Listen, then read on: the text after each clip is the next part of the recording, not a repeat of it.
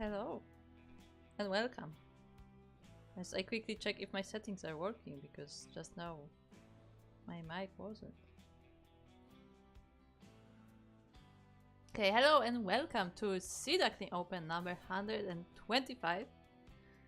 As a reminder, this is a replay cast. This tournament has happened almost 2 weeks ago now, but we were not able to cast, unfortunately. But we are here now and we will take a look at those replays that we got from the tournament.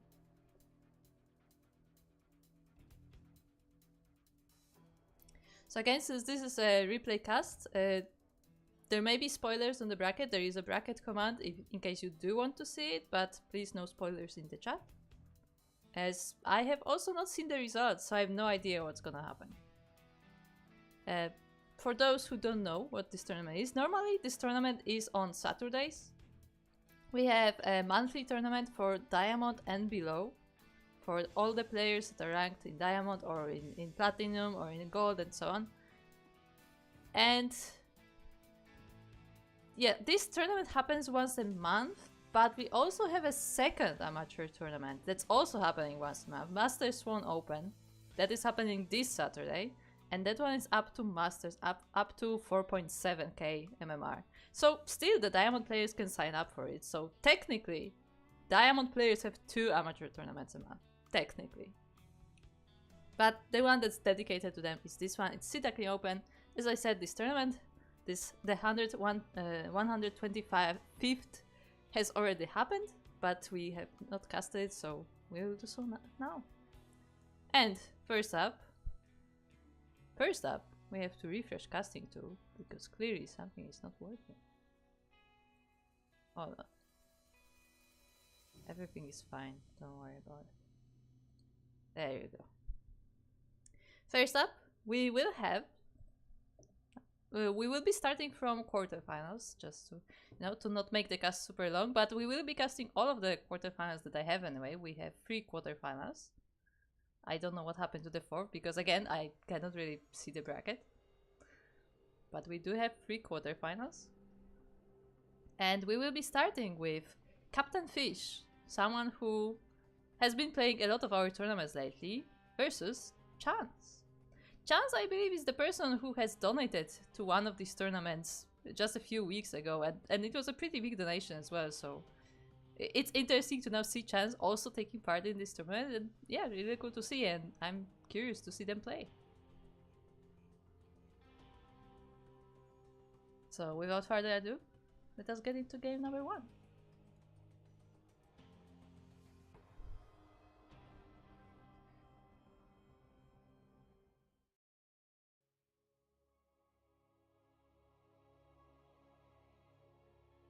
Game number 1 will be happening on Crimson Court LE. Also, I guess we'll get to that.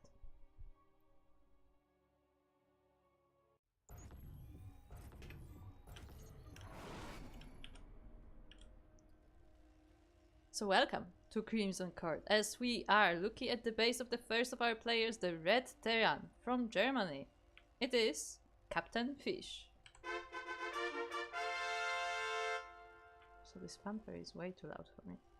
Oh boy. Time to adjust some settings. Everything is fine. I haven't casted for so long. And across the map we have our blue Zerg player, representing Team OJKO. I do not know what that clan is, so if anyone in the chat knows it, do let me know. But it is our Zerg player, Chance. Hold on. There we go. And what you just saw tells me that I was playing the game. Fixed.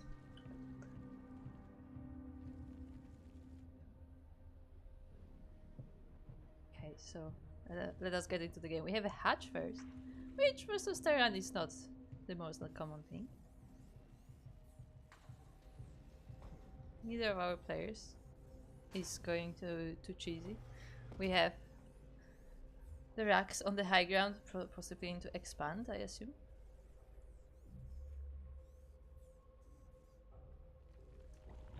Does your name refer to Japanese calligraphy? Is there another translation that we need? My name specifically, my username refers to an anime. That's all I will say right now, because yeah, it's basically like it's a name made up by my friend group, way back in the past, like several years ago. Hold on. It's like, hold on, it's like 13 years ago. Oh my god. But yeah, basically like it was it's a reference to an anime, but like the name itself is like the rank that is represented, it doesn't actually exist there. We just made it up. It is not Naruto, no. I will tell you that. And anyway, we have the Reaper coming in, and Captain Fish sees that those minerals are being mined here, the gold minerals. As we have a bit of a dance between the Lynx and the Reaper, but yeah, clearly Chance is looking to expand into this third base at the top.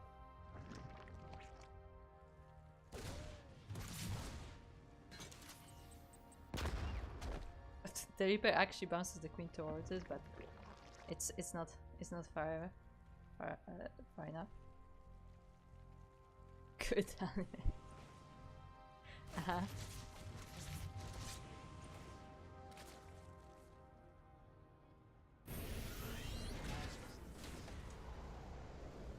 Yeah, we have to see what the two of our players go for, because for now we are just, you know, macroing up. The Zerg is getting a third base, we are getting link speed, we are pulling out of gas, but we still keep one in, so you know, I assume some banelings may be coming, but like, you know, nothing too committed. The Terran is actually going for the third CC before Starport, I believe. Yeah, Starport has only been thrown down, so also going for the more economical approach. So I guess both of our players will just, you know, macro up and see who gets there first. Yeah, we do have our beautiful logo on the map now. This has been fixed.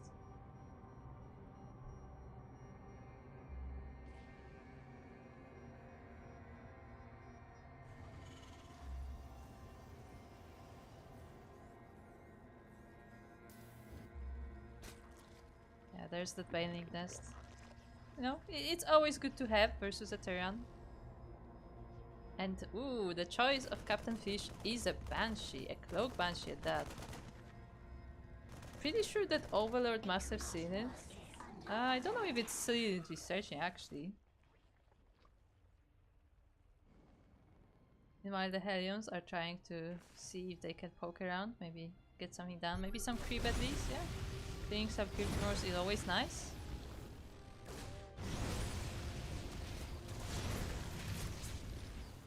Oh, as the Lynx actually managed to wrap around some of the Hellions, and they do trap them, so really nice catch there for Chance. The rest of the Hellions as well. Really nicely done, and the Hellions are dealt with, just like that. We do have spores, so the Banshees shouldn't be too much of a problem, but I don't know if spores alone are able to get the things done. Oh, but the Zerglings actually slip right into the natural. The wall was not yet finished, and 2 SCVs is not the worst. I don't think they got a mule. This could definitely be much worse, but yeah, that hole in the wall definitely cost a bit for Captain Fish. But that also gave Chance some time to get another base.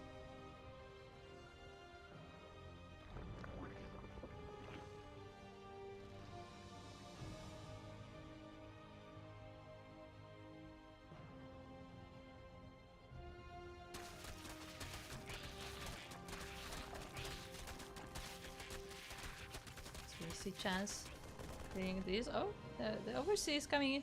Once again, still not seeing the Banshees, and the first Banshee is already on the way. Flying by. Again, we do have spores. Oh, sorry, this is the second Banshee. My bad, I didn't even notice the first one. The Crimson Court is not ideal for red units.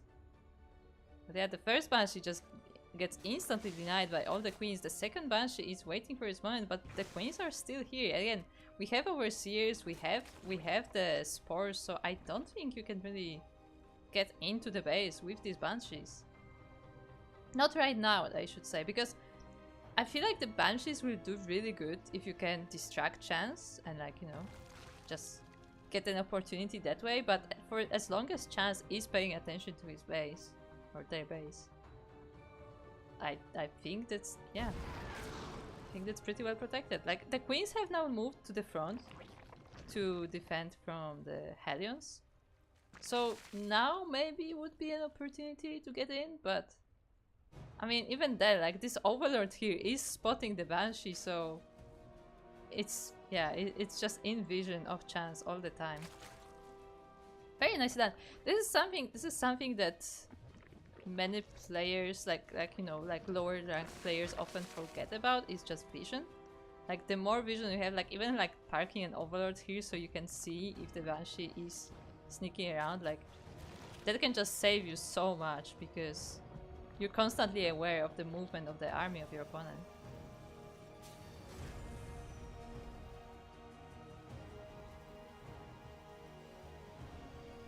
And it looks like we are getting ready for a move out. Combat shield is about to be done. +1 is about to be done. And yeah, it's time to roll. We do have the Ling Bane ready. And Hydras are currently in production. We're getting the first Hydras done. Hive is also on the way.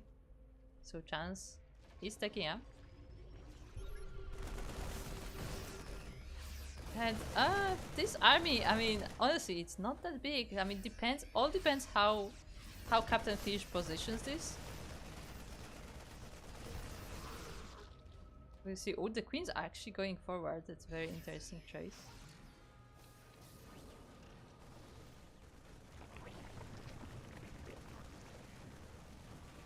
But it looks like they're just here to spread some creep, as Chance now has half of the map. Very nicely done. Meanwhile, Captain Fish is opening the pub, so he can now access from the other side as well.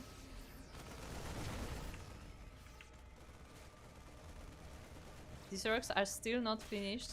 Yeah, Chance will now focus them down because the mobility for the Zerg is very important.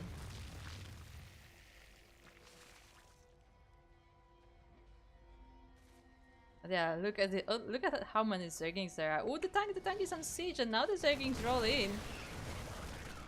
But without any Banelings to support, the Banelings only just popped out. At the same time, this is now where the Banshee comes in, but oh, unfortunately it doesn't get even a single drone and does go down. I think it was fighting the Queen maybe for a little bit. And yeah, unfortunately it just doesn't pay off for Captain Fish. He does manage to take this rich gas base though, during all that commotion.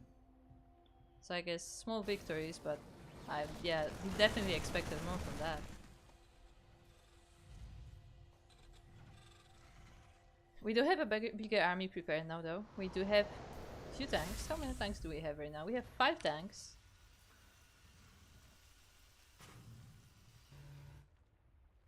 And on the side of Chance, we're getting Vipers. We're not getting Lurkers yet. We're actually going Ultras. Okay, that is definitely a choice. That reminds me a bit some of the builds I used to do in the past. And I mean, I can kind of still do because I don't know anything else. When the Ling Bane now meets the army, there are not that many Banelings, but the Zerglings are on the front and they will be pouring in.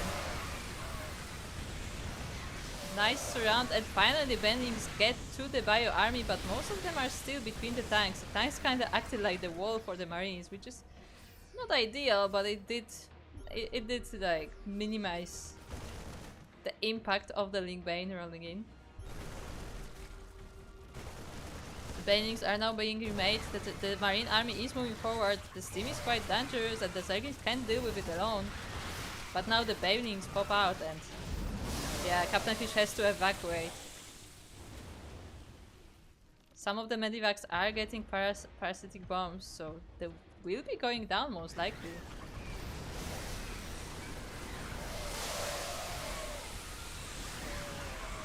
Bio has to be unloaded and most of it dies to Banning, but not all of it. And now the Marines can try to defend this base. Just barely the planetary forces survives. Some clutch repairs there.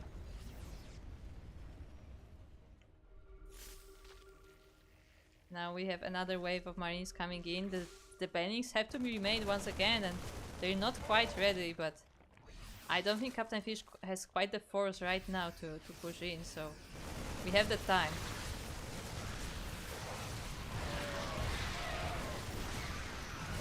Once again, the marines are hiding behind the tanks, so they're not dealt with by the bannings, but the tank does go down, and now just the marines alone. I don't know if they can overpower this. Maybe they can. There's still 2 tanks on the back. Yeah, the Zerg units are pouring in, which is not ideal. The Vipers are going down. That's very painful for Chance. And yeah, we just don't have the army. We're still waiting for more army to pop out, but we have to be careful about how we control this. 2 tanks are definitely saving this entire push for Captain Fish. And the marines are just moving forward. The bannings will not finish. Yeah, I don't think we have the production for it. I mean, more Zerglings are popping out, but they just get sniped right from the hatchery, and Captain Fish will be taking game number 1.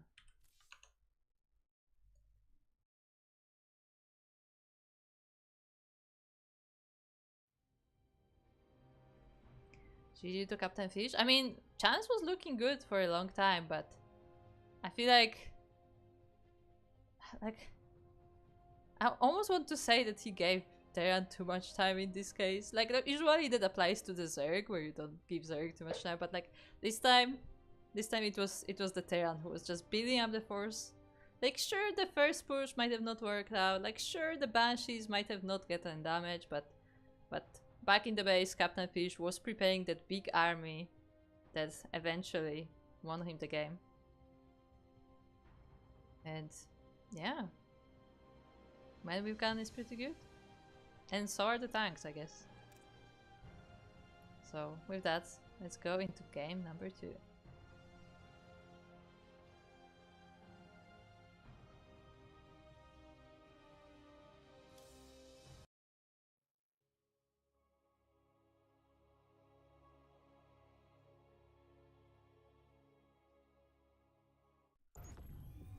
And we are now on site Delta.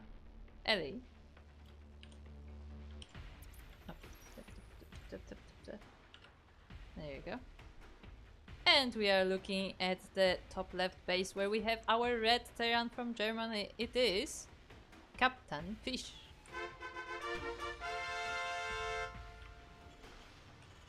And across the map we have their opponent. It is the blue Zerg player from OJKO. It is the Zerg. Chance.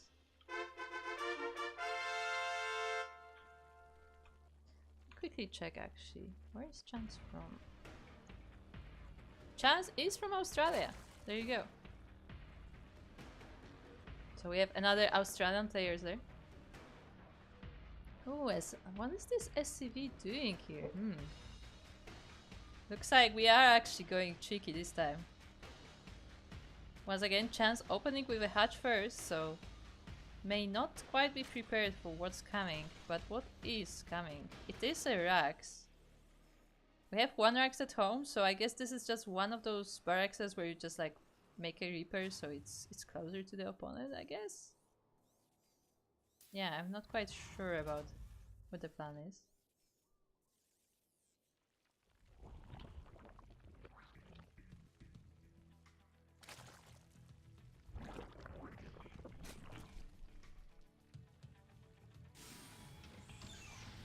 Double gas as well.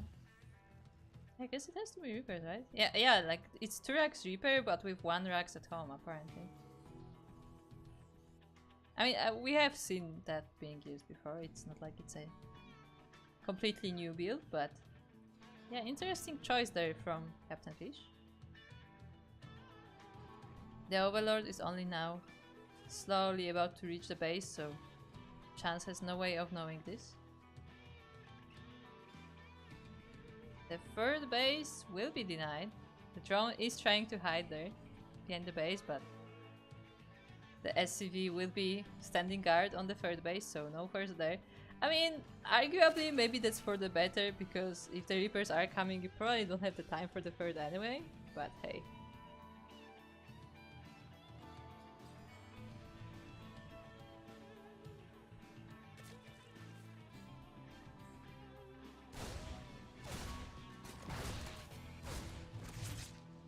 Yeah, we have 2 Reapers showing up, 1 more is on the way, but we also have the natural base coming, so it's not like it's like super dedicated proxy or something, like, well, this is just a constant harassment force from Captain Fish. And as we look at this game, a quick shout out to Ash Sherry with 18 months resubscription. Thank you very much. It's nice to see you here. What league is this round? I'll be honest, I do not know. You have to ping Light. Because Light is the admin for this tournament. So he is the one keeping all the tabs on all the players. And yeah, I do not actually know. Ooh, 2 of the Reapers are going down. It's unfortunate, but the Queens now are in a bit of a danger. But yeah, I don't think 3 Reapers can focus it, like one versus 1 on Queens and Reapers. I don't think ends well for the Reapers, you know. We have a lot of Zerglings as well. Oh, that's a nice little position there from Captain Fish, but I don't think the Reapers can quite cut it. Rax is now slowly floating back to the base.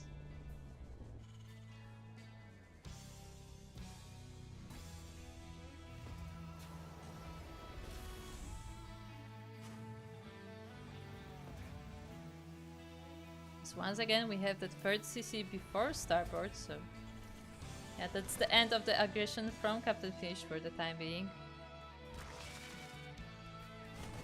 The Overlord will scout this as well.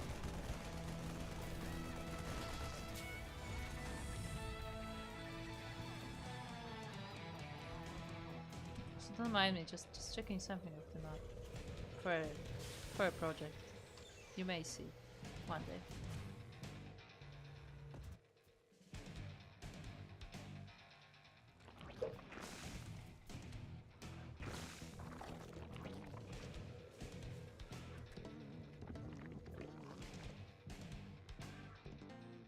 We have a 4th base for the Zerg, while the Terran is building up. Once again, we are going for that Marine tank composition. Steam is already on the way. Getting more racks as well, so yeah, I assume we will see something similar to last game in the sense of, you know, that Marine tank push. I will see. What are we getting? We're getting a reactor, so I don't think we're getting Banshees this time. Although that can still change.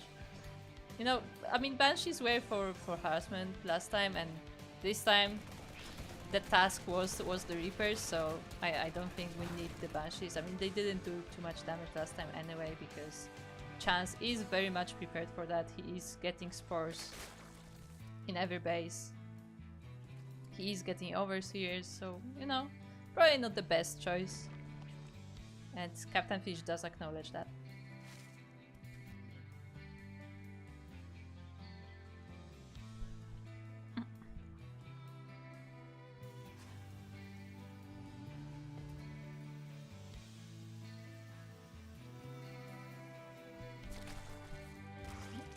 Captain Fish is scanning the base, so he's aware that the lair is already there.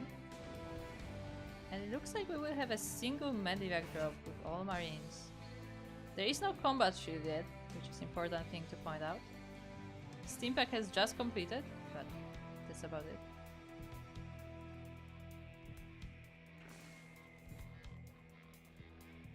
Meanwhile, it looks like it's that time in the Zerg macro where Chance is starting to focus on his units more so than on the workers, although we do have quite a few drones as well.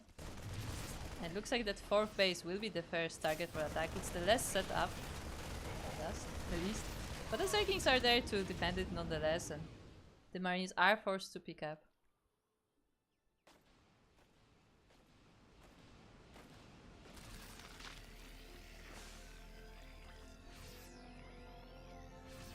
Yeah, it looks like once again Chance is going for a similar composition. Once again, getting that Hydra. Then looks to be they go to build in CVT. I do wonder if we once again see Hydra. I mean Ultralist as well.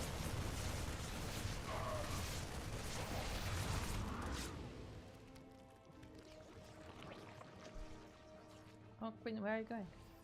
Wait. Queen, where are you going? Queens? No, more queens are going. Oh boy. All the queens. They all had to check this very specific spot, okay? You have to make sure it's fine. As the push from the Terran is coming, we have 3 tanks. We are about to have combat shield as well. The combat shield is just finishing. We are about to have +1/+1.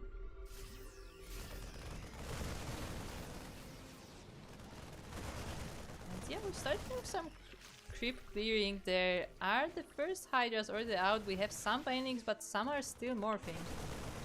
The small squad of the Marines will try to clear up the way. Chance does not waste Banelings on those, but there's so much more army coming and we don't have that many Banelings. Now they're coming. Ooh, the tanks are there to defend. The line is perfectly set up. In the bushes as well, so it's not visible. Very nice setup there for Captain Fish.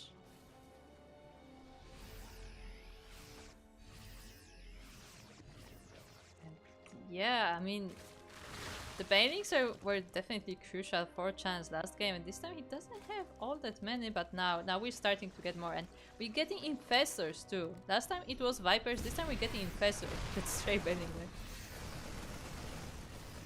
So the Infestors may be very interesting in this case.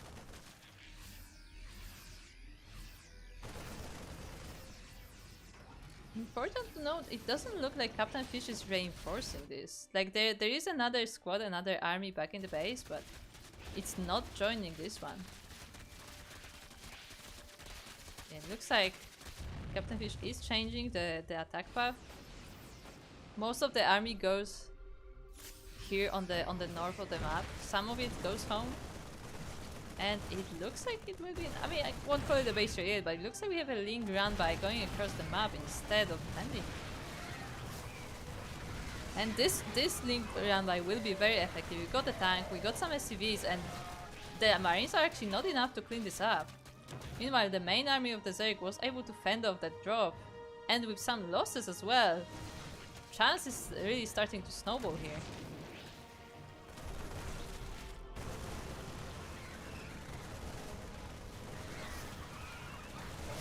Yeah, Fangos. Let's see those Fangos. That as Chance is just dealing easily with that Marine army. There were no tanks here to support. Now they're dropping by from the Medivacs, but the Hydras are there to deal with them. And yeah, Chance just found the chance, I guess. And he's taking it. That once again the tanks are surrounded. GG is called, and we will be tying this up 1-1.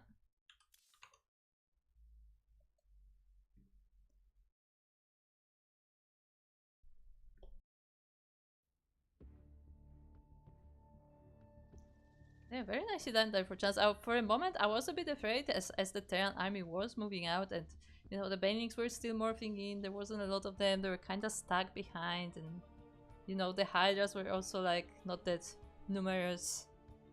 But yeah, it turns out that it was just enough time for Chance to build up the army, even though they lost a lot to the line of tanks. Like, still was just enough. And with that, we do have a tied up score, and this final map will decide who will be going to the semifinals.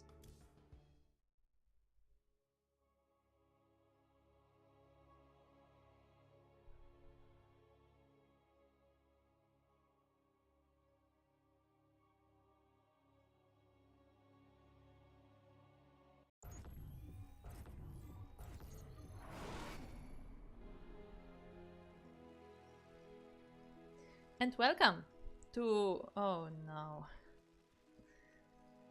Alcione? Alcyone? Al Capone? Yes. As we are looking in the top right corner where we have our red Terran player representing himself, it's Captain Fish. And across the map we have their opponent, it is the blue Zerg player from JKO. It's Chance.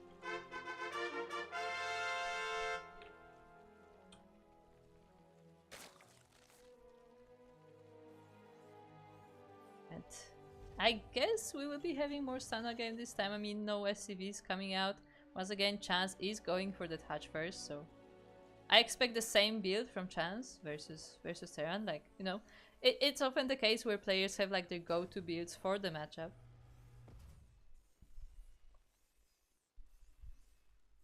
Oh,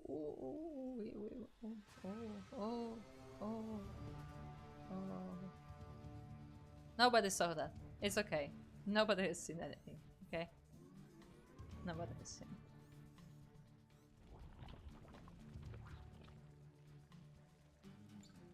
Yeah, once again. Touch gas pull from our Zerg player. Reaper expand, I assume, from our turn. Expand on the low ground as well.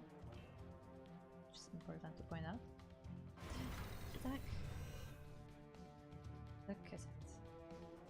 So, Ducky.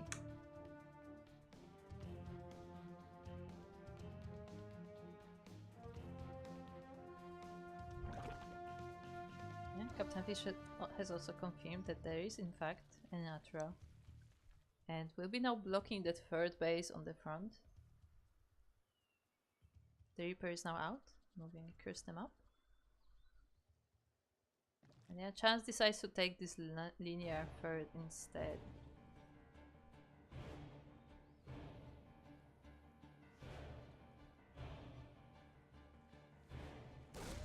As usual, we have these 4 links to play a bit with the Reaper. Getting interesting spots there, but one of the links does go down.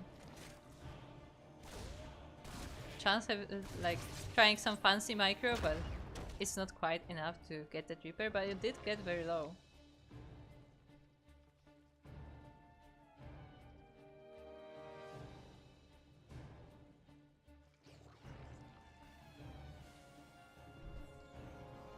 Once again, Captain Fish going for that CC before starboard. So again, looks like it's also the go-to build there. I mean, we have seen different variations of the Terran build in this matchup, but in the end it always is that CC before starboard.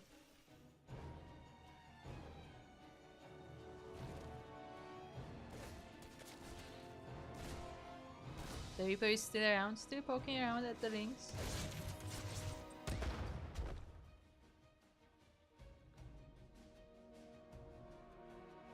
Yeah, it looks like once again we will have one of those games where, you know, our players just build up their armies, build up their economy, and then attack once the army is ready.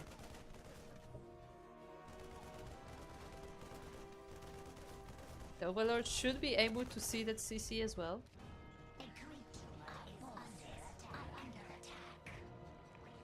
One of the Cryptomores actually goes down to that Reaper with the Hellions, but the Hellions are also getting quite low. Baneling Nest is now on the way. Yeah, Chance managed to rotate their queens to the other side, but the Hellions go in regardless, and few of the drones will be going down. The Zergis also cannot really get a good surround, but now they may have to, getting 1 Hellion, 2 Hellions, and the rest of them are very low, so they are sniped as well, and the entire Terran harassment force is dealt with. And see, we have 3 games and 3 different openings. This time, we're starting with Viking into a Liberator, so different opening for Captain Fish every time. The links get into the natural and get another Hellion as well.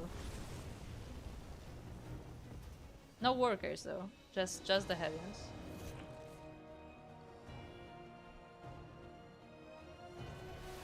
Yeah, that Viking will be very annoying for Chance because that means the overlords on the map are in danger. So you have the choice of constantly having to remake the supply because the overlords are going down, or just, you know, not having the vision on the map until you manage to get your creep there. But if you do, I mean, Terran is pretty good usually at stopping that from happening.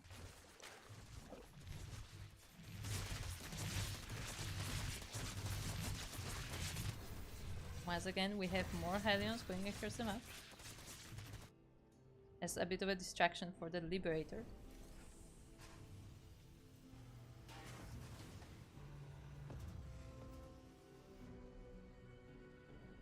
I wonder which of the bases will be sieged by the Lead. Ooh, and we got, yeah, one of the Hellions is down. The other two Hellions are getting low and are being chased by the Zerglings, so yeah, that is being dealt with. Now the Liberator is coming into the main base. There is a Spore there, but it's not in position.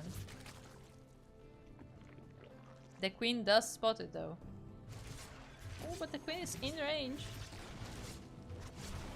Yeah, Chance was not paying attention to this, and the Liberator does take the Queen down. As the Viking is once again dealing with the Overlords. Chance has more than enough, so shouldn't run into any problems. That looks so funny, but I understand. It's just so you don't accidentally F2 your Liberator.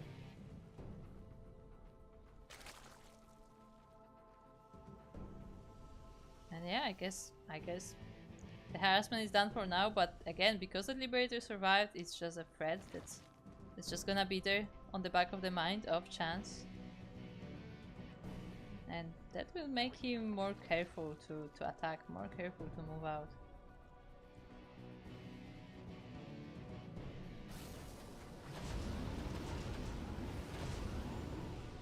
And this time we have a double drop from Captain Fish. Now going across the map. We still have the Viking parked over here. The Liberator is still hiding. And we will be getting those medivacs from the same side, it looks like.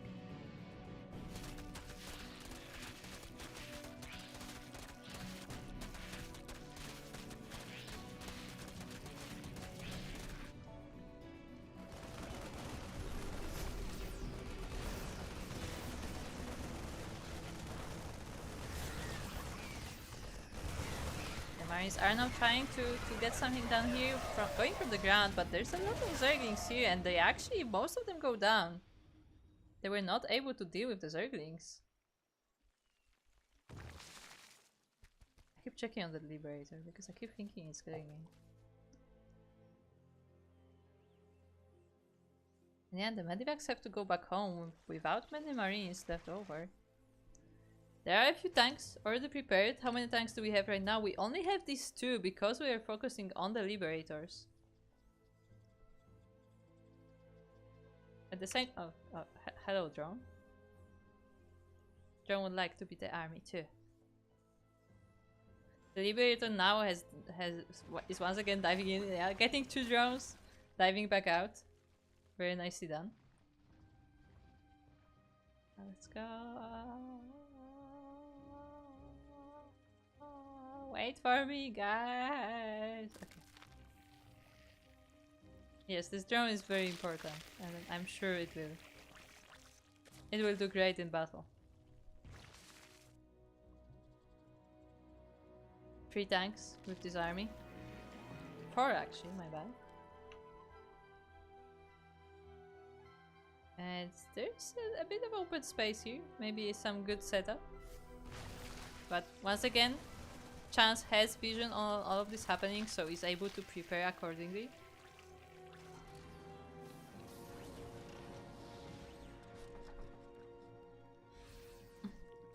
Looks like Captain Fish just wants to poke a bit at the Zerg, but is not quite committing to the attack quite yet. Instead, getting a 4th base. Focusing on the economy first. Once again, the Chance is getting infestors.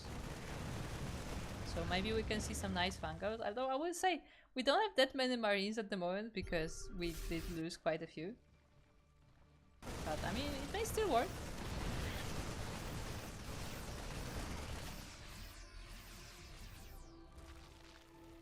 Very important creep clearing. The new base is now being harassed by the Zerglings, but the base was not set up yet, so it is being denied. But it's not being destroyed because there was nothing there yet. So hello, Gold Minerals drone. What are you doing here? Okay, sorry, I know there is a battle, but what are you doing? At the same time, in the middle of the map, oh, the Terran army actually gets caught out. Caught out? Caught? Trapped? You go, drone. You can do it. You can take down the command center. As the main army of the Zerg is rolling now in, the tanks once again are left on the front and the banelings crash into a lot of them, but now the Marines have no support for them. I mean, the Pancras will destroy them as well, and oh, the drone that almost took down the tank, but not quite. And now the Hydras will just come in to clean up the rest, and yeah, it looks like Chance, with a really powerful attack here, was able to catch the Terran army, and yeah, it looks like the game is his. There are still some Marine reinforcements which will try to hold this, but with so many Hydras coming in, I don't think this is quite enough. The tank will definitely help. The drone! No, the drone dies! Yeah, but we still have a lot of links. Oh, the units even get stuck on the ramp a little bit. No siege tank. Now we have one at the top, but I mean, we still have so many banelings, so many Hydras. The wall is destroyed. Chance is just rolling straight into the main base of Captain Fish. Oh, the Hydras are a little stuck. But GG is called, and Chance will be taking the series 2-1 and advancing to the semi-finals.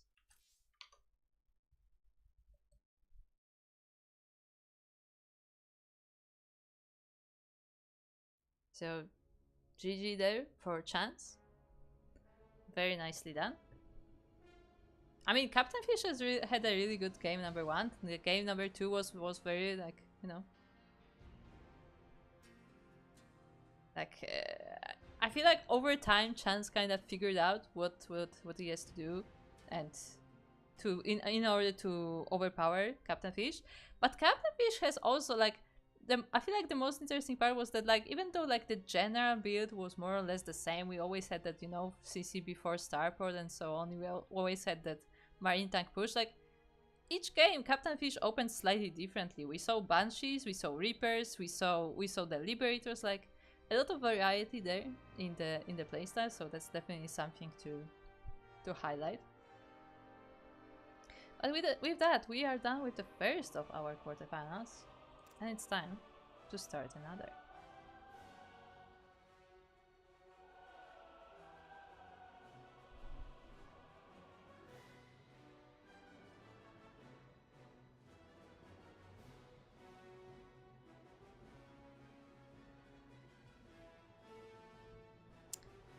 And the second quarterfinals that we will be casting, or I will be casting, will be someone we know very well on this channel. We will be casting Yakuzaku versus someone I do not know very well. It is the Legoland Man. Yeah, Legoland Man, I'm pretty sure Legoland Man is a first time player in our tournaments. I have not seen them before. And I wonder how they will do versus the Yaku of the Zaku.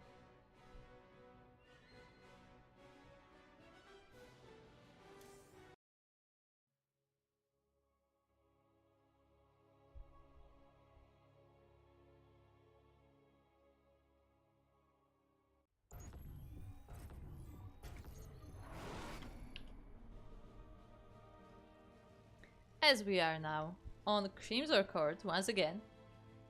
And in the purple Terran player from Singapore, representing CranKy Ducklings, it is the Yaku of the Zaku.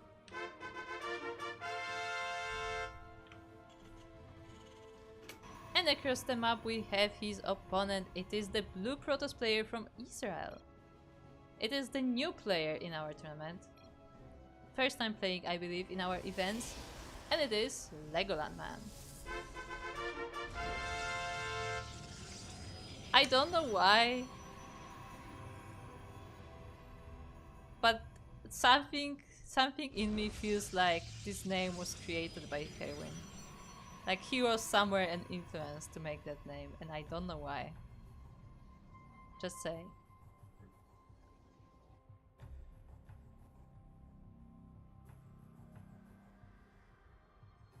Anyway, we have a probe moving across the map, I guess just to scout, just to poke a bit at the terrain.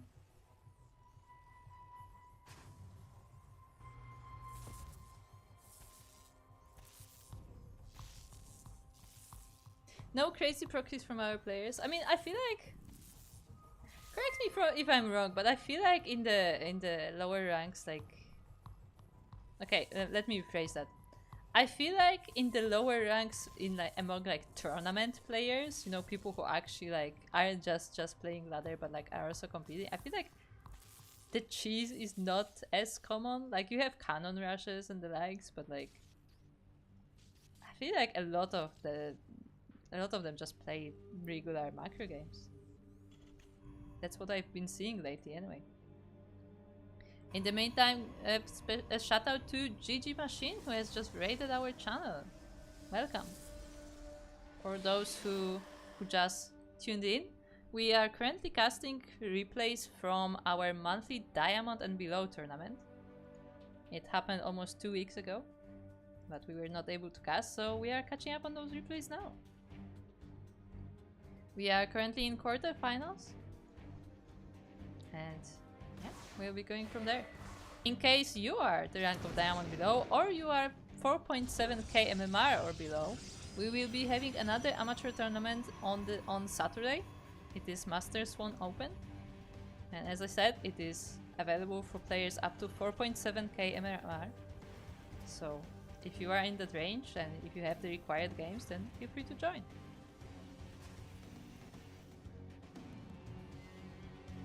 We have a Twilight Council from the Protoss. There is an Adept. That's a very interesting way to move the Adept, to have the Shade on one side and then, you know, have the Adept on the other. Very nicely done.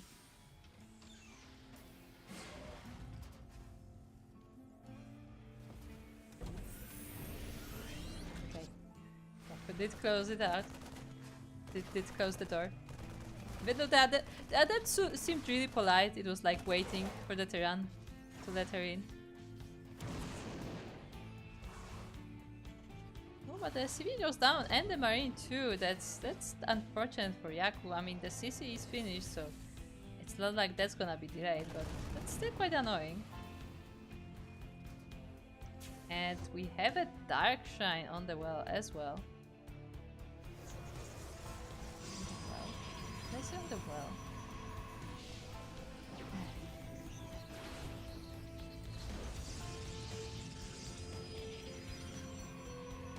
I don't know if the Reaper actually scouted this. Oh, yes, the Reaper dies too. It's okay, hold on, we need to see. No, the Reaper did not see any of the tech, not even the Twilight Council. Well, that's unfortunate. So it looks like Yaku will be going for a Widow Mind Row. And I mean, this is a pretty nice open base for Widow Mind Drop. There's no defenses here. It's a bit worse here, but it's also can work. We do have some stalkers, but they are not in the base to protect. And the warp is going across the map, I assume, for the DTs. Can Yaku spot it? No, he moves out. He may be able to see the glimmer, but I don't know. I don't know if he was paying attention to that.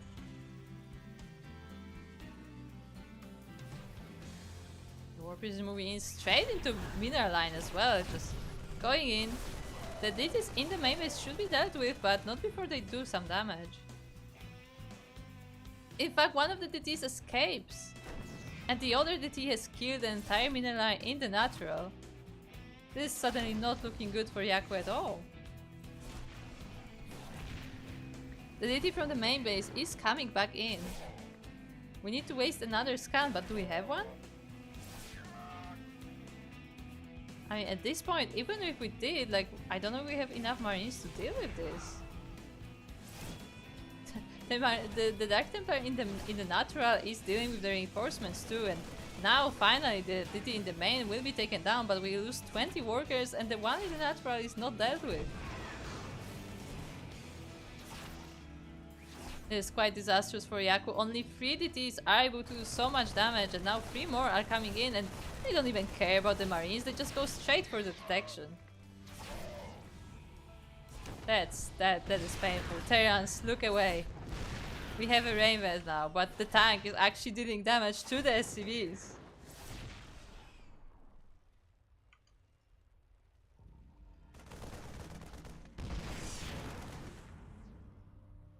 Guess that will be the end of the harassment. The mines got 4 workers across the map, so I guess that's a bit of a revenge of Yaku. I don't think he dropped any in the natural base. It went all into the main as he was focused on the DT defense. Yeah, the Raven will now chase away the Warpies, but how many did we lose? We lost 30 SCVs in total. Plus the Marines as well. That is painful. Yeah, not a great start for Yaku, definitely. Quite a painful exchange there, but I mean, maybe he can still climb out of this. I mean, Muse, right? Right? Yeah. So look, the cities, they're being hacked by the Muse. So yeah, look, every time I see Muse now, I cannot unsee Horse. And if you know what a horse is in StarCraft, then you're probably watching the same YouTube channel that I do.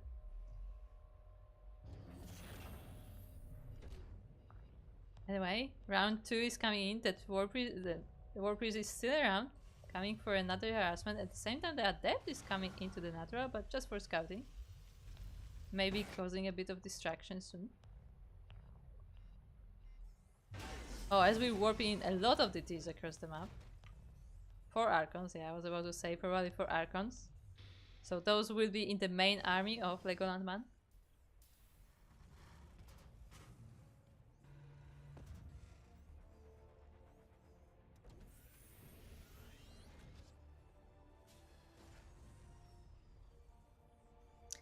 The Warp is just, you know, parking over there, waiting for the right moment. Mr. Protoss now has the time to tech up, to build the army, take another base. And yeah, I mean, Terran's economy, I mean, look, it's 70 workers to 21. Granted, I think Legoland Man was oversaturated on some bases for a bit, but even that is a pretty good economy, huh? So no, don't waste the gold minerals. No! All those wasted gold minerals.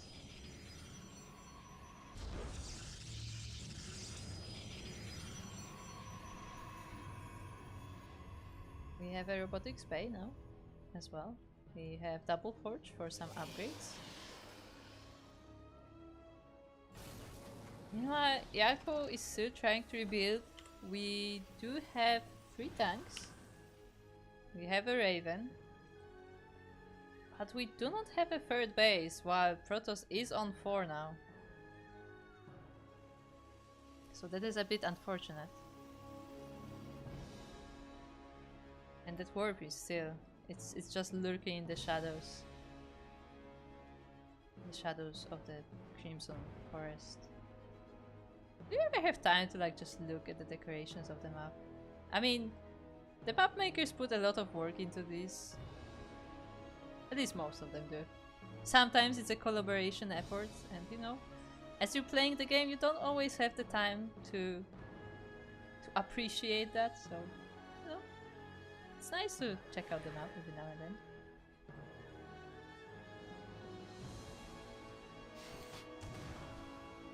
Oh, as the Adept actually gets caught in this Widow Mine, this spotter Widow Mine. I don't think that's quite what Yaku intended, but I mean, it's still a nice result. So observer actually sees it. I mean, I say that, but actually in this position, I will. Yeah, it does see the entire entrance to the base. So I guess Legoland Man will know if Yaku moves out on the ground.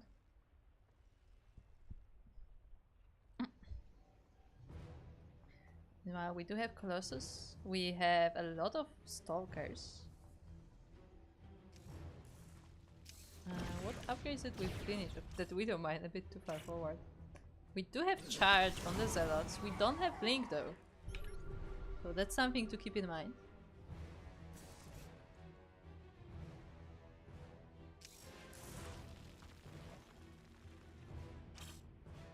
We don't mind, will be quite annoying as the army moves out, but it's not quite there yet. At the same time, we have Zealots dropped onto the bases of Yaku. And where are the workers? 9 of the workers are going down. At the same time, the main army just moves across the map. The Colossus are disabled by the Raven, but only for so long, and now the full power is out. And the entire Terran army is getting cleaned up. And the first game will be going to Legoland Man.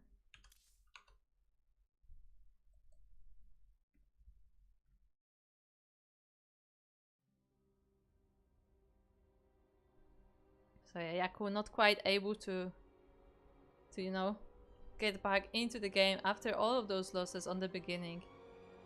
And the game was in the court of Legoland Man.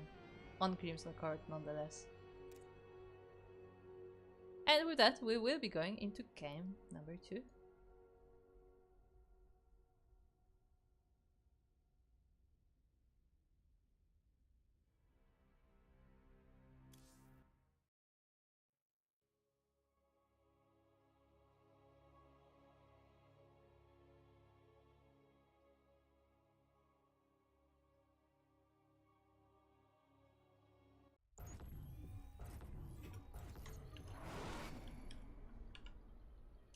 Welcome to Amphion Alley, where we will be watching the game between our 2 players.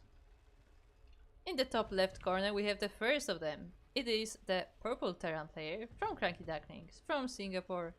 It is Yaku.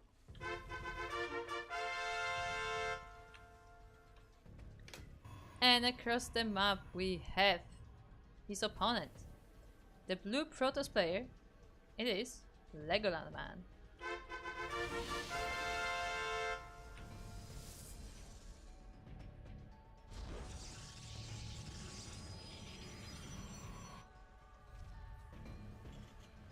So yeah, we'll see what our players come up with here.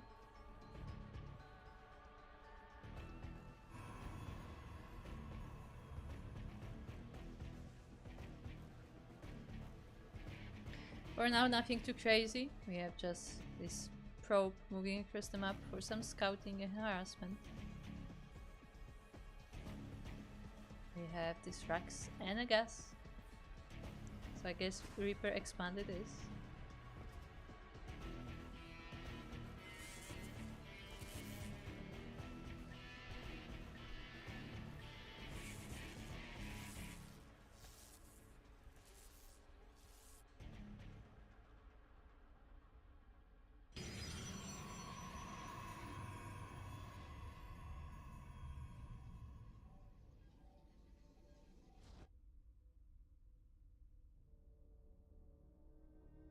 I'm just appreciating the visuals.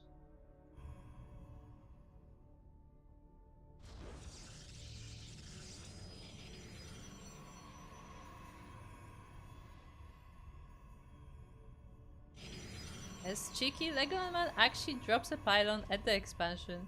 I mean, it's not that big of a deal for the Terran, but it's still a little bit annoying. It still can mess with you a little bit.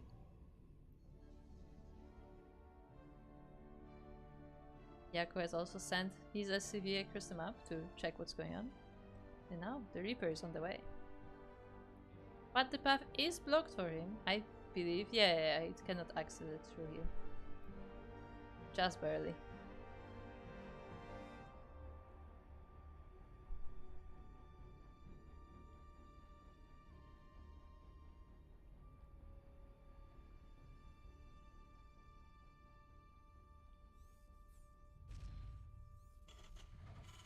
Ooh, and this time, I mean, on Amphion it makes a lot of sense. We are going for a Stargate. I mean, after all, we have this shorter distance by air that we can make use of. So Stargate definitely makes sense on this kind of a map.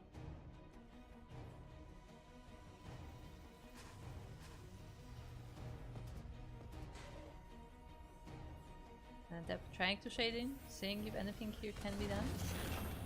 The wall is a wall, so no getting into the main. And we are going for Phoenix.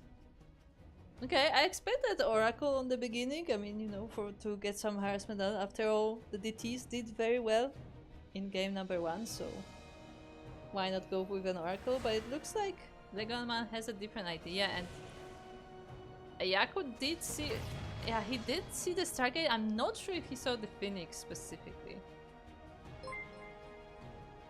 Also, a quick shout out to Chileno Singaporean for resubscribing for 41 months. 41. That's a big number. Thank you, Chileno Singaporean. Like that's hold on. That is almost 4 years, isn't it? It's not quite. Yeah, but that is a lot of months. So thank you very much, Chileno, for being here for all these years.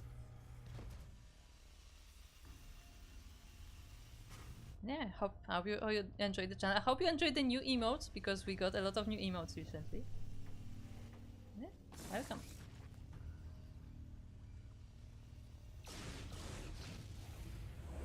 Ooh, the Phoenix is actually able to catch the Widowmine drop before it is able to leave the base. Very nicely spotted there for Legoland Man. One of the Widowmines does go down. And he's also alerted to the Widowmine drop coming. Wild Cancer is now on the way, as is the third base. And with the Phoenixes in the base, like this Widowmine drop shouldn't do much, but it actually takes a very different path.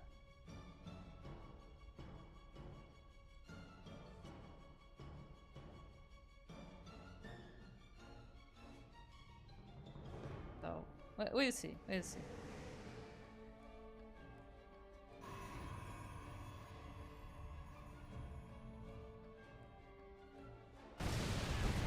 The Phoenixes, though, decide to pick on some Marines, I guess. Not even SCVs, just Marines. Raven is not moving out, and it is in danger. The Phoenixes could snipe it, but they decide not to. At the same time, the Widow Mines are dropping now in the natural. We have the most probes here. And we get 6. It looked very close. It almost looked like Yaku will be able to catch this big chunk of probes, but in the end, didn't quite reach them, and the probes themselves deal with the Widow Mines.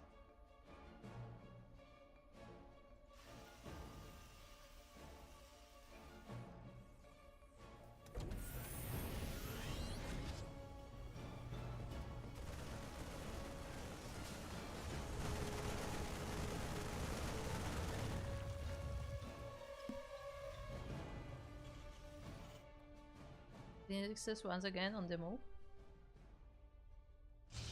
Making sure nothing fishy is going around the base, maybe trying to pick up some units.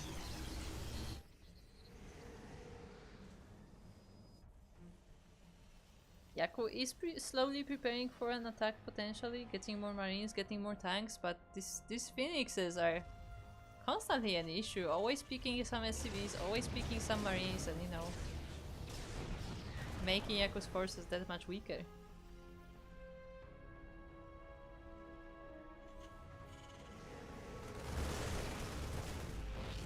One of the phoenixes does go down though. Legoman flying a bit too close to the sun, huh? As they are taking a 5th base. Protoss on 5 bases versus Terran on 2. I mean, look, mules are pretty good, but that is a lot of economical difference.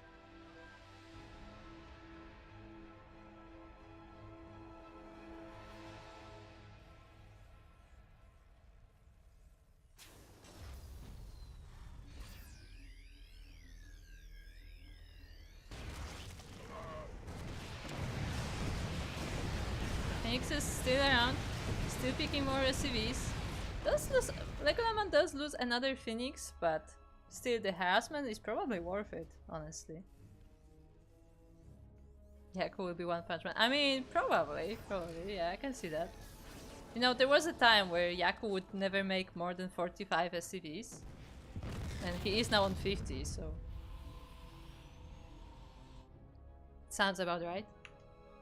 Meanwhile, we have this Zealot Phoenix force that is getting ready and may come across the Tyrant. Yeah, they just barely spot each other, the Zealots go straight in. The Phoenix has focused the Raven and will be going down. There is an Immortal hit as well in the mix, but it looks like the ground forces of the Protoss will be getting obliterated. So while the Raven is a nice catch, this was definitely not worth it for Legoland to engage this. There are Zealot reinforcements, but the Zealots alone will not be able to deal with this. The Phoenix has come from behind to help with the medivacs, so at least there will be no healing, but there are still tanks on the ground.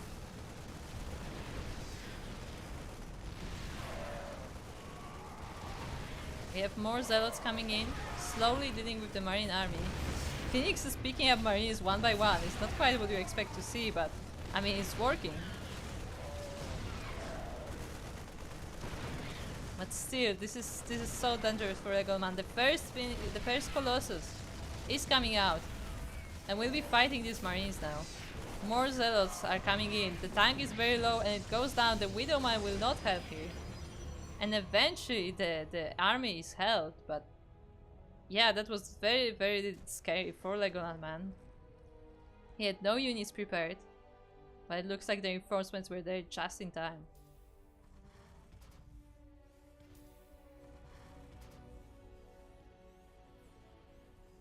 And with that, that's very risky for Yaku from there, because you know, that push was supposed to do some damage, maybe take a base, but it didn't really do all that much. Like, sure, he took down the entire army of the Protoss, but the Colossus came out and it's still there. The bases are still there. The mining is still there. Like, the workers were not touched at all. And, you know, Muse will try to see what they can do. Like, they will do their best, but Muse alone might not be able to carry this game.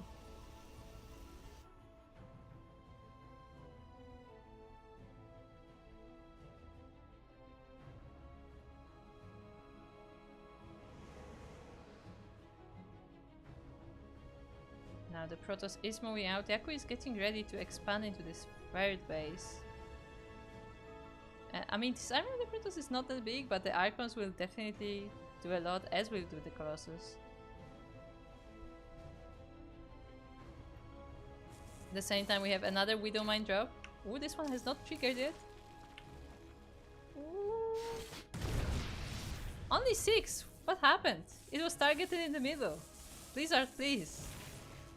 Let's see, a nice little bit of damage there for Yaku. The Medivac will be getting hunted down though, so no more drops here. And yeah, the Protoss army is now ready to poke at this third base of Yaku. There are no defenses here set up yet. Now the army is coming in. There are some Widow Mines, but it's mostly Marines. And ooh, the Phoenixes do go down, which is very painful. The Colossus as well. And so do the Archons. There are still Zealots here though. The Widow Mines have already triggered, so only one of them is available. And will be the Chargers the ones that will really take the victory here. I mean, the reinforcements from the Terran are coming in, but those are single units. Same time, the rest of the Zealot is dealing with more and more workers. 27 workers are going down. The reinforcement Colossus is here now and, you know, just dealing with the Widow Mines on its own. Oh, but those will trigger and the Colossus is barely alive. The Marines will chase it down and the Colossus does go down.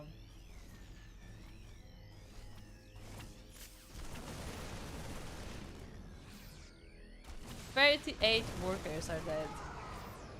We didn't have a lot to begin with. And now a lot more are dead. At the same time, Legoland takes another base. We have a 6 base Protoss. I mean, given the main doesn't have much resources anymore, but... Wait, I didn't count it right. This is not a base. This looked like a base, but it's not a base. It's only 5 bases. My bad. Why did I think this was a base? Because there are minerals here. God damn it, Kuro.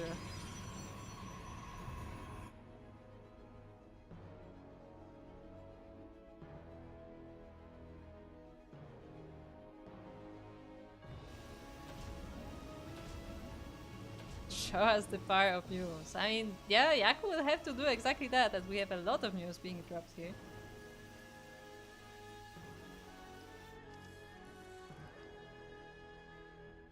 Meanwhile, there's another wave of Protoss coming in. We have these Chargeless with Archons, we have more Chargeless, we have a Colossus coming in as well.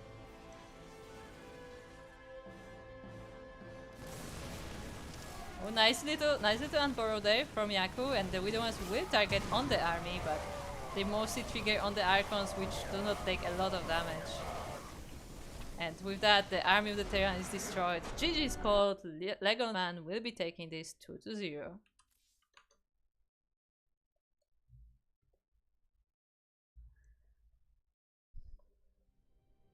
GG. Yaku really was trying to bring the power of the Muse, but unfortunately, Legal Man was just too far away. And with all of these expansions, with all of this army, like, it looked like, again, it looked very scary at one point for Legoland Man when he lost his entire army and the reinforcements weren't quite ready yet, but eventually he was able to bite just enough to buy just enough time and was able to bring it back, and will be taking this series 2-0. Which brings us to the third and final quarterfinals match that we have today.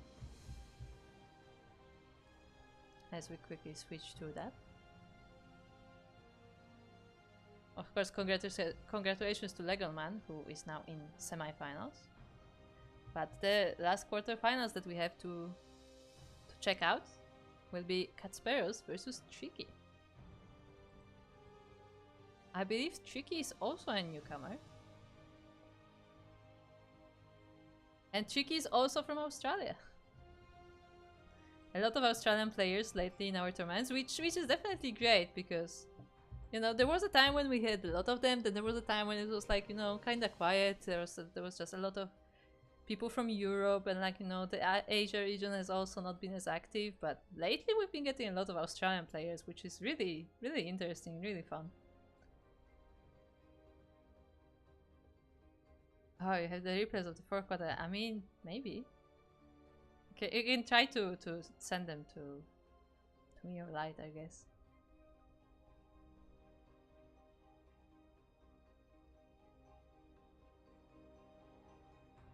Anyway, without further ado, let's get into game number 1.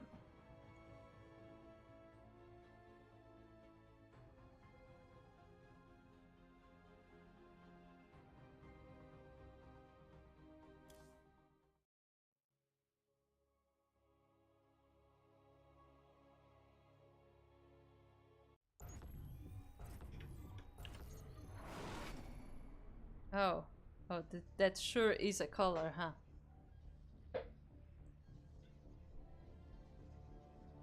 Well, anyway, welcome to Crimson Court, where in the top right corner we have our red Protoss player from Poland. Representing Team Void, it is Katsperos.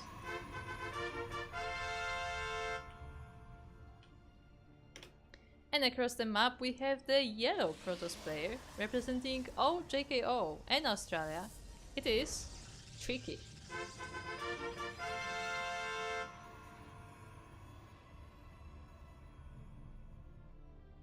What? We had a probe boop. Where is Steel Mode?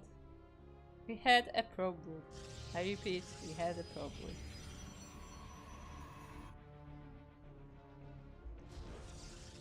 Yeah, it looks like the probe of Katsperos is just gonna be hiding here for a little bit, checking what is going on. Maybe dropping a tricky pylon here somewhere. But there is nothing suspicious going on so far.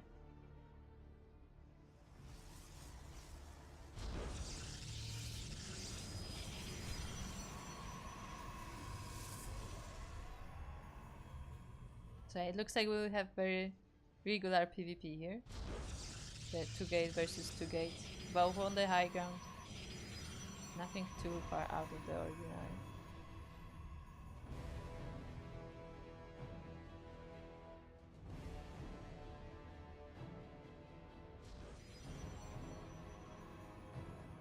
I do wonder, because this has been a thing for our what comes out of the gateway game. I do wonder if we will see sentries on both sides, because I has been mentioning that earlier in another broadcast, how because of the sentry buff, like lately we've been seeing a lot more sentries coming out first, and we'll see if that's the case, because no, it's not. We have 2 adepts versus 2 stalkers. It looks like these 2 players have not changed their ways into the sentry meta. And also Kasperos is doing something really cheeky. Not only is it a proxy, it's proxy right here outside of the main base of Tricky.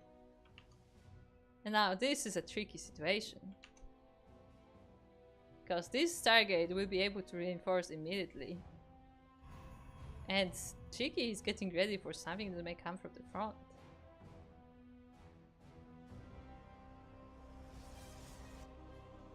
We do have sentries on the way now, but I don't think they will help versus whatever comes out of the Stargate. I do wonder if this is just gonna be like oracles, or if it's something like a Void Ray. What is it, Kasperos? What is it? And it is an oracle. Okay, so we will be sniping some workers. Ooh, the adepts get into the base as well. Tricky not quite paying attention to that. And 2 adepts can do a lot of damage to this mineral line.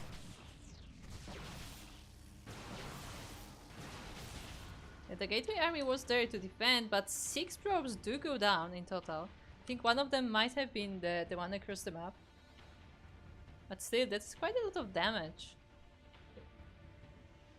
The 2 adepts of course do go down, so you know, it's not for free for Kasperos, but I mean, as we know, Kasperos is getting ready for something completely different.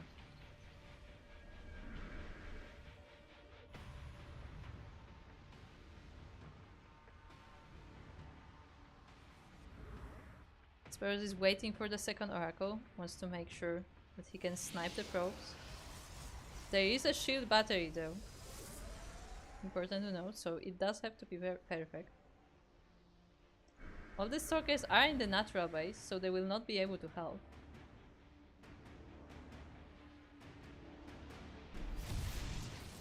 Yeah, the sniping has begun, but again, the oracles have to be in sync for this to work, and now that all the probes are evacuated and the gateway army is here. One of the oracles does go quite low, but both of them are saved. And we take 6 more probes. These oracles alone take 6 more probes, which is a lot considering there was a shield battery there was some army to defend, but now that the army is in the main base and the oracles are rotating around, the natural is completely naked.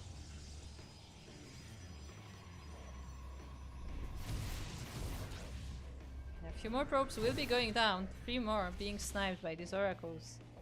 And they just move in and move out. So nice control there from Kasperos. Tricky will have to make sure to leave some units in every base in order for this to not happen again.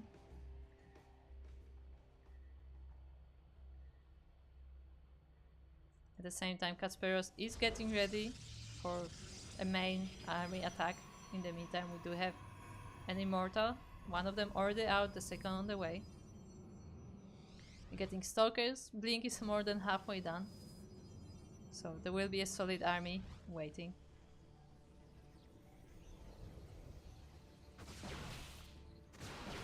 This time the Oracles will be not unable to get any damage done, as there are units prepared, but at the very least they do get a tag. They do keep an eye on what Tricky is up to.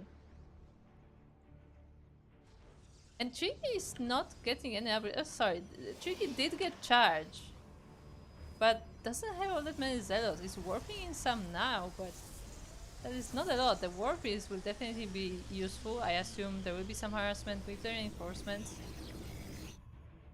Good moment for that, as Catsparos is trying to take a third base, so Cheeky may be able to deny it.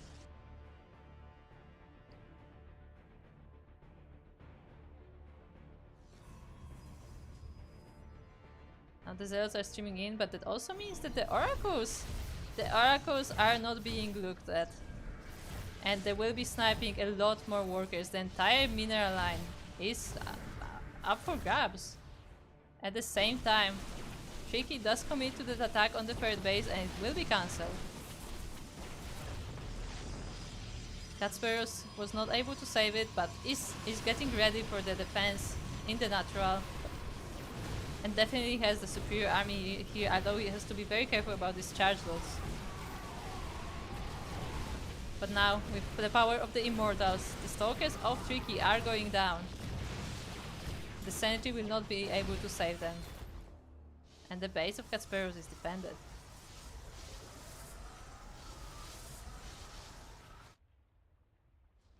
And these few Zealots will not be able to break the line of defense of Catsparos.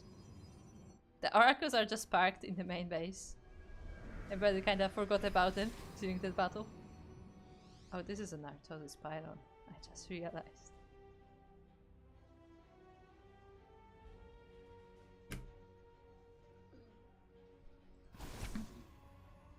Same time, Tricky is warping in some Zealots in the main base of Catsparos. Actually, I don't even think those were warped in. I think those were the Zealots from area that they just ferried over by the warp prism.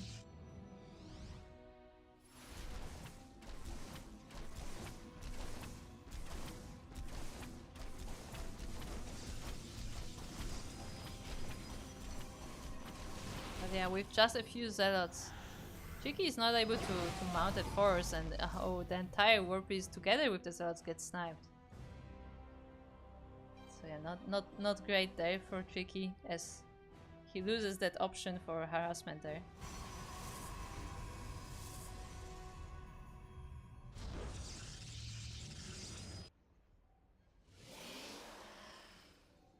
Bases are once again defended, although the natural does not have any units in it.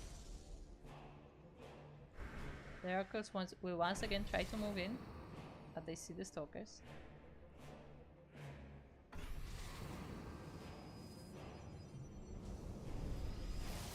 Yeah, the units are being warped in for defense, but that will not be fast enough to stop the Oracles for taking few more probes. And you know, in a mirror matchup especially, like those small differences really hurt, because while it may only be a few probes, like, you know, the opponent has the same tools, so if they have those few probes more, they will be able to do more with them. And now Catsparos is ready for move out. I mean, Tricky is trying to muster up a defense, getting more Zealots, getting an Archon. But with the army of Catsparos, I don't know if that will be enough.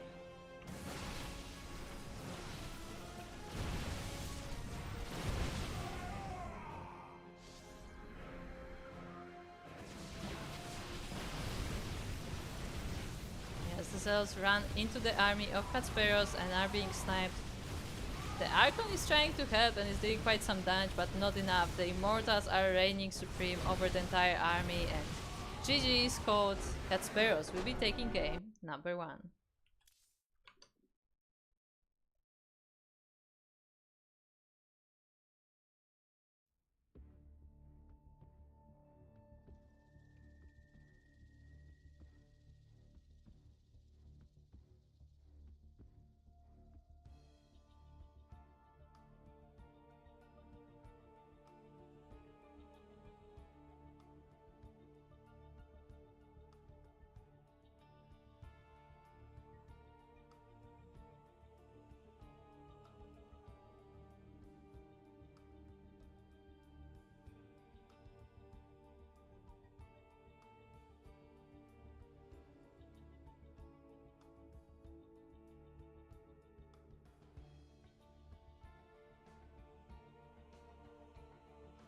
as I can confirm that I just got the replays for our other quarterfinal.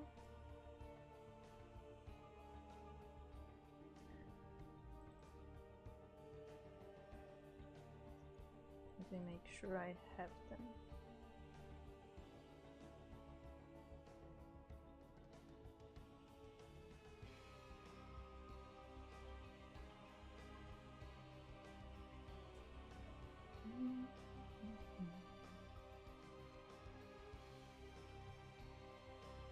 Okay.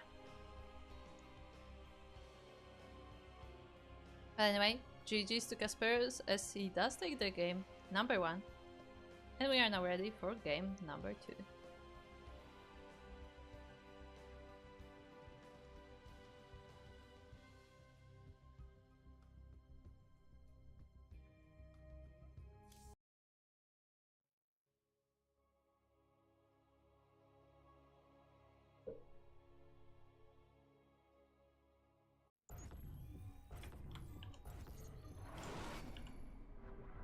And welcome to Oceanborn, Ellie. As in the bottom right corner we have the first of our players, the red Protoss player from Poland.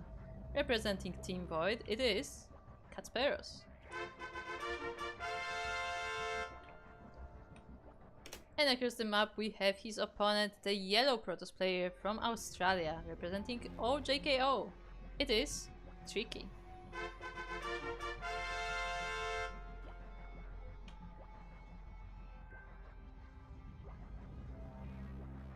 Once again we have a probe moving out. Tricky actually not scouting quite yet, opting for a later scout. The probes do pass each other, there is no boop. And I am curious if Kasperus once again will try to be cheeky, or if he will play more proper game. I mean, it wasn't like he was cheesy exactly, because like he was still playing a solid macro game, but it was still a cheeky play. Although, that's sad, it looks like Tricky this time is the one hiding his probe. So it looks like we will be having a bit of a revenge coming.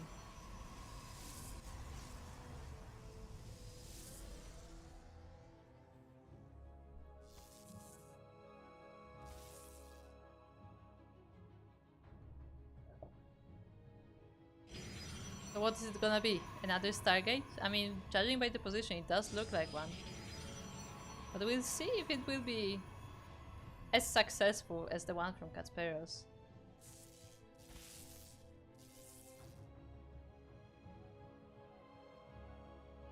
The probes are still fighting in the middle of the map. I mean, Kasperus, I don't know if he noticed that the probe has moved out. I mean, he did take a different path for scouting, so he must have, he could have not seen the probe from Tricky. So he may not be expecting that something is coming. Does get that pylon block on the natural base though, which definitely is quite annoying. Question is Tricky even interested in expanding right now? Kasperus does put his own expansion. And I'm still wondering what this proxy is for.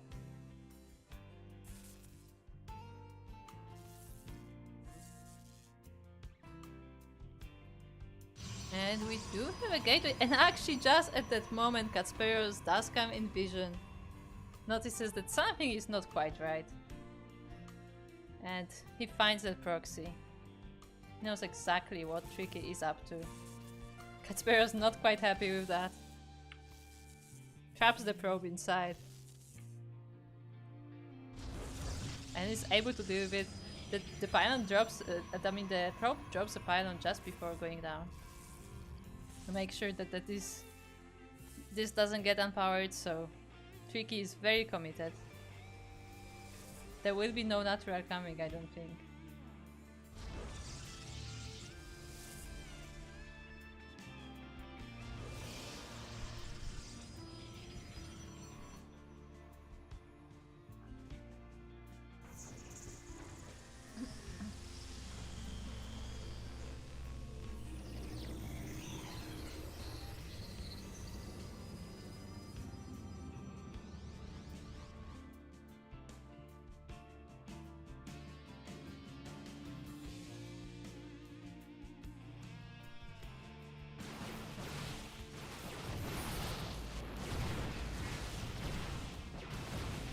Tricky tries to go up the ramp, but there is an Immortal already out for Katsperos, and these Stalkers will not be able to overpower it. They are trying to focus it down, and it is already quite low, but with the Stalkers for support, Katsperos should be able to hold it. Important to keep in mind is that Tricky does have the reinforcement point, and, you know, we'll be getting a lot more Stalkers here, but Katsperos can do so too, and then the Immortal is about to pop out as well. So that will make the defense that much easier together with the shield battery, with potential overcharge as well. Like Tricky has to put a lot of pressure on Katsperos if he wants to break this defense. And I mean, Tricky is quite committed, there is no natural across the map. And Katsperos already is saturating his.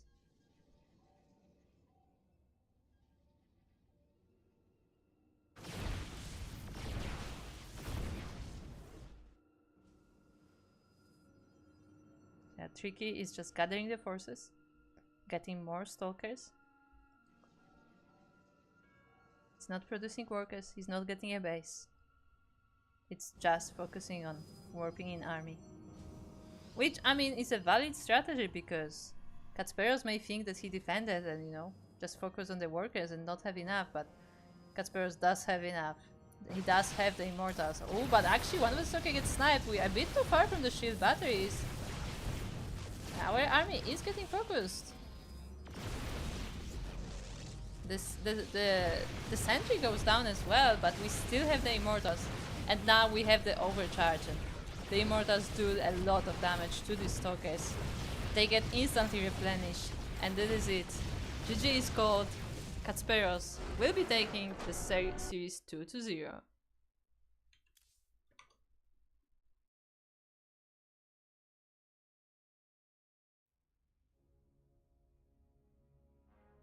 GG. Very nicely done from Katsperos. Very solid defense. I mean, he didn't like... What do I want to say?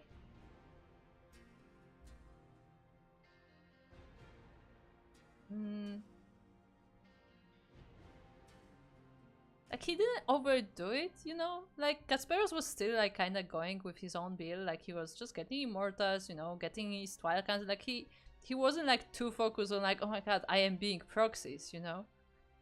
Like he was just doing very solid. He knew exactly what he needed to do, and he just did it. And Tricky was very committed to this attack, but it didn't quite work out for him. But still, was great to see him play, and I hope we can see him next time. Other than that, we have one more match that I got that I need to quickly set up, as I was not quite prepared to cast it.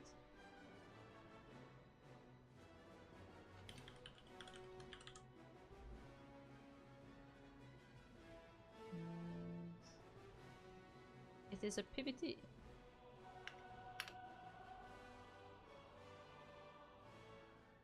Oh, okay. We have a team kill on our hands, as our next match is Cora versus Droptimus. And both of our players are from Berserker Esports, so we are having a team kill here. Without further ado, let us just pop into game number 1.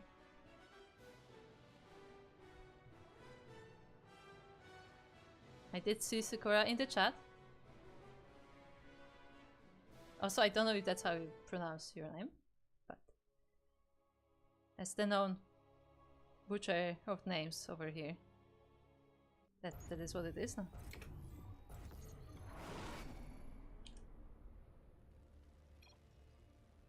And we are now on Crimson Court once again, looking at our green Terran player from Berserker. It is Droptimus.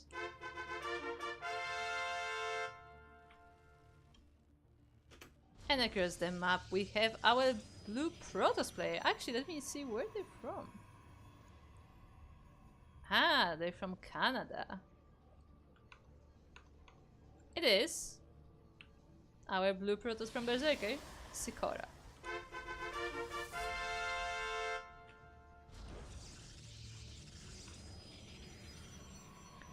I don't think Sakura has played in our tournaments before. I did see that name pop out on brackets, but don't think they quite played.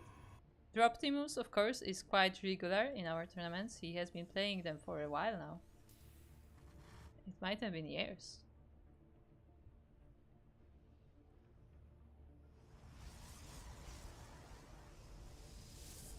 And we will see how this will go. Once again, I don't see again, I said it before, I feel like not many players nowadays like really like cheese in the tournaments. Like I feel like I mostly see that she's like, you know, in ladder environment on the lower ranks, and like when they actually play tournament, like, you know, they want to play a very solid build, so I feel like we see much less cheese in the tournament setting. Also, oh, look, we have a GLHF.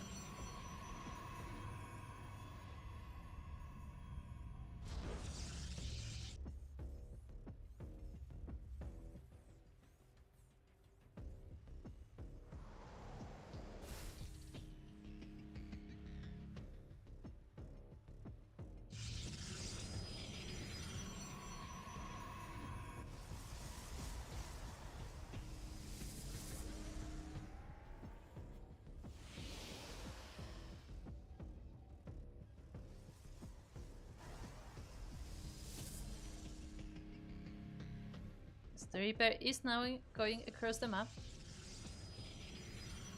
Sees the base already on the way. We'll try to harass those probes a little bit. I mean, we don't have any units yet. The Stokke only just now popped out. The probes did try to get the Reaper down, but we're not quite able to. And the Reaper wall is protected, so the Reaper will be going down. I mean, it does kind of go down the cliff eventually, right? Yeah.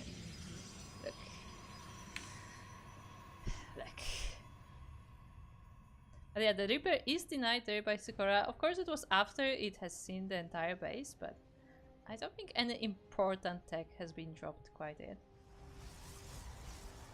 I guess the Robo. No, I think the Reaper must have seen the Robo, right? Let's double check. And yeah, if he clicked on it, he did see the Robo, so that will be a bit of a scout for Droptimus. We have Robotics Bay on the way as well.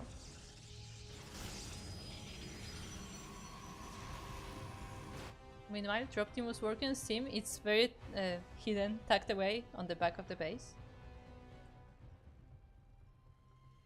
So we'll be working on Marines. Factory is just getting the reactor. We are getting a starport, so there will be no third CC before starport shenanigans.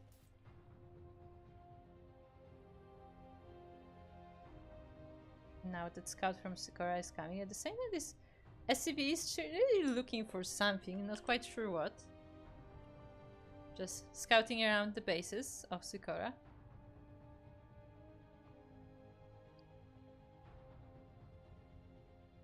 Oh, are we doing this? We're not mining this wall, are we? That would be funny. Well, anyway, it looks like the SCV will be chilling over here for now. As Sakura is working on his first Colossus, it's about to be done. There's not much gateway support for it though. How many gateways do we have? We only have 3 gateways, so yeah, not a lot of support for this Colossus.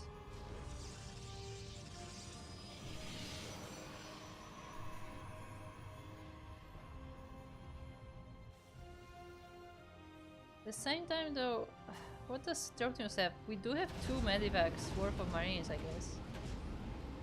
Yeah, just waiting to fill up these medivacs, and we will be going for a double drop across the map. Yeah, Sakura has to be careful not to lose that Colossus,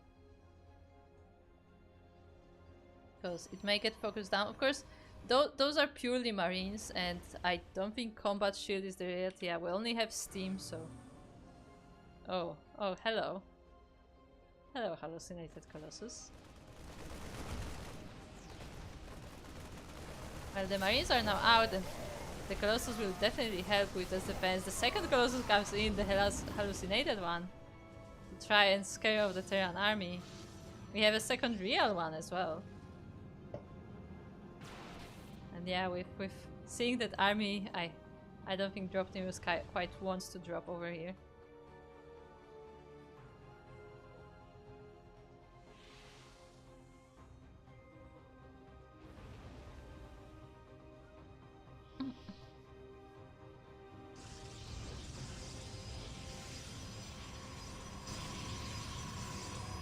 And now we have more gateways. Now we're ramping up the production. The third Colossus will be out soon. This double Medivac drop will try to find some damage, but I mean, as long as Sakura pays attention to where it might be popping, it shouldn't do too much.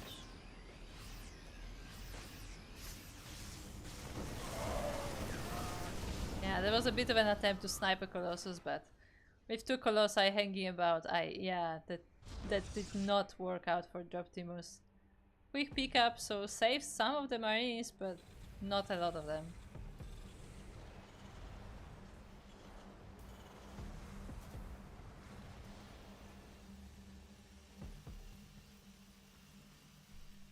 Interestingly, Droptimus does decide to build that orbital right next to the wall so he can quickly mine it out. And we'll be expanding up. Which is definitely a choice.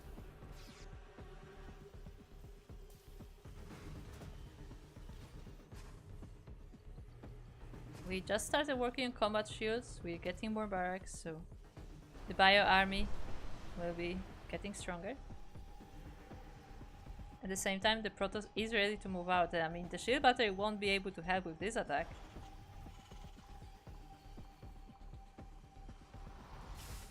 When you say shield, but I don't know what I'm saying anymore.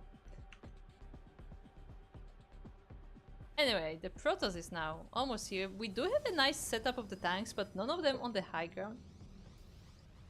So all of them are tagged here in the natural base. We have a lot of charge lots.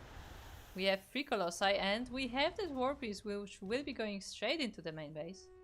Oh, you can see on the production tab though that Sakura is very much focused on this attack as nothing else is being produced at the moment.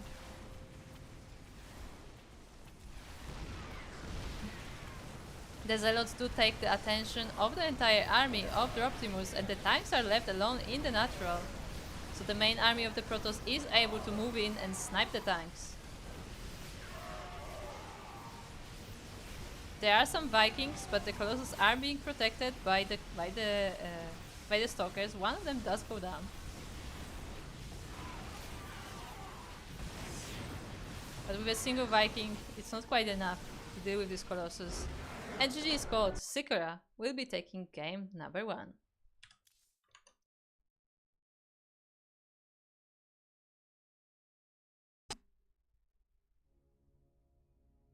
So, really nicely done there. I still think the hallucinated Colossus was very cute. I don't know why, but I always find that hilarious. Yeah, nicely done there. Like, Sakura was able to build up the army, was able to deny the drops from Droptimus. I guess his namesake, question mark. And with that, we are ready to go into game number 2.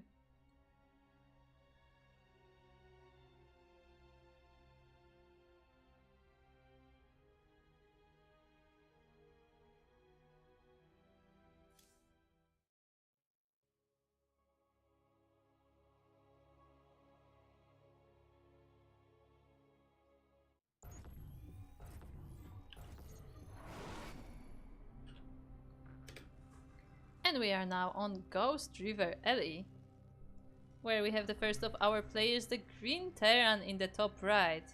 It is representing Berserker, Droptimus.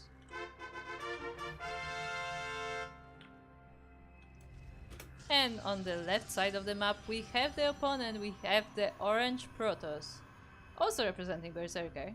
It's Sakura. By the way, I hope you don't mind, but every time I say your name, I change the accent and I can't help it.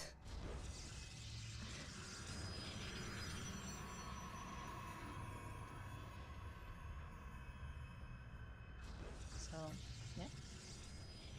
We'll see what the two of our players come up with this time. So far, nothing too much out of the ordinary. We have the scouting SCV going across the map.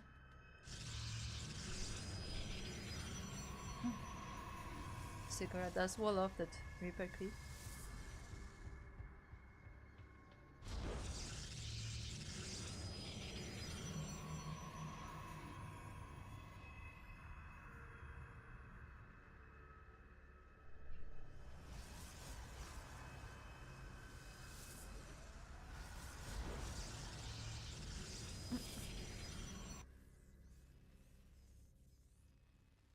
I assume, yeah, we're going for a Reaper expand on this side of the run, or are we?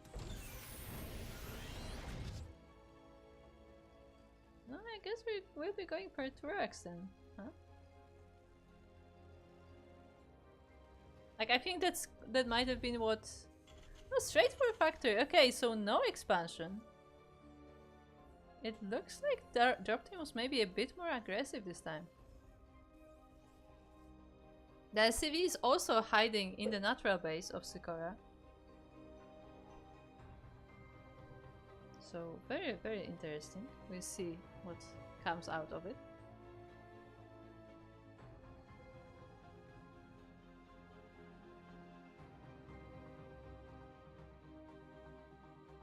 The Reaper is now across the map.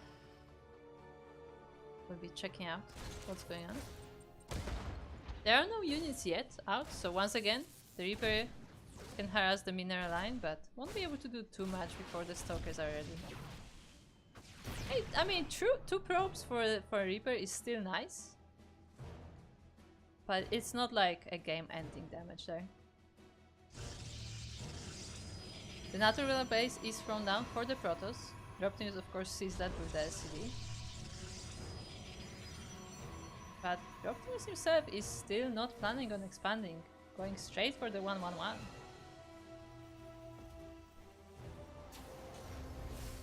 That is unusual nowadays. Like, I feel like one-base builds are not as common as they used to be. But it looks like Sakura also wants to be aggressive and is moving out with those 4 Stalkers. Of course, Sakura is not as committed as Droptimus is, but... yeah, both of our players, I guess, deciding for a bit of aggression on Ghost River.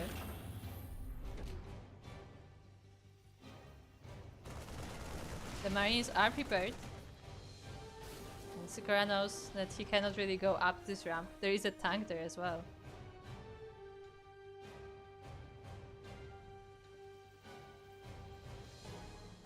And Dropteam was getting ready in case there is some blink all-in coming, but none of the sort.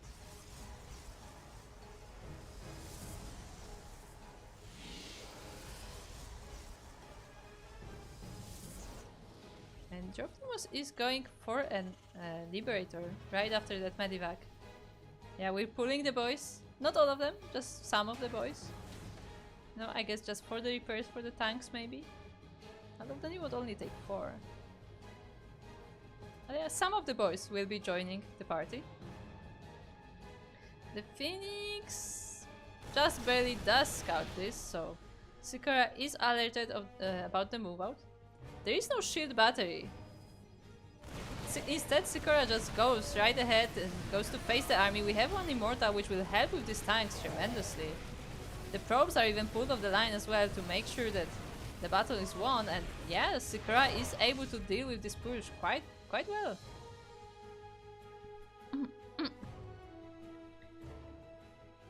A very nice decisive action there from Sakura. He was not waiting. He just went to face the army straight up and was able to take this engagement pretty well. Now Droptimus is expanding, but I mean, now Sakura has an army, has 2 Immortals, has more Stalkers, and will be going for a counter-offensive. Droptimus going for a drop, but the SCVs give out his aggression, give away his aggression. And with this many workers pulled off the line, I mean, Droptimus's economy cannot be in too good of a shape, and this CC will be denied as well. It is cancelled. Droptimus decides to commit to his attack. There are some reinforcements there, but not a lot. But at the same time, the Protoss army is in the main base of the Terran. But yes, Sikora decides to recall instead, decides to defend his bases. The probes are being pulled from the Liberator, but the drop has also been dealt with by now.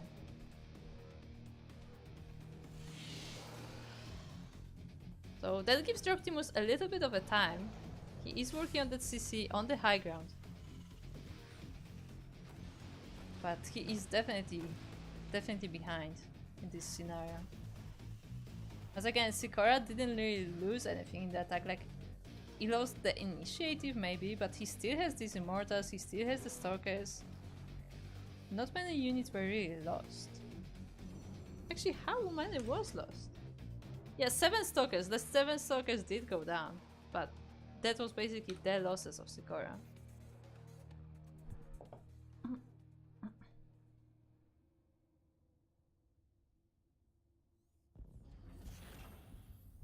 Now we have a more fortified position from the Terran. We have these tanks on the high ground, on the low ground. It will be that much more difficult to break this. The bunker goes down though. But we have a Liberator to protect the entrance.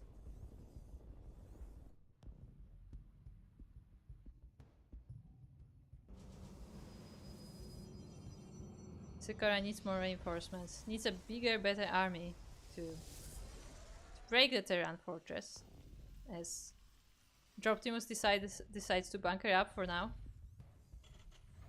We're getting more tanks, we're setting them up, we're getting ready to take the third base together with the natural. And yeah, I mean, as much as Droptimus is behind, like, he's not that far behind, because now that he managed to make the position to get his base fortified, now he has the time to catch up in economy, catch up in technology. And if Sikora gives him that time, like, shouldn't be that worse off.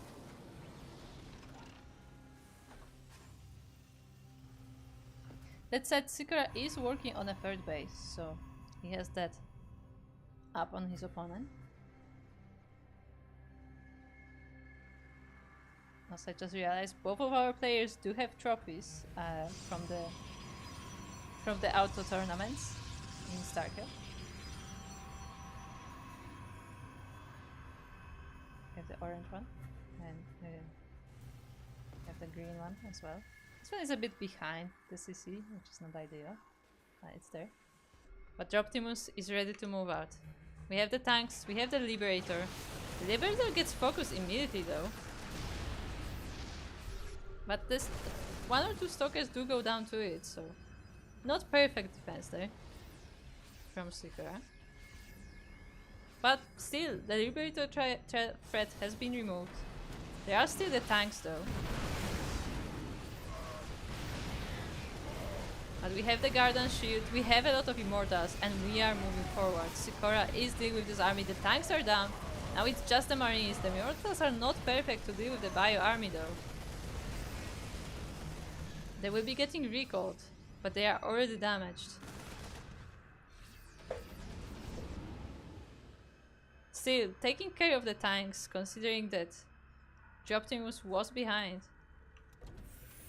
is definitely very painful for the Terran and very nice for the Protoss, because it will take time to rebuild those tanks.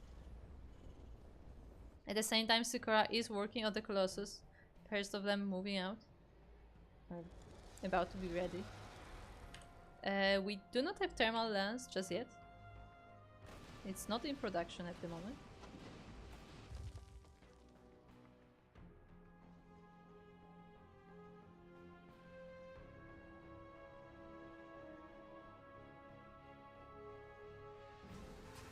Meanwhile, the Terran production is ramping up. We're getting more barracks, we're getting more starports, making sure we can have the units for the next wave.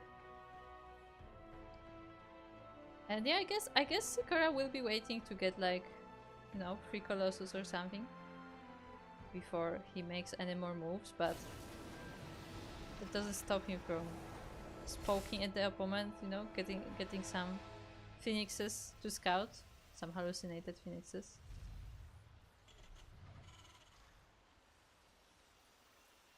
Yeah, both of our players are just setting up on their spare bases, and it looks like our situation has calmed down quite a bit. Like we had a bit of a more aggressive start, like, you know, some poking at both sides, but at the end, like neither side lost too much, and both of them were able to recover nicely. Also, I can't help but, like, you know, when you zoom in, like on the buildings, you can clearly see it, obviously. But on the units, like, you cannot really see what the decal is from far away, and I keep saying that all this bio army has Polish flags on it, and I just cannot unsee it. Okay, this is a Polish army apparently. Blizzard, why?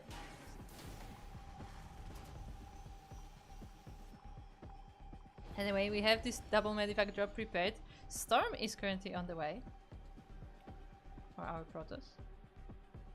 Natural is not dependent, so these Marines will be able to drop in. But the Colossus has just popped out. Just be careful not to lose it though, it does not have any support. And it does go down, in fact. I mean, the drop may be cleared up, but losing that Colossus is definitely painful for Sikora. And losing a lot of mining time as well.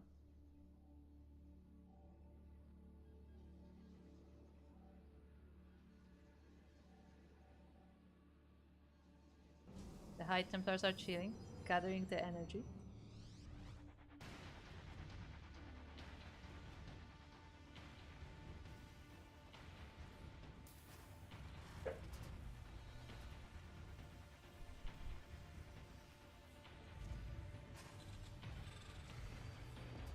We have Liberators with Liberator range as well. Okay. I mean, that can definitely help in this army. Because, I mean, this Protoss army is getting quite scary, and with the Storm added to the mix as well. Yeah, this army will pack a punch. On the side of the Terran we have the Bio, we have some Liberators now. Looks like there will be the Siege of Choice, as we don't have that many tanks actually. Yeah, we only have this one tank. We're completely switching to Liberators now as a siege weapon.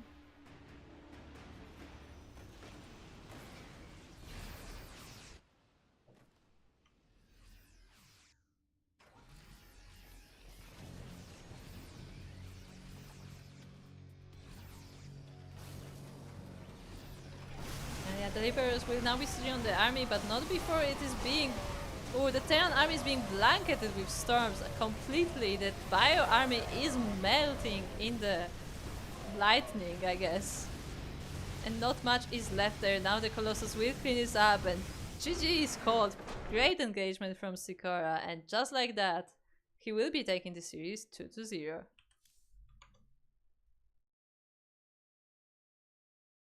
It was a beautiful engagement from Sikora. He just moves in, blankets the entire army with storms, and yeah, just like that, takes the game, takes the series, and will be moving on to the semi-finals.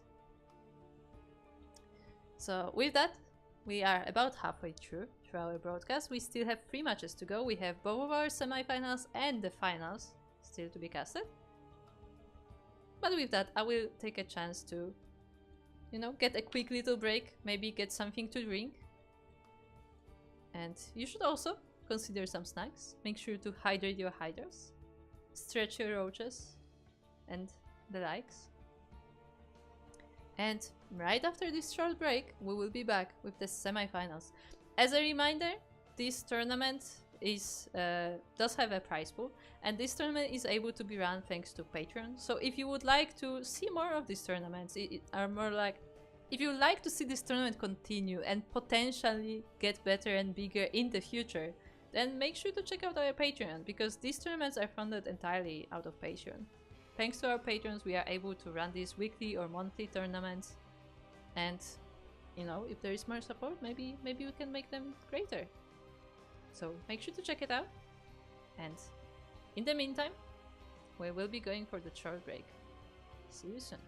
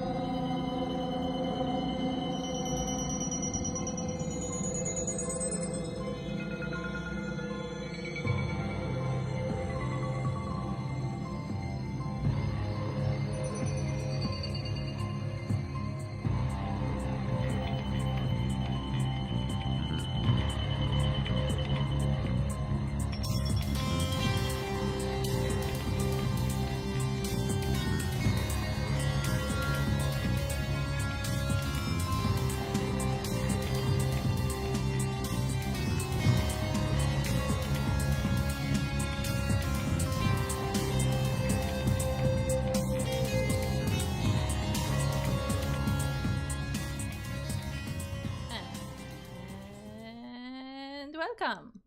Welcome back to Duckling Open number 125. This is a monthly Diamond and below tournament organized by the CranKy Ducklings, and this is a replay cast of an event that happened almost 2 weeks ago. The next amateur tournament that we have in plans is this Saturday, so if you are interested in competing, then make sure to check that out. But for now, we have our series to cast. We are currently in the semi-finals of the tournament, and our first semi-finals. Where is my pronunciation? Did someone find it? Did someone see it? Has it dropped on the floor somewhere? Anyway, we are in the semi-finals, and the first match we have in front of us is Chance versus Legoland Man. So, well, without further ado, we'll be getting into that.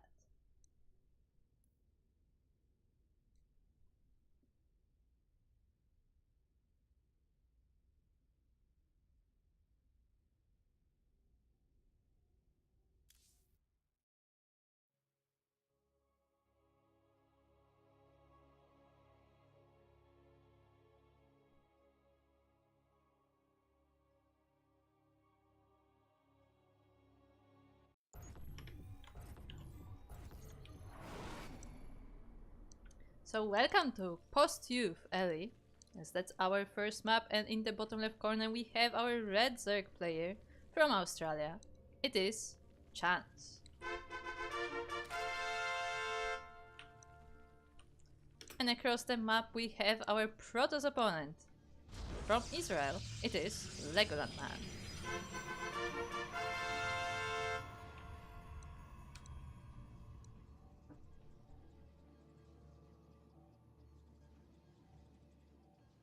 And yeah, it is time to get into this series. As a reminder, we have seen Chance in a CVT before, and there he was going for Link Bay Hydra into Ultras. Meanwhile, Legoland Man was playing versus Yaku, so PVT.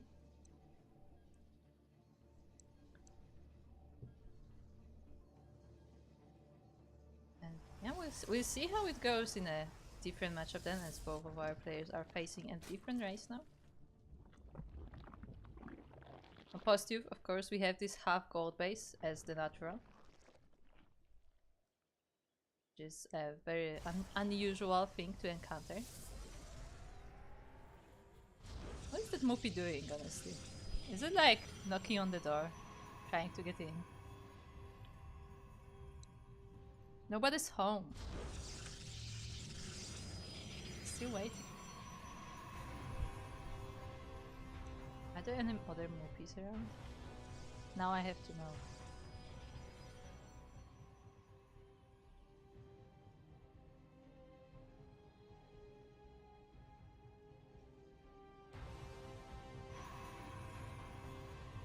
Well, I know there's a game going on, but we're hunting down for Moopies, okay?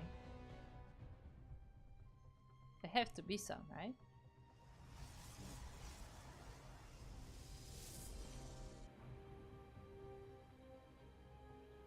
Oh, found one. Just chilling. The other one is with the Banshee.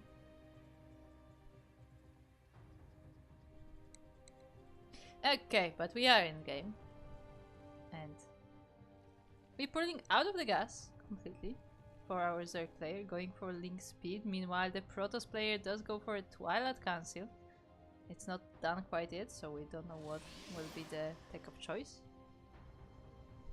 I want to live at a Legoland. I have never been in a Legoland. One day maybe.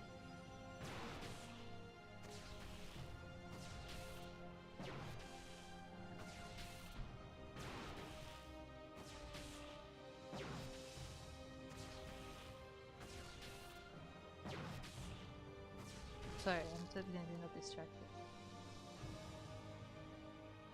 As the Adept tries some harassment. Ooh, the drones actually get pulled with the Adept as well. Because they were trying to defend the bases, and it looks like Legoland Man is once again going for DTs. He did do that against Yaku as well. It was a different matchup, but it was very successful for him in that game, so can definitely see why he would be trying that again. And maybe he can catch... See, I was about to say maybe he can catch Chance of Guard, but in the previous match of Chance we casted, Chance was super prepared. Like, Chance always had the spores ready, always had overseers and the likes. And there we see the first spores are being thrown down. And we are actually going for roaches.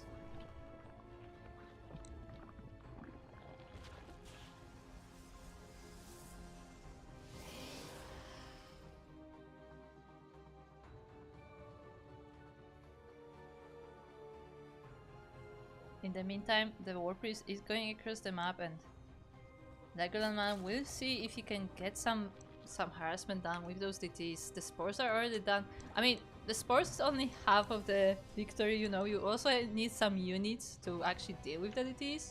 And the Queen alone may not be it. The drones are hugging the spore, but there's only so many of them, so in the end the spore is being unprotected. And it will be eventually sniped. The drones are forced to evacuate. As I said, there is no army to deal with these DTs. The first of the roaches does pop out, but it cannot see the enemy. And it looks like this base will be sniped.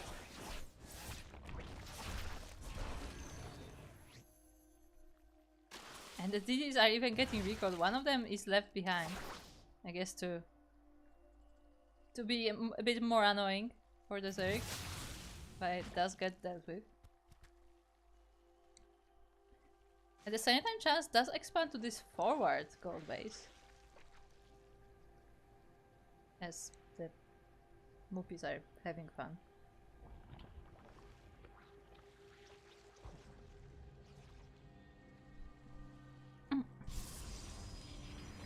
Legoland Man also had time to set up his own expansion in the meantime. But yeah, that's a really painful loss to lose this natural base with half gold. So definitely a nice work there from Legoland Man.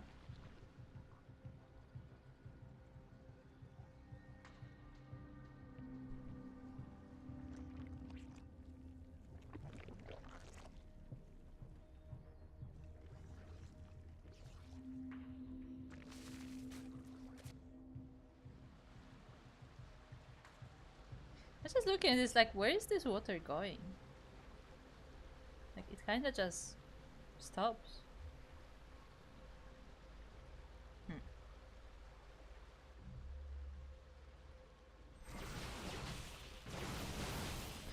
I found another Moopie. Look! There they are. This has become a Moopie hunt. And now our Protoss army is engaging. We have mostly Stalkers in this army, but there is an Archon as well as some sentries. We have the Warface for reinforcements, and from the side of the Zerg we have mostly Link Roach army. Actually the Links are about to die out, so it's mostly just Roaches with Queens to support. And with nice force fields, the army is split. The Protoss should be able to deal with this.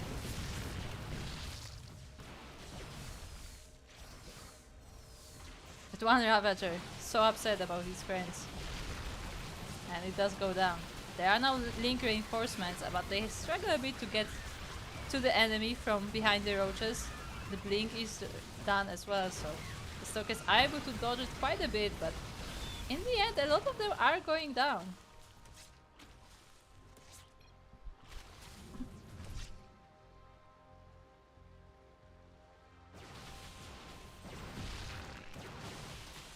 But yeah, now chances in counter-offensive.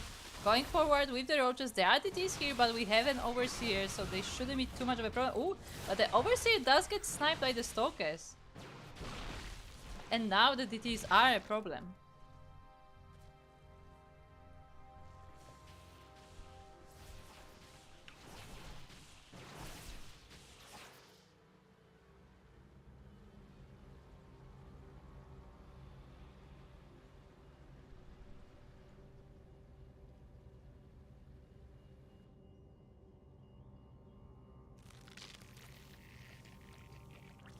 Oh, the Warp Beast flies right over the army as Chance tries to get into the third base of the Protoss.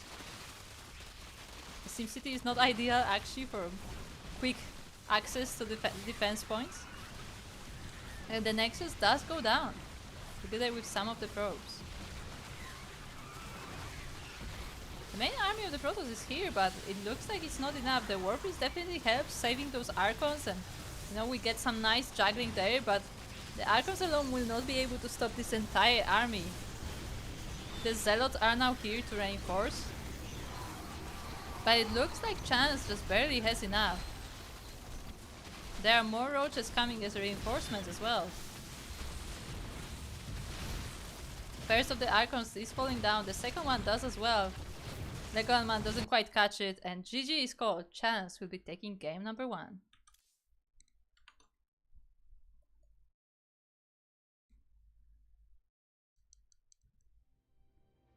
So, GG. Nicely done there from Chance. See, even though Chance was prepared for the DDs, as I said, they did quite some damage, but in the end, he was able to get his macro going, and you know, the roaches were just enough, just exactly what he needed. But with that, let's get ready for game number 2. Yeah, Legoland had a good start, but just didn't work out for him in the end.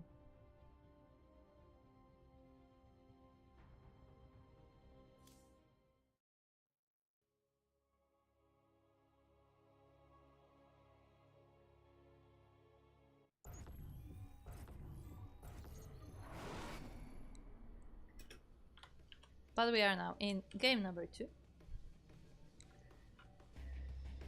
Definitely the other ones. There you go.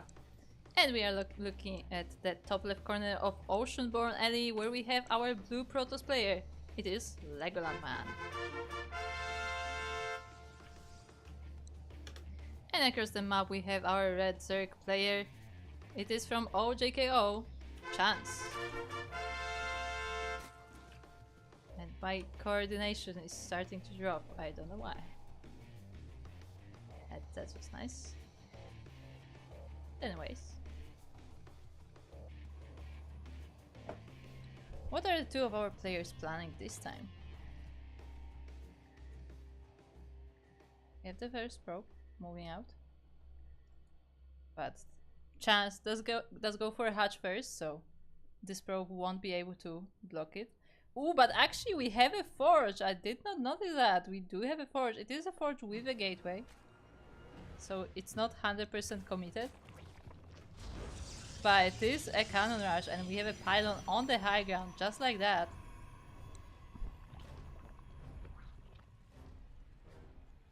As I said, we don't have cheeses all that often nowadays, so it's nice to see a cannon rush, even if it's not the most committed one. And yeah, there was no overlord in the right spot. Now the drones are jumping out for defense, but they can't quite do it. I mean, there are so many reinforcing pylons. Yeah, the natural base just straight up gets cancelled. At the very least, the drones will be able to take down this pylon on the high ground. So the cannon won't be able to reach there, but that also means that Chance cannot leave the base.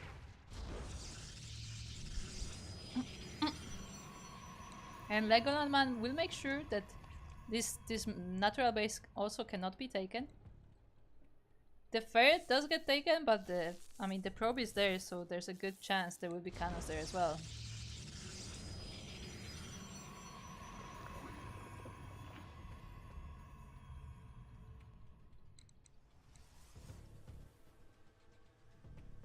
Meanwhile, we have a zealot coming to help out, and a second probe as well, so judging by the complete lack of tech whatsoever, I feel like Legoland Man is pretty confident in what is happening. And we'll be trying to continue this cannon rush.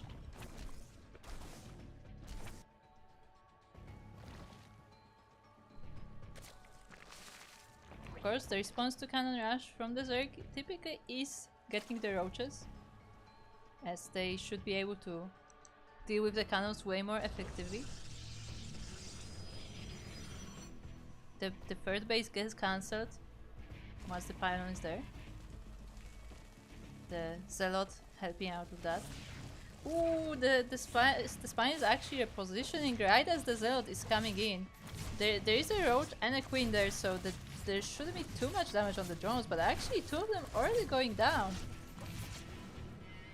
Yeah, two drones going down for the Zealot is definitely not ideal, and it was just the wrong moment for Chance as that spine was repositioning. But in the good news, the first of the cannons has been taken down. And the spine is now in range of the pylons as well.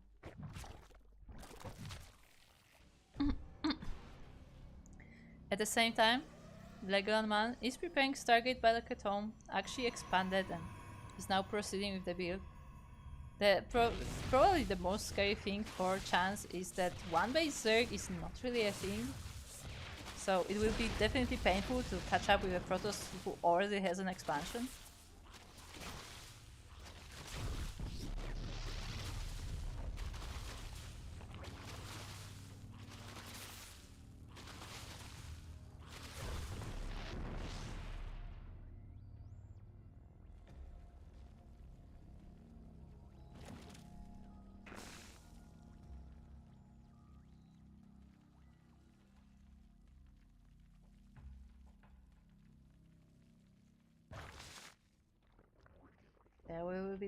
The Zerg will be double expanding to make up for the lost economy.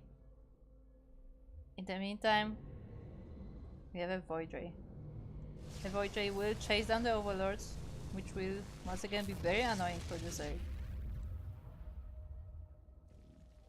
And from here the Zerg is going for Hydras, which, I mean, is a great choice considering we do have the Stargate. Hydras are probably the best you can do in this situation. I mean, Corruptors would be good as well. But the problem with Corruptors is that if there is a tech switch, like, you know, you can't really do too much with them.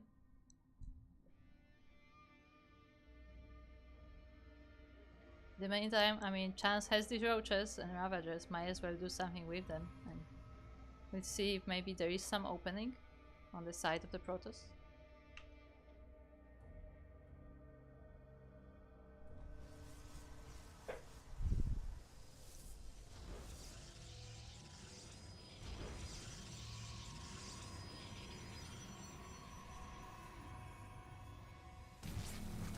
The Void Ray is actually going across the map with the Overlord hand and will be fighting Queens at the same time. The Roaches try to poke at the wall, but there is a cannon, there are Stalkers as well.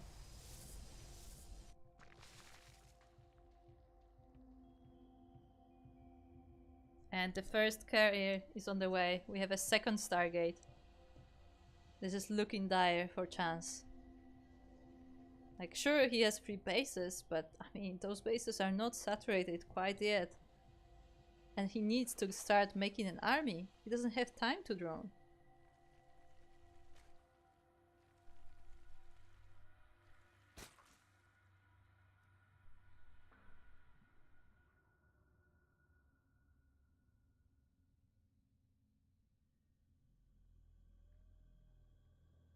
So we will see what is the plan from Legoland Man. Like, will he wait to have a set number of carriers, or will he move out sooner? For now, he's just poking around with that Void Ray, using the fact that there is not much of a standing army right now.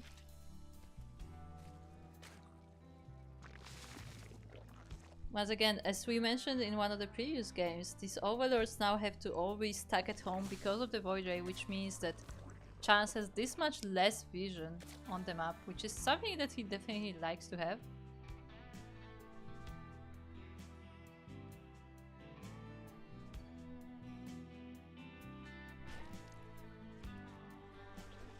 And we're adding Tempest to the mix as well.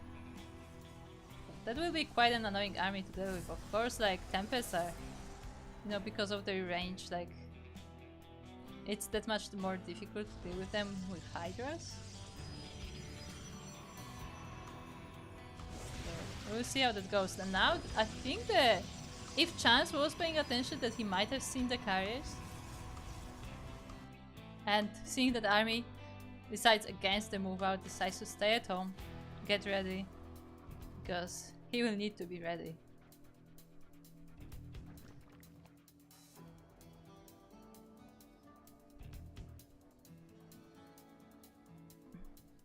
Now seeing the carries, he actually does get a Spire as well.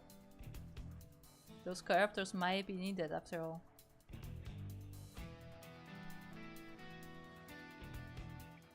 There's the spotter pylon here, so Chance won't be able to go around unnoticed.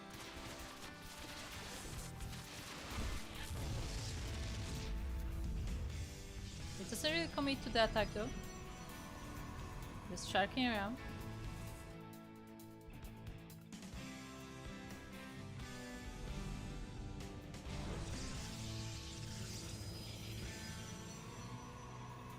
Yeah, both of our players are just building up their armies, getting ready. Chance expanding to his fort. Waiting for that Spire to be done, as again, it may be needed.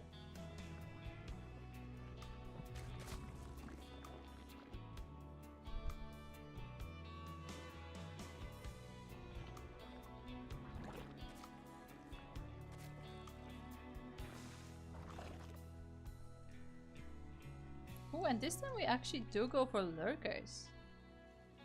I mean, Chance has been seen going Hydras pretty much every game so far. I guess last game I don't think he went for Hydras.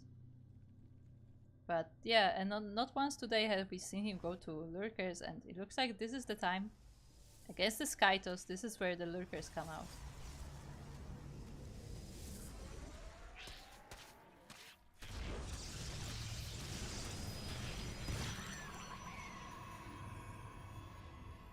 Spotter Zergling does alert Chance to when the next phase of the Protoss is taken.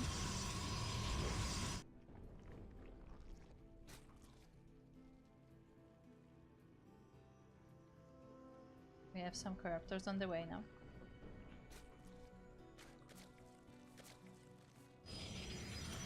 Links are dealing with the spotter pylons. I mean, they're poking at the spotter pylons, causing some chaos around the bases of Legoland Man.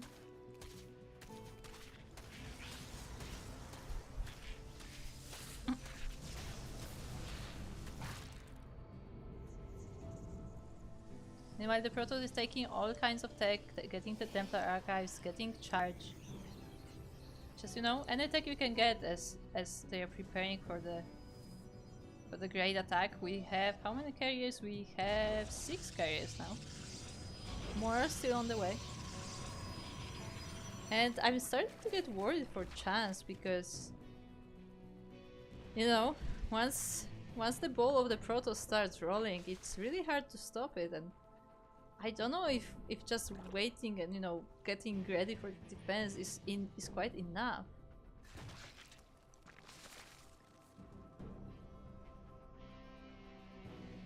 Guess we'll have to find out, but so far neither of the players wants to try attacking.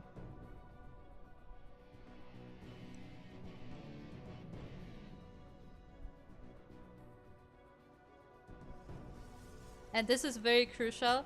Legoland Man actually decides to get an Oracle in the mix as well. And while this Oracle may not seem all that significant, facing lurkers, it will be saving him a lot, because I mean, he doesn't have observers, does he? Yeah, there's not a single observer on the map because Legoland Man has been focusing on this Stargate production. So this Oracle will be very important to have detection against those lurkers. May get sniped, of course, so Legoland Man will have to take care of it. But it will definitely be a great asset in the coming battle.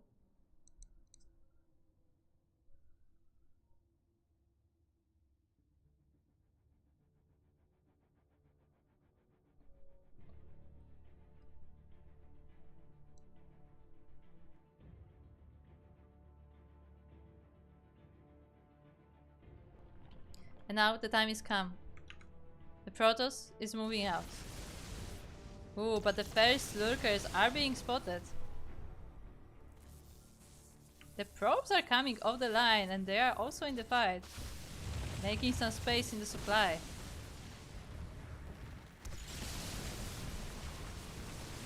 The Corruptors are trying to get into the army, but there are storms, there are so many carriers. The Archons do go down, and we're starting to snipe the carriers. There is no ground army anymore. These Corruptors are all we have. Like, both sides have lost their ground army. There are still some roaches, but they cannot really jump and bite at the ships. The Corruptors are going down, and the anti-air was not enough. The Lurkers are now going forward, trying to see if they can do some damage in the bases of the Protoss. But they are revealed, and the air army is slowly following.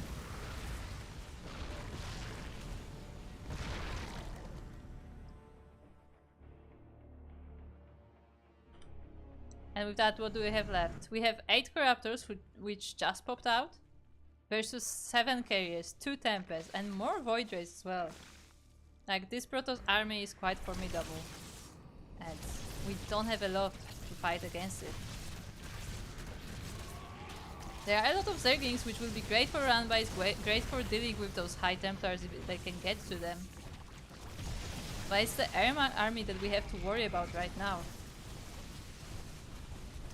Of course, protected by the carriers, the Zealots are able to charge in as well and get a lot of damage done.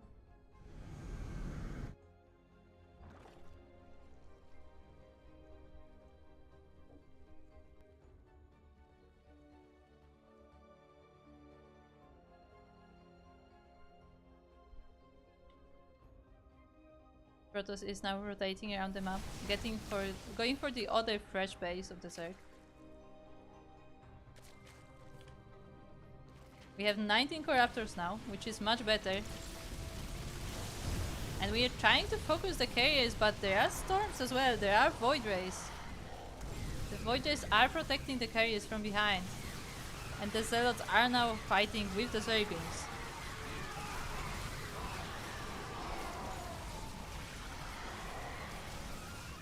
The Corruptors are not quite enough. GG is called, and Legoland Man will be tying up this series 1-1.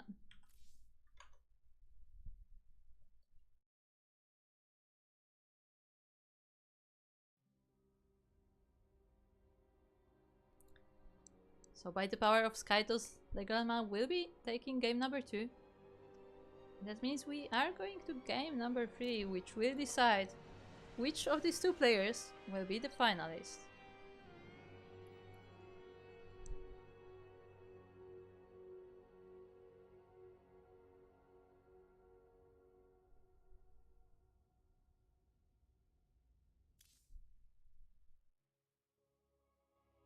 Starting Sky to the 2 base. I mean, look.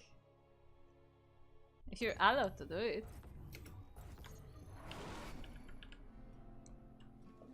But we are now in game number 3, fresh new game, on Side Delta LA. And we are looking at the top left corner where we have our red Zerg player. From OJKO, it is Chance.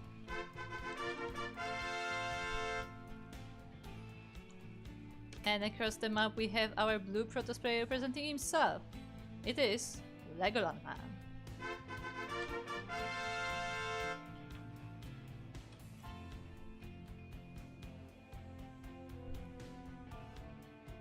Once again, probe coming out early to see what's across the map. This time might be able to delay this expansion actually.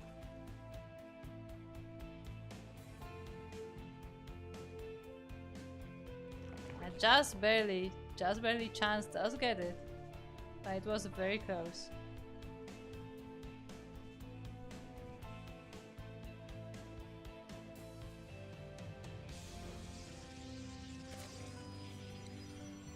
And this time, once again we see a probe, but this time, this is a fake. There is no forge across the map, this is just to mess with Chance's head. And I mean, it does work. The probes are put on the line. But again, this is just to annoy the Zerg, to make them think something that doesn't actually exist. As Legoland Man actually takes a Nexus before Cybercore. The mind games are fully in effect. The Grandman was able to get into Chance's head.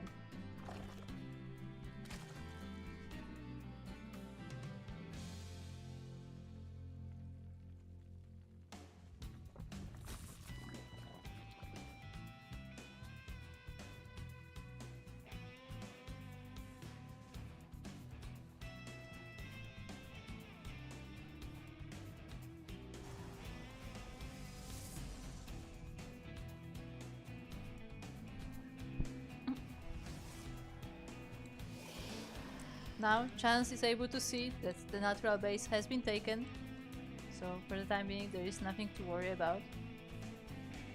He's free to draw his heart's content. Does pull out of gas completely. And once again we have a Stargate from Legoland Man.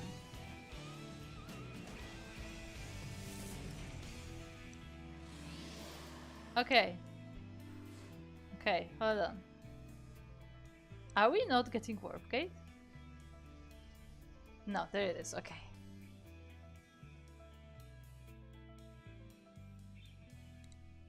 Now I was waiting for the resources to get there, but no, we are getting Warp Gate. So we're not committing that hard. But there is a Stargate on the way.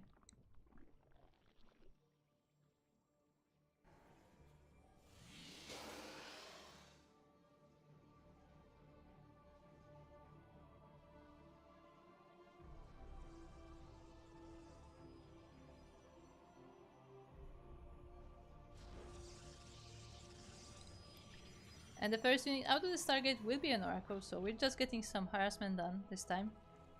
Again, I assume Chance will be ready. First of the Spores is already on the way. So I don't expect too much damage done by the Oracles unless, you know, Chance gets distracted.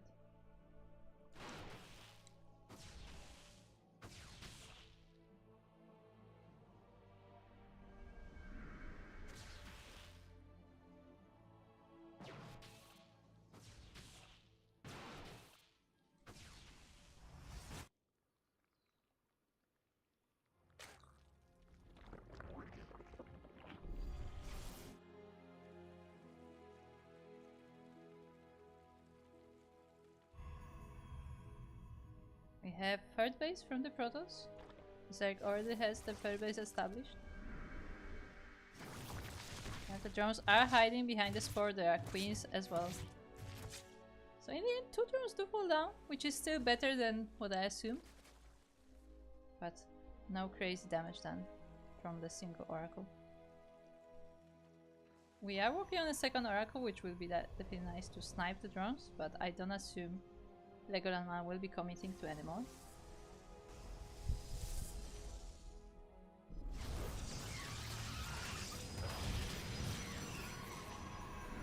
The Zerglings are here to attempt to deny the third base, but the Oracle is enough to chase them off.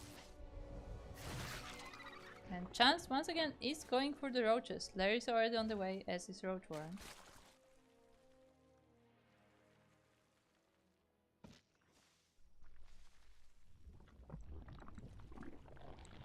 You know, across the map we have Charge being researched, +1. We have Templar Archives as well. So this time, definitely going for a ground army. No Skytos in game number 3.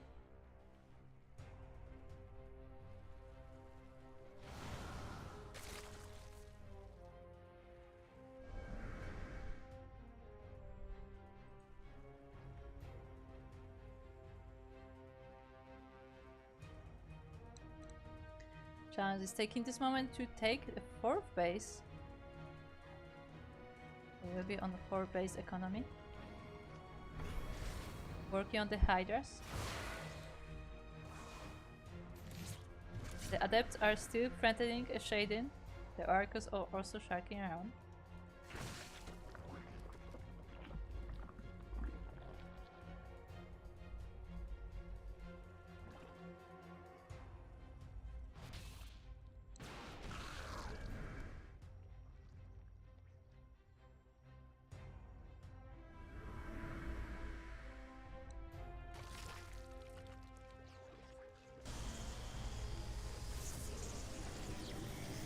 We have the first Archons getting ready. And it looks like Chance want to get a bit of a link run by, but I don't know if that will be possible. At least to stop that probe that was about to make a Nexus, which will definitely be nice, and he's getting straight to the mineral line actually. But now the reinforcements have arrived. At least some of the Zerglings will be stopped, and the rest of them are able to escape.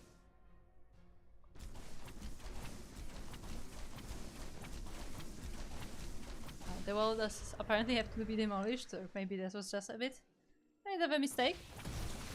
And the rest of the links should be now cleaned up.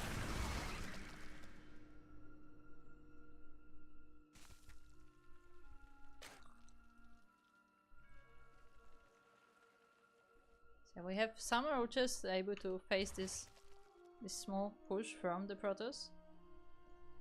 At the same time, we have a Zealot run by going across the map as well. This base has been abandoned for now. But now the roaches are coming in. They do snipe the High Templar, which is definitely very nice. And they are focusing down the Zealots. At the same time, the other Zealot run by is currently in the natural base and also dealing with the roaches. Most of the drones have been evacuated, but the Zealots are now coming into the main base as well.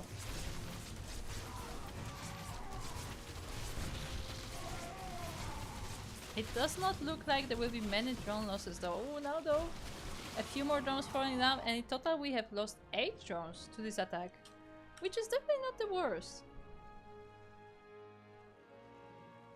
Like, it's not the best, you know, but okay, this is a better review. Yeah, like, lost 8 drones, 4 roaches, for 13 zealots, a High Templar, 4 adepts. Like, I don't think that was the worst trade for Chance. And now Chance is on counter-attack, finding all these Archons in the base of Legoland Man. But this is a big roach army. Even all these zealots are not really all that scary if they are being kited properly.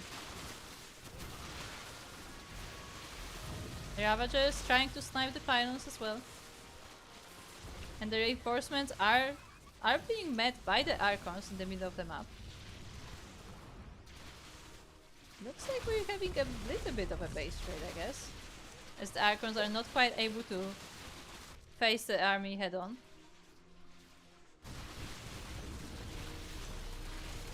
Both of our players are currently supply blocked. Legoland Man is... I guess is it because he is losing a lot of workers.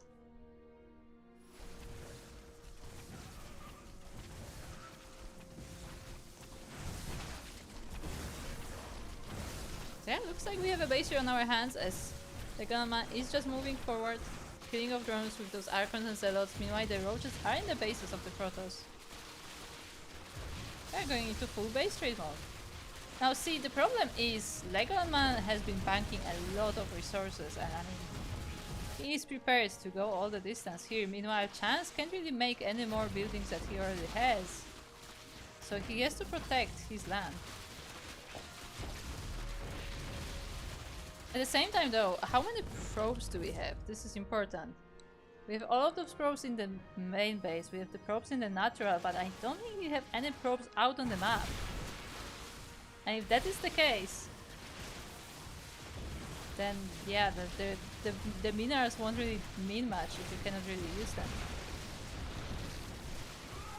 Now the roaches are trying to push in through this small choke, and that is enough. GG is called. Chance will be taking the series 2-1 and advancing to the finals.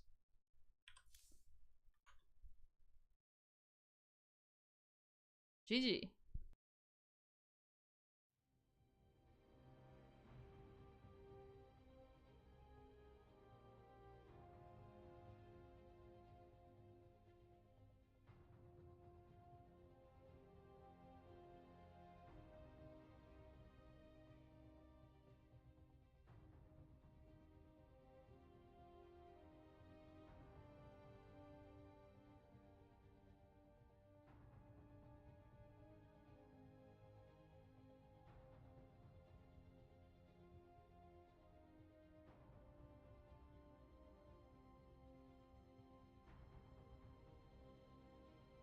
So GG.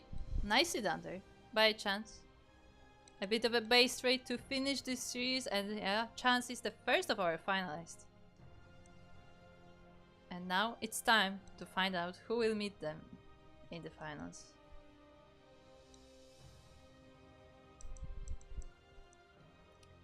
As we are getting into the second semi-finals of the Duckling Open number 125. And again, it will be starting on post youth.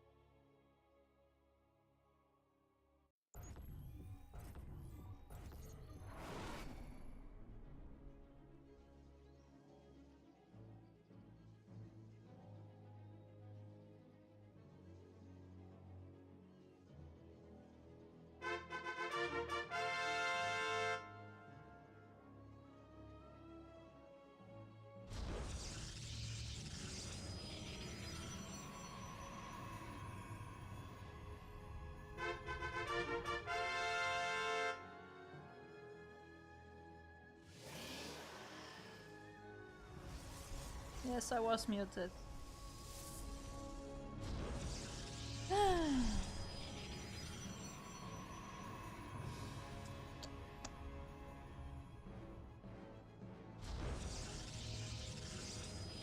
Anyway,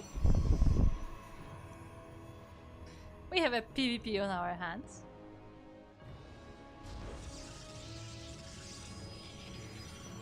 Yeah, I was just checking if this wasn't a gas steal by any chance. As that does happen.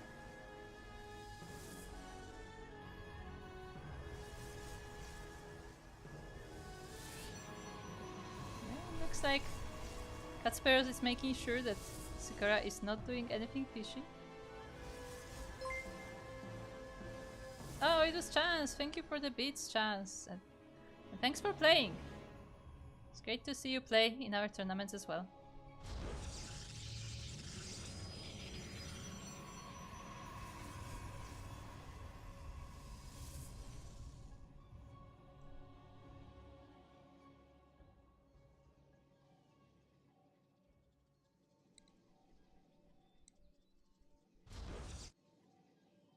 Yeah, so far so good. It looks like our players are, you know, just going for the 2 gates. Nothing out of ordinary, nobody expanding fast. So we just see where we go from here. We do have double Stalker versus double Adept once again. I believe that was the case in the previous PvP that we had as well.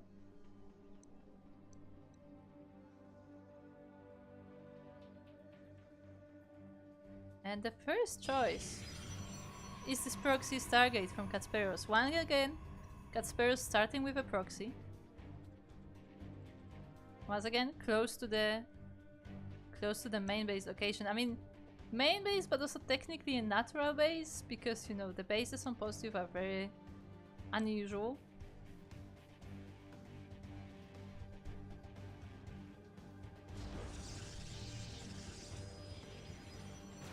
Both of our players are expanding. Katsperos is keeping an eye on that, so he will be aware that the base is on the way. And now the Adepts are here. There is no wall off, so they can just go straight into the main base. But they are 4 Stalkers, so they shouldn't be able to get too much done. And just type a probe, which is nice. But yeah, one of the Adepts does fall down.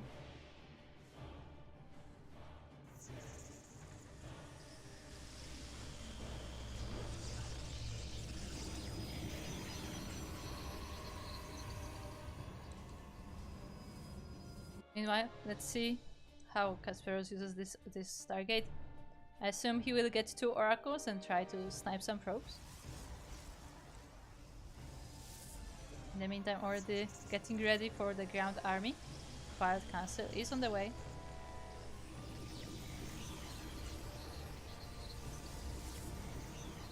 Meanwhile, Sakura opting for faster Immortals, going for that Robotech.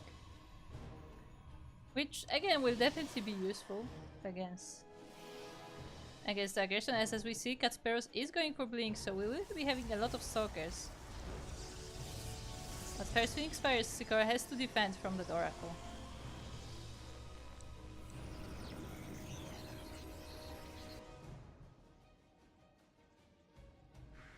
And we have the double Oracle now coming in.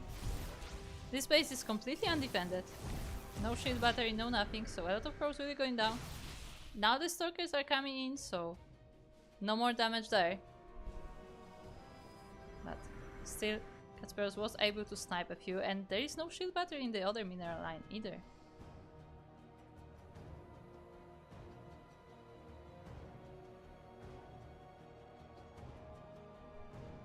The Stargate will, I guess, no longer be used for the time being, as we are now focusing on the ground attack instead.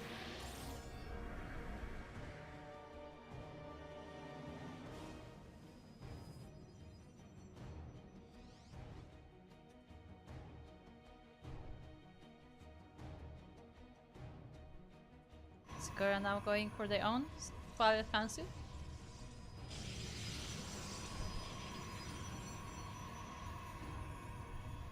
Protecting the bases, but now the Oracles are not really interested in harassment so much. They're mostly just checking out what's out on the map.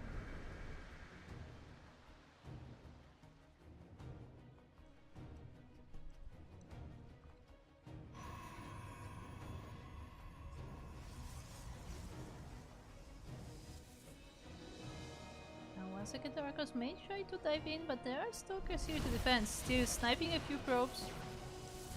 Didn't quite get that third one, but 2 probes do go down and we get a revelation as well.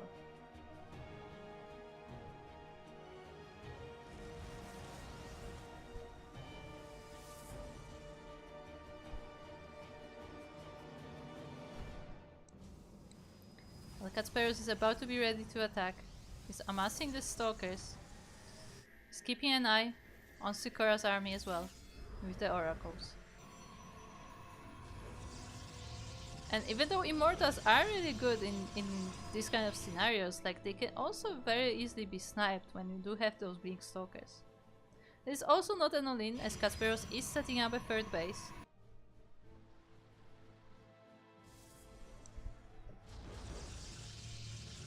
But Sakura is ready, and we see who can take this engagement.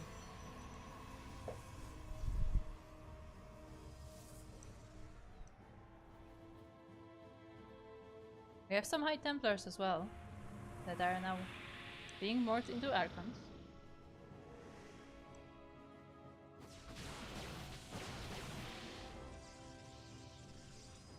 Sakura keeping an eye on Katsperos' army with that hallucinated Phoenix.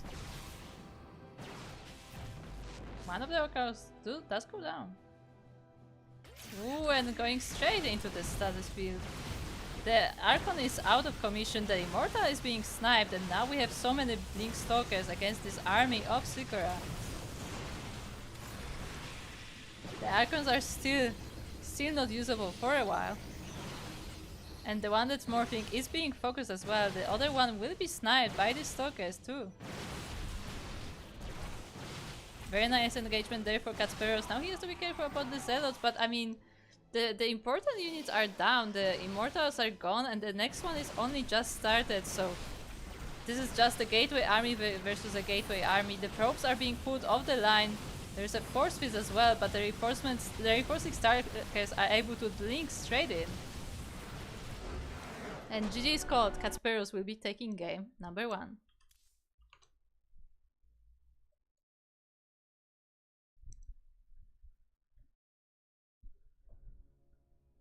GG, nicely done there from Katsperos. Very decisive Blink Stalker push. And it does pay off for him on post-duke. And with that, we are going into game number 2.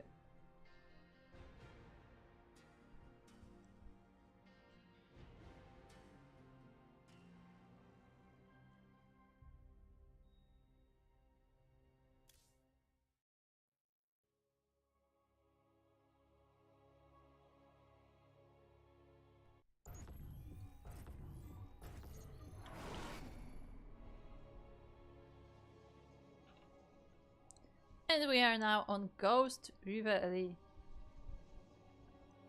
where we see the first of our players in the top left corner. It is the blue Protoss, representing Team Void. It's Kasperos. And across the map we have his opponent. It is the green... I was like Green Terran. No. No. The green Protoss player representing Berserker Esports. It is Sikora.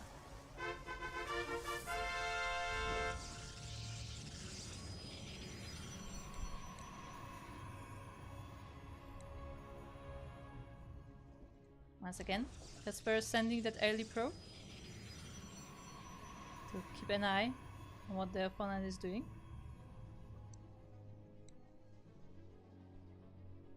Definitely very consistent about that.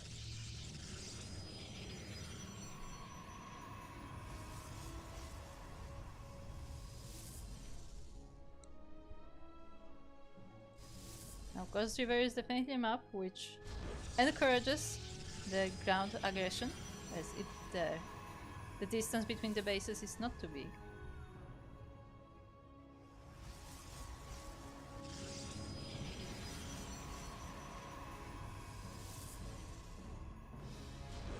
And we see what our players do go for. Yes, I would not be surprised to see aggression from both sides. But we still have to wait until the cybercores are ready.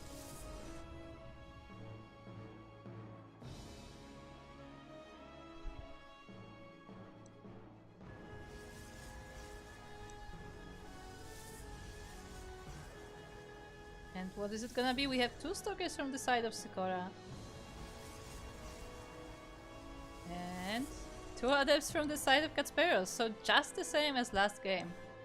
That seems to be their go-to, and just the same as last game, Kasperos once again has a proxy. Although Ghost River is a very weird one to proxy. But once again, it is that Stargate. I assume once again it will be those double oracles. I mean, they generally work for Kasperos pretty well, so hey, why change it? It's just that, like, I would rather expect it like over here, like on the bottom, but instead it goes for the top. Maybe that's kind of the point, that like you wouldn't expect it here, so of course that's where we put it. In the meantime, we do have those adepts going across the map. The probe is finally sniped.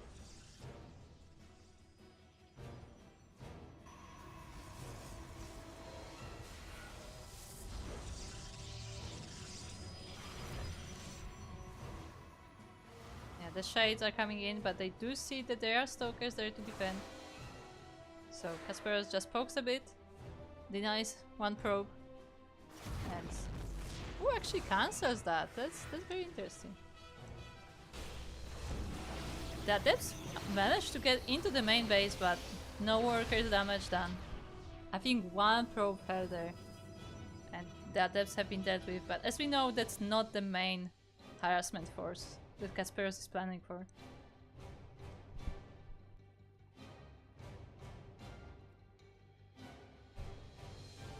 We still have this oracles. The second one is currently on the way. In the meantime, Kasperos is getting the rest of his tech ready. The Twilight Council is already there. Meanwhile, once again, Sikora opts for the Robo and working on the Immortals already.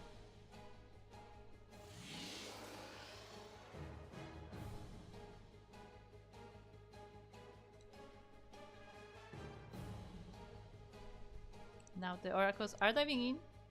There are stalkers here to defend though.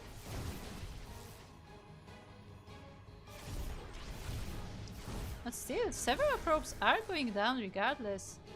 The stalkers were not quite able to chase the oracles into the natural base, or rather into the main base. So they were able to snipe quite a few workers there. Ooh, the transferring ones! Yeah, that looked very juicy, but Kasperos is not able to catch it in time and uses an oracle for it as well.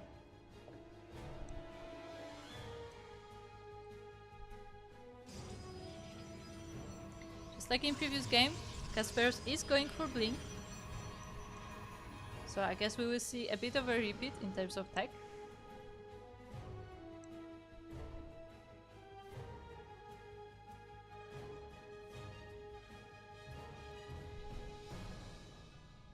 And Sakura should be able to scout that with that hallucinated Phoenix.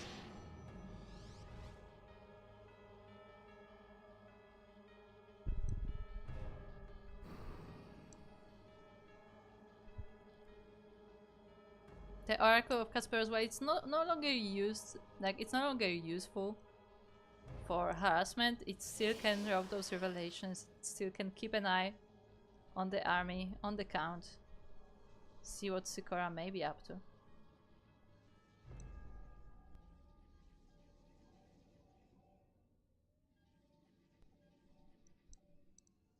Sakura now getting a Twilight Currency of their own.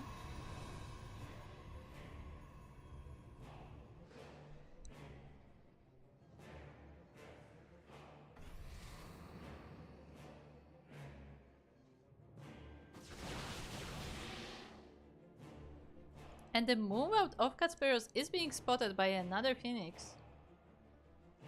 So that's nice little win there for Sakura, but it's not enough to see the push. You also have to defend the push. And what do we have? We do have 3 Immortals and a bunch of Zealots. They don't have charge yet. Or do they actually? No, they don't have charge. Okay, good. The Twilight Currency has finished, but the charge has not started.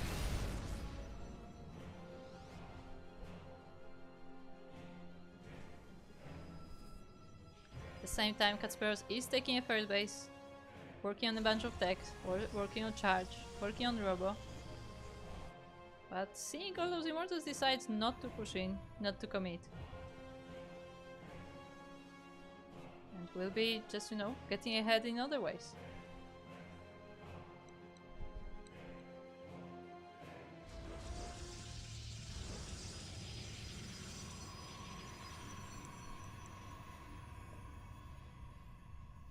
It's a nice little supply wall there for Sakura.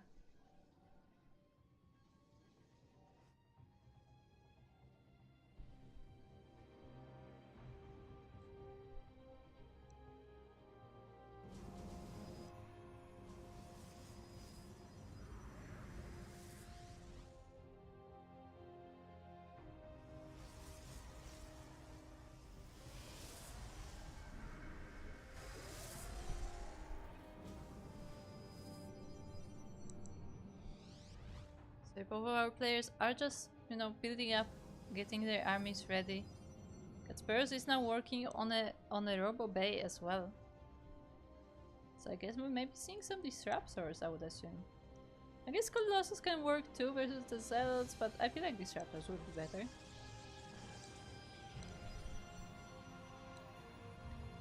Casperos setting up some spotter pylons to make sure he knows where the army is moving.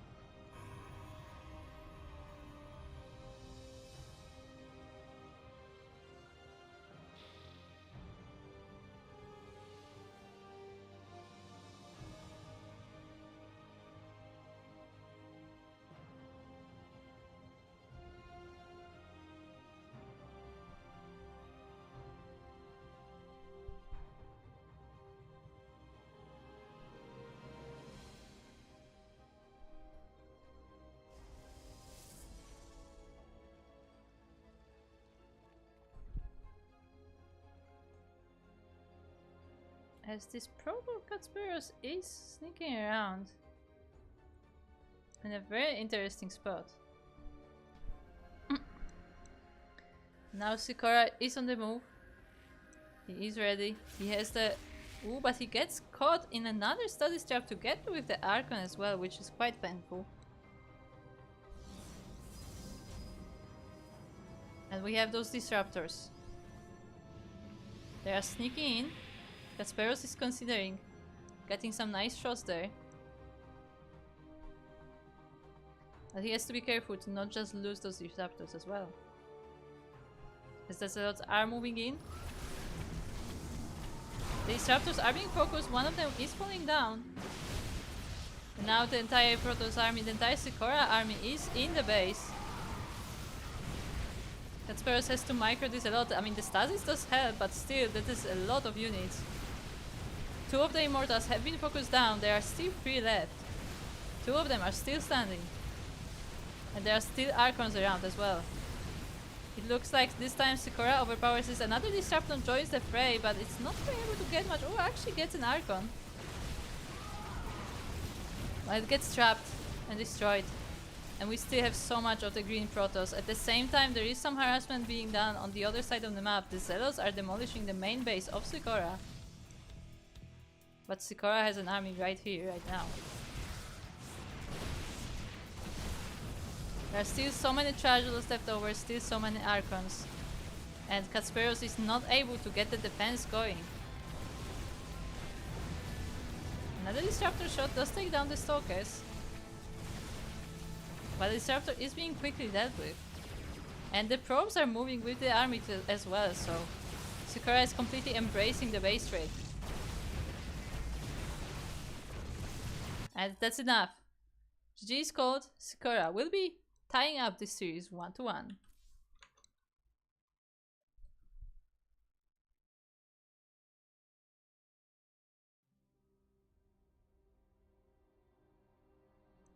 A very nice committed push there from Sikora.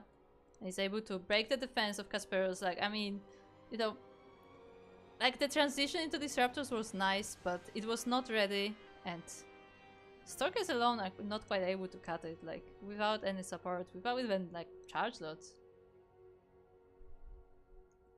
With that, it is time for game number 3. The game that will decide who will join Chance in the finals, right? Chance or like, hold on. Yeah, Chance is in the final. Okay, I was not wrong.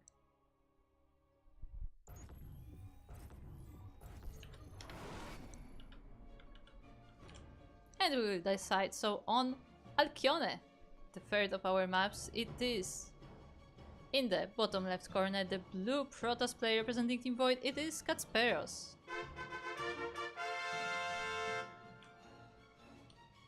And across the map we have our green Protoss player representing Berserker Esports. It is Sikora.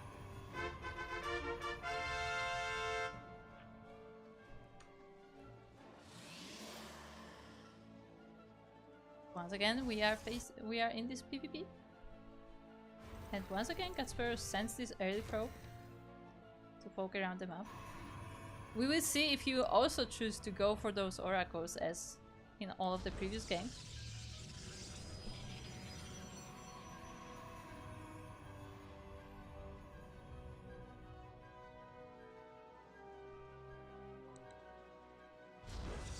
I also fully expect there to once again see the same openers for both players, where, you know, Sikora goes for double Stalker and Kasperos goes for double Adept. That's what we've seen so far, and I would expect that this is not gonna change now. And actually, I was mentioning this before, this is a gas steal. Kasperos did take down this gas away from Sikora. So this is nice little cheeky play over there. I will live and die by this opening, says Sikora. I mean, look, if it works, then why not?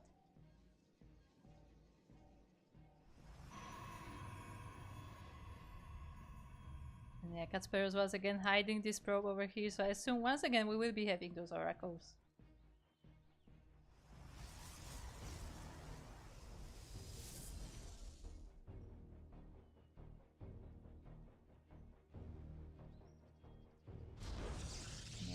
Stargate is now on the way, and yeah, the two Stalkers from Sikora are under construction, as well as are the 2 Adepts from Kasperos. So same old, nothing has changed. The Zealot is slowly working on the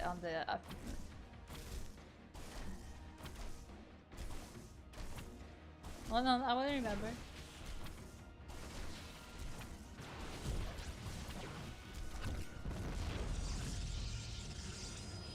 What is it that Protoss have? No, it's not an extractor, it's not a refinery.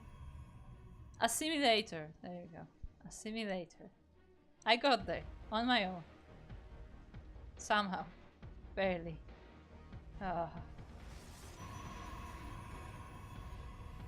As we have the Natura expansions from both of our players around the same time. The adepts are now on the way across the map.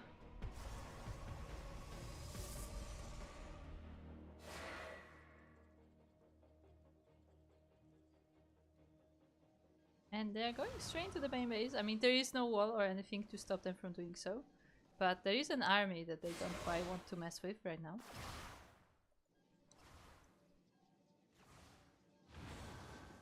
Mostly threaten the shade to keep Sikora on his toes.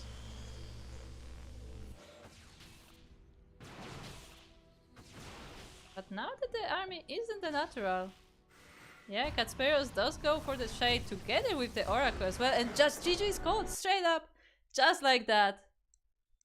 The Adepts get in, the Oracle get in, and Katsperos gets into the finals.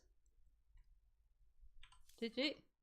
That was a much quicker game than I expected to see here. And yeah, congratulations to Katsperos. I mean, Sikora played a great series, but this one game just decided the entire series, and with that, Katsperos will be moving on to the finals. Crazy game to end this semi-finals on.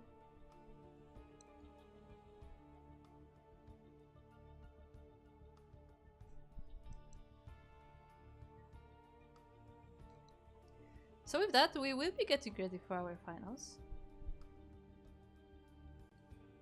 But before we do, there's one more thing that we have to take care of.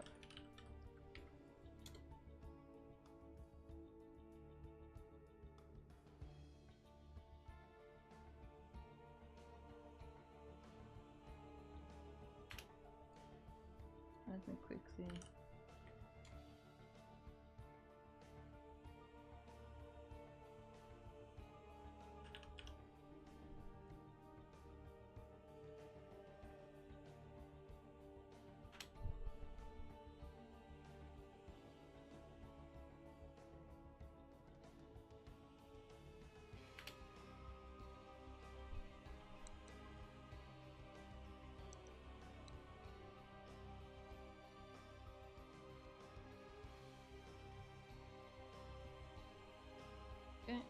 Okay.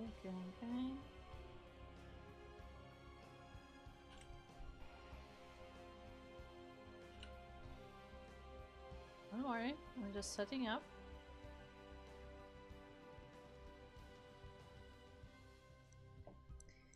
Okay. So as we are getting ready,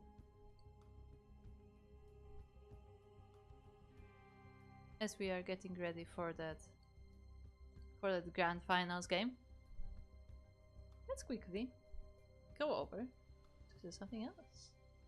As a reminder for these tournaments, every tournament that we run in at the CranKy Ducklings, which means the Sparkling Tuna Cup, the Duckling Open, and the Master Swan Open, all three of those tournaments have a $5 random participant prize. What does that mean? That means that if you signed up, if you played one full series, which means like one full best of 3, so you know, you can just drop out after one game, you have to play one full series. No matter if you lost or you won that series, you are qualified for the random raffle. Now again, the raffle is random, so it's entirely possible that it goes to one of the finalists, and it's entirely possible that it goes to one of the people who only made it to the first round. But as long as you played, you are eligible. And with that, we have 11 eligible participants today. And let me roll who is the winner for this one. So without further ado, I don't have a drum roll, but drum roll, I guess. It is Chance.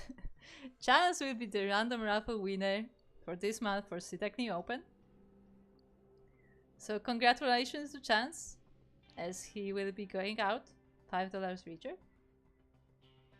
And yeah, thanks for playing, thanks for participating, and hope you enjoy your $5 more of a prize pool. Again, anybody who signs up and plays their series is eligible for this raffle. So no matter what level you are, like if you are like a gold player that just wants to try and see how far you can go, like you can totally do that, and you have a chance to win a raffle at least, if not the tournament. So hey.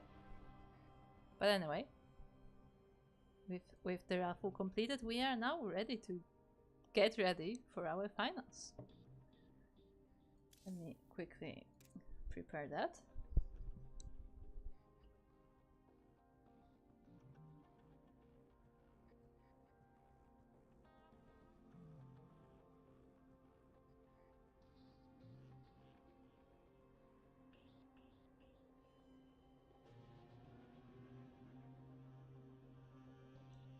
There you go.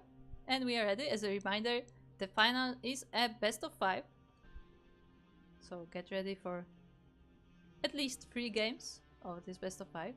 Minimum 3 games. And without further ado, it will be Chance versus Katsperos, and we will be starting on Amphion. So, shall we?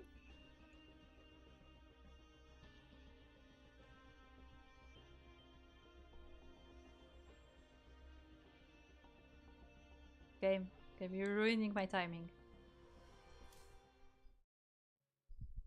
Sometimes I press watch replay and the game takes like half an hour to think about if it really wants to do that, and I'm like, game, I was timing this, okay? I was ending my sentence and I was supposed to go to the loading screen and you ruin it for me. How dare you? But anyway, we are now on Amphion Elite and we are looking at the bottom left corner where we have our red Protoss player representing Team Void, and coming from Poland, it is Katsperos.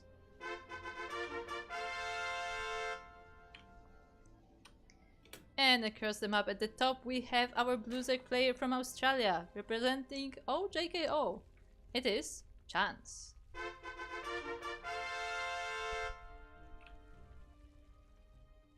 So we have a PvZ on our hands now. There's going across the map, but he will not be able to deny this natural base, as we do have a gas strip.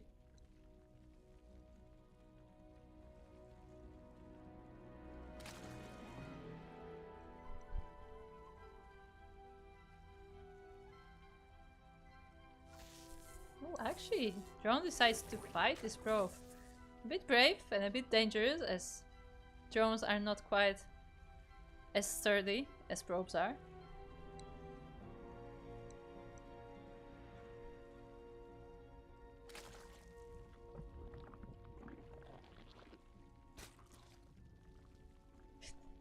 This probe just parking by the larva. That must be quite annoying.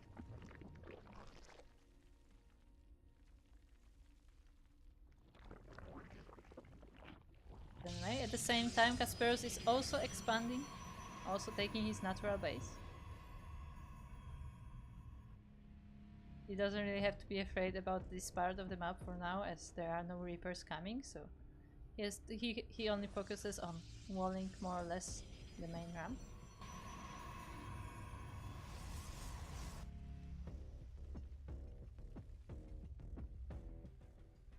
And we'll see where we go from here. I mean, judging by the previous games, Chance will probably go for roaches. That seems to be his go-to in ZVP.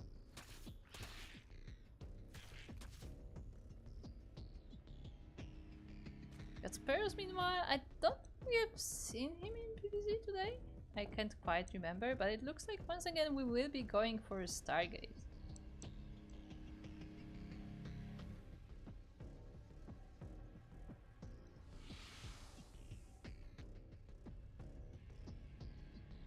The probe was munched on by the Zerglings, but it looks like it does survive.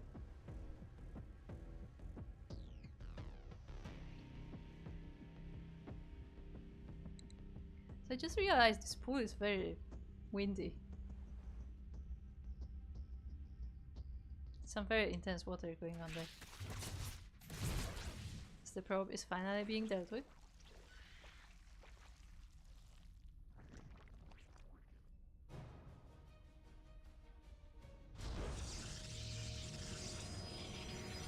And yeah, we do have an arc on the way. It looks like the first one will be going straight across the map, so it doesn't look like Katsperos really wants to wait for a second one, will go straight up to see what he can do.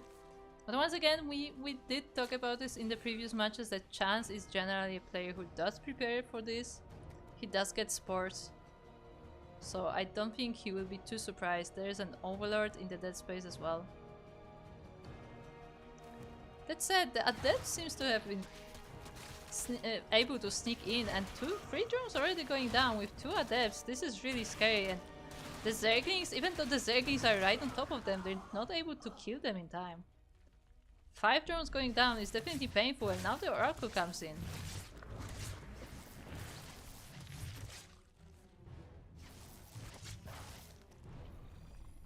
Yeah, the Oracle got quite damaged, but in total 9 drones were lost. So quite painful losses for Chance this early in the game. At the same time, he was able to establish a 3rd base.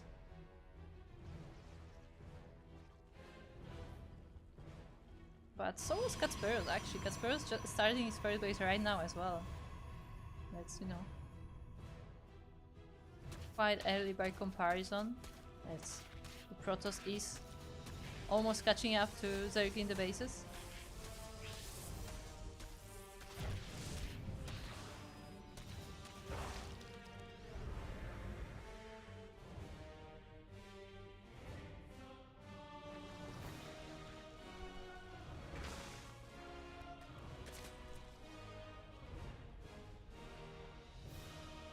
We have Lair on the way. For Chance, there's no Roach Warren yet. Oh no, sorry, now it's been dropped. So, as I said, there will be roaches, but at the same time we have this double Oracle now coming in, sniping 3 more drones. And some larvae as well, which is always annoying, but Katsperos does have to pay with 1 Oracle for it. But there is 1 more.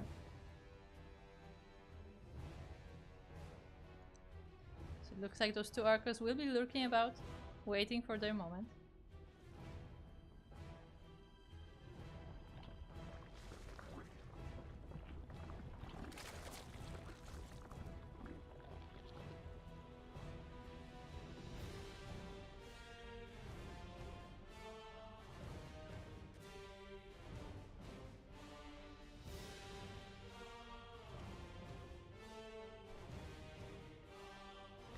Chance going for a 4th base, very forward. But I mean, generally that works out well for the Zerg. The Oracle once again trying to dive in. They do catch some transferring drones, but one of them is very low. That nice little micro, like, I don't know if I want to call it a micro trick, but like the Oracle just swirling around a bit was enough to make the Queens change the targets, and that 1 Oracle was saved, so nicely done there by Katsperos.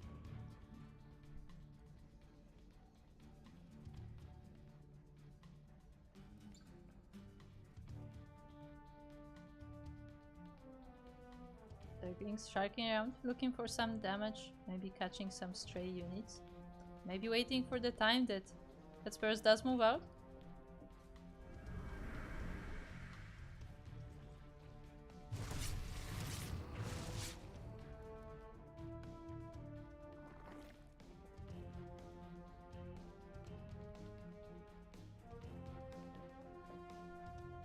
And, you know, as this game is going on, after the hunt we had before, I just like, where are the Moopies?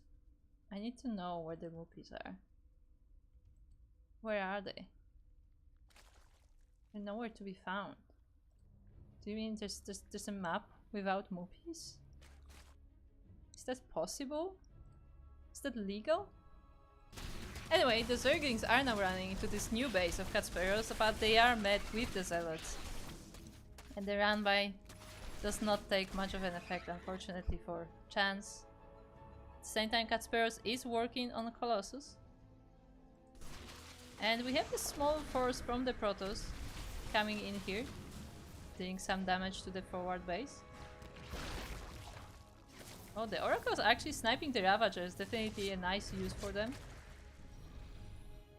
That Oracle that is very low from area is still alive. Ooh, the Zealot run by actually did kill this Hatcher over here. Was it a kill? No, it was a cancel. It was a cancel, so all good, but still the base has been denied. And now Chance decides that this is the time to move out and the entire Roach army is going forward.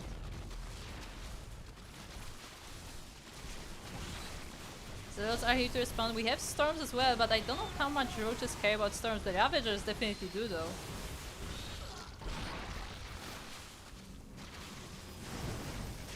And this army of the Protoss is not enough. It's mostly High Templars which are out of energy now, and the Archons will not be able to morph in time. The Colossus goes down and Chance is marching forward. The one Immortal is trying to hold forward together with the shield battery, but it is being taken down as well. We have single units from Protoss, we have this Colossus, we have some Oracles, but they're not able to stop the Roaches. The Colossus will be going down, or maybe it won't because, you know, overcharge. I feel like Chance is overstaying his welcome maybe a little bit with that overcharge being currently in effect. We have 2 Colossus now. And yeah, the entire Roach army is being fried. Chance has stayed there a little bit too long. And he also lost a few drones in the meantime. Oh. Oh, guys. Is this your union mandated break? You know what? You do you. Anyway, we have 3 Colossus now and a Storm. It's not enough to stop a ball of Roaches. As they keep going forward. They keep focusing this Nexus. We have 4 Colossus. 4 Colossus and Storms. Like there are like few Zealots here and there, but it's mostly just Storm Colossus, which is definitely a composition I don't see that often. We have a single Hydra now to reinforce. The Roaches are slowly starting to go down. They have been burned by the lasers for long enough, but they did take 18 probes with them.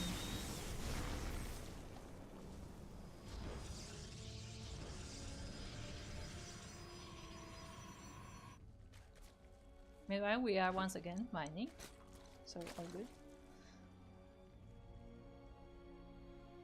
Oh, guys, you really don't need 8 drones for this. You can do it on your own, drones. You don't need a friend. You know, they're afraid to go into the extractor. It's dark in there. Okay.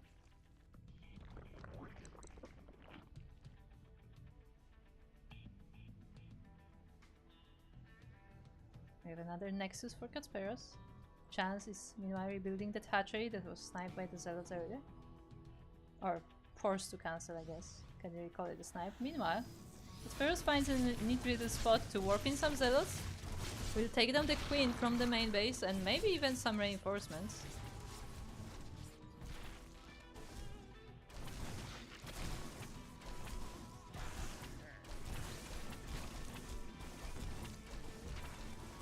Oh, the army is not quite spotting the Zealots and only now they are being taken down. But it's after 8 drones have already been killed and the Warpriest is hiding deep into the corner. My god. 6 Colossus! Like, it's not the number of Colossus, it's just Colossus. Like, now we have an Immortal in there, but like, it's just a Colossus army. And they don't even have Thermal Lance yet. It only is now finishing.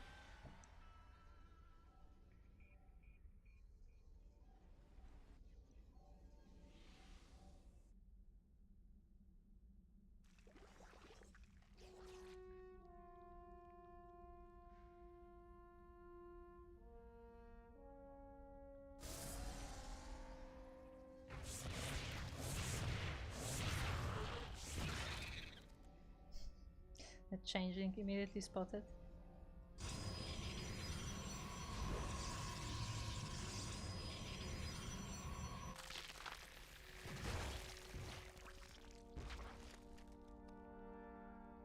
And Chance now has lurkers. The transition is here. I mean, we'll see how it does because we do have an observer in this army. With all of those Colossus. Oh, but careful, careful. Kasperos is walking straight into the lurkers. They are focusing the rocks, so not doing that much damage to the army. But now Kasperos is aware of them. The observer is going forward. Oh, but they're not burrowed. Chance, burrow them! The storms are going down. One of the lurkers does fall. But one Colossus is very, very low. And it does go down. The observer does park there, so we have good vision on the lurkers, but we also have to be careful about how we approach them, or we can just do that and not approach them at all. Oh, but now a bit of a trap is set. We do put some storm on the lurkers.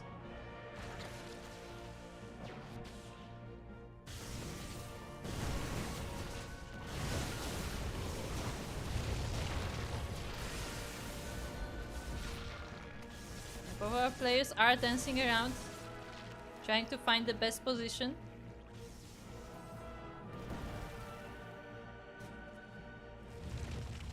I mean, those thermal lance colossus are definitely doing a lot of damage to the lurkers.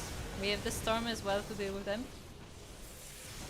Now we have vipers, but oh, they all get feedback. They actually were not able to do anything useful. And now this base is under attack. It will get killed. At the same time, there is a runway in the main base as well, but we have all these lurkers here on the front. But they're not burrowing. They're walking straight into the lasers of the colossus. They're getting so damaged before they can even get a volley of their own.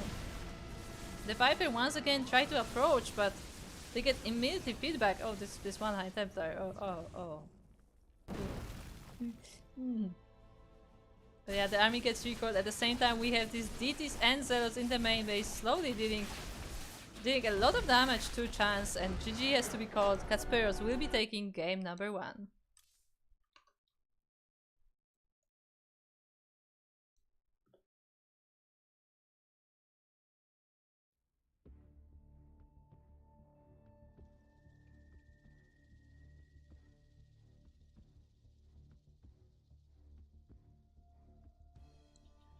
GG, nicely done there from Kasperos, even if it's crazy just how many Colossus he made.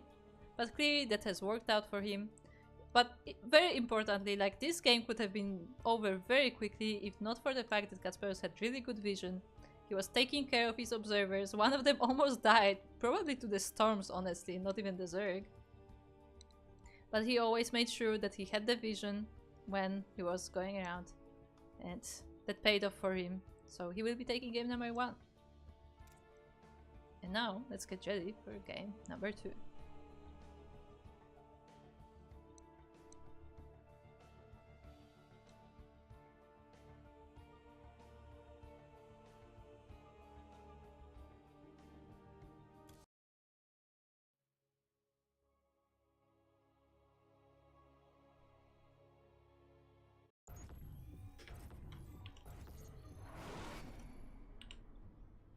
And welcome to game number 2, which will be happening on site Delta.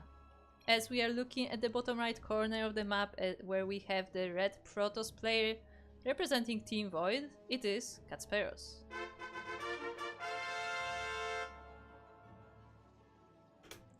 And across the map we have his opponent, it is the blue Zerg player representing OJKO. It is Chance.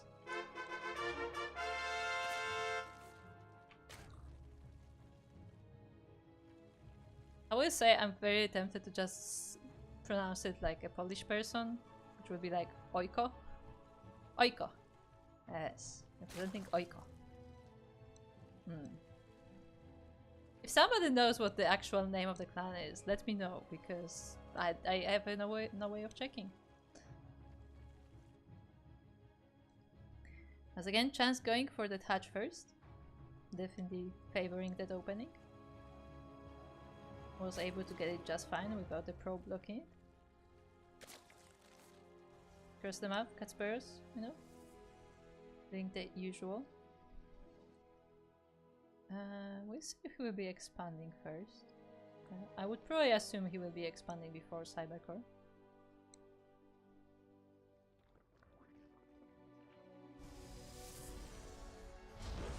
expansion it is.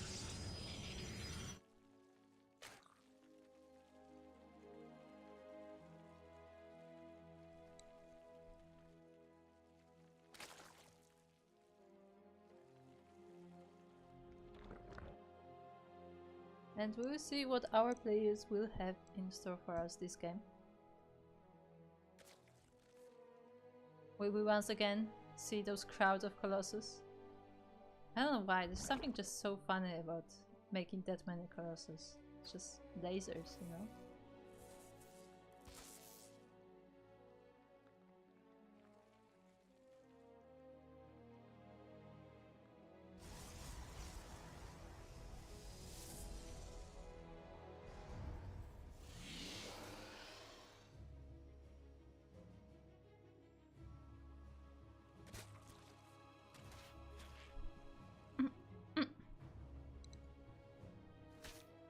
Scouting probe is finally being chased away by those Zerglings.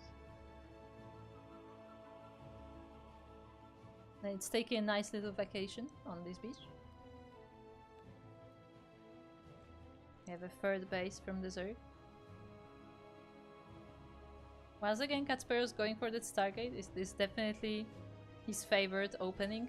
He does like these oracles. He likes diving in and sniping workers.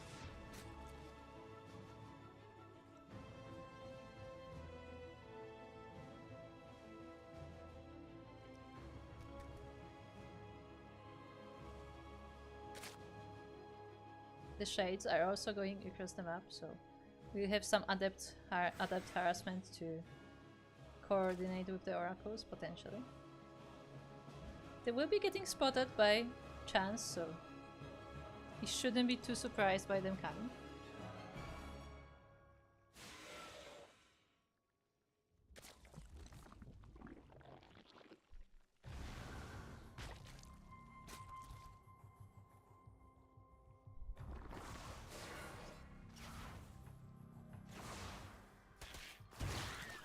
Nice little position there from the adepts.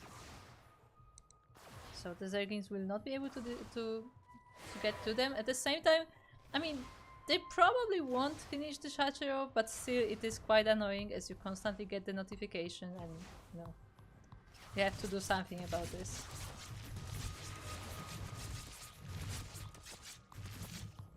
And the Queens will try to do so. And they do chase the adepts away. We're trying to get into the main base, but weren't quite able to do it. There is really no tech yet though to see. You can only really see what is happening in the bases themselves. Meanwhile, Katsperos is getting his trial council, so this is the time to get his ground army going.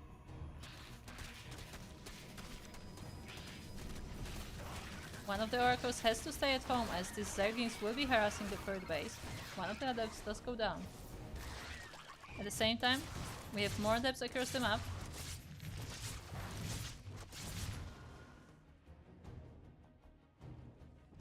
I think one of the oracles died, huh? No, okay. Must have slipped away. So we have the one that was defending, and this is the one that was on the other side of the map just before. I don't think they were able to get any kills though. Actually no, this one has. So it looks like maybe some Zerglings, maybe some drones.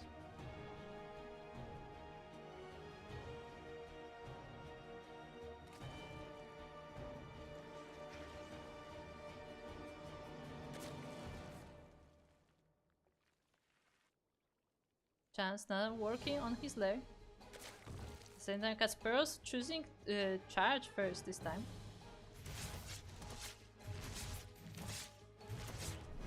Queens are protecting the bases quite well, so the oracles are not really able to dive in.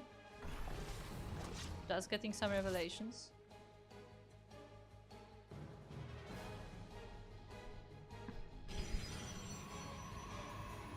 And once again we have the Robo Bay from Katsperos. And honestly, at this point I am fully expecting to see a bunch of Colossus because, I mean, it worked for him so well last game, so why not do it again?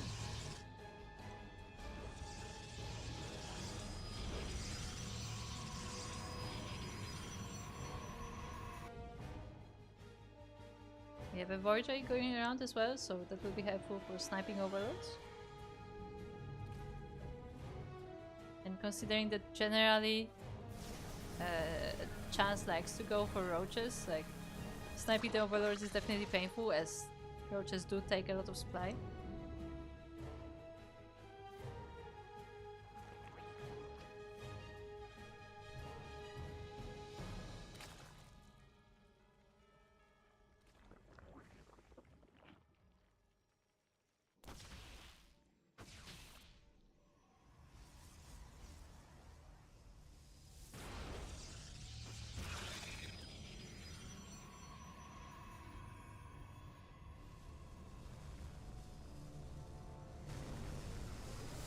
Now the Void Ray is chasing this Overseer away, so that is the jab that he has. That he will be patrolling around, looking for those overlords, making sure that Chance does not have too much vision on the map. Once again, we're working on that Psystorm and the Colossus, so I assume we will be getting something very similar to previous game in terms of tech from Katveros.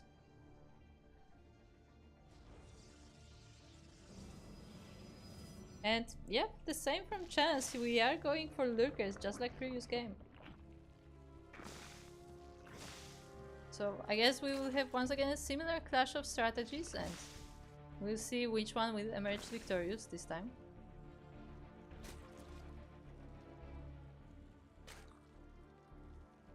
Also, this is intense. 3 spines in the mineral line. Chance is really afraid of run-bys right there.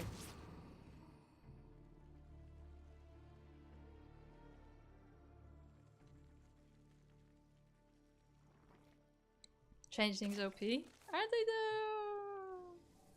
Are they? Are they though? I mean...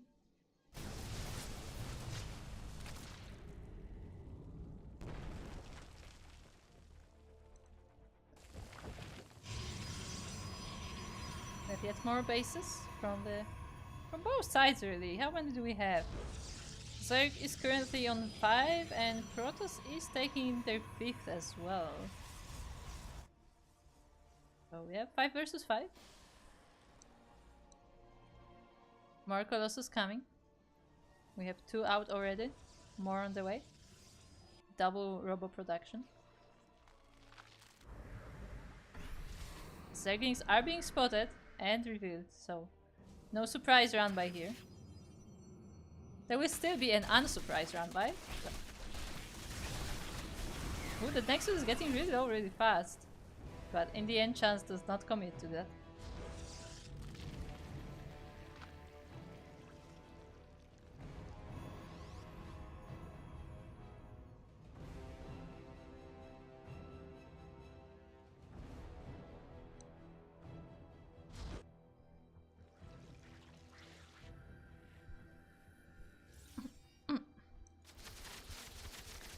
We have lurkers now out. The upgrades are being finished. The hive upgrades, so they are fully upgraded lurkers. Just about.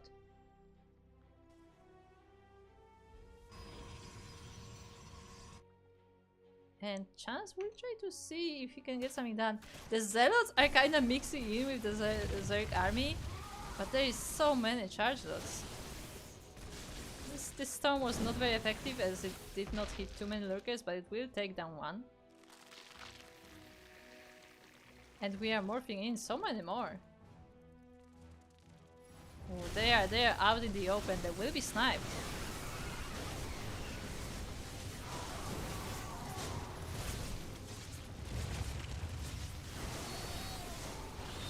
And with a lot of storms, I mean, to be fair, those storms are not killing the lurkers. One of the Colossus goes down as well, but the problem is those are lurkers like alone. They don't really have any support. They have like few Hydras in the mix, but there's not much. Also, those Vipers are not really protected too well, as at the same time Chance is distracted back at home. The lurkers are trying to get a position to deal some damage, but they are being completely revealed and finished off by this Colossus. At the same time, there's a lot of damage being done across the map by Zealot Run-bys, by the Void Rays. There's even more Zealots in this other base. Remember the one that was so fortified? Well, Zealots dealt with all of that. And losing so much of the arm... Oh. Oh no. Okay. Ooh, it wasn't too far off. Ah. Oh, that was scary. Ah, my poor heart. You know, I just pressed the hotkey from the Observer ++, and I remembered that this is a replay that does not have it, so apparently it does weird things when you do that. Oh, I was so scared that I broke it.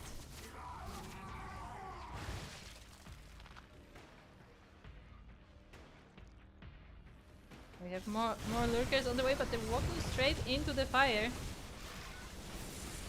The Viper does get feedback, so it will not be useful for this fight. There's so many High Templars hiding between the legs of those Colossus.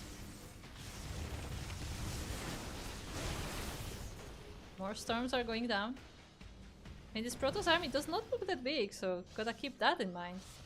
No, it's not 6 Colossus this time, it's only 3.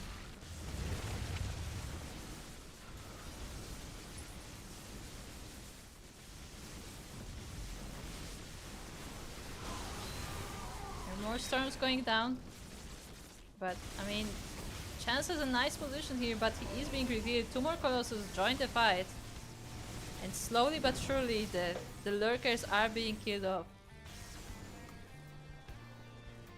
Another Viper is coming in. It's not high on energy though, and quite low on health too.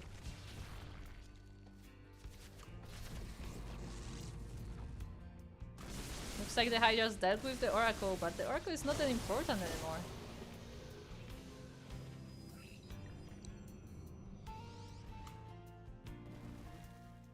Not when we have so many observers on the map. We have more Zealot roundbys going across as well. And we still have a standing army. Importantly, a lot of this army is High Templars. More storms are going down this army. There's a lot of Hydras here, but it looks like this is enough to overpower it. Like, the Hydras are still standing after the storms. And again, the Colossus alone will not be able to take this.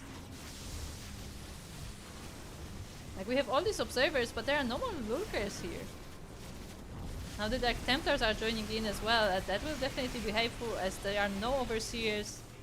And this army will be able to clean up the Zerg. At the same time, we have more Zealot roundbys back in the bases of Chance. Pretty much every base is currently under attack, so the army has to be split to save the resources, to save the drones. At the same time, Kasperos is double expanding as a Protoss. And now the main army, if you can call it that, I mean, it's 4 Colossus, are going forward to join the roundbys. And GG's called. Kasperos will be taking game number 2 and is currently on match point in this best of 5 finals.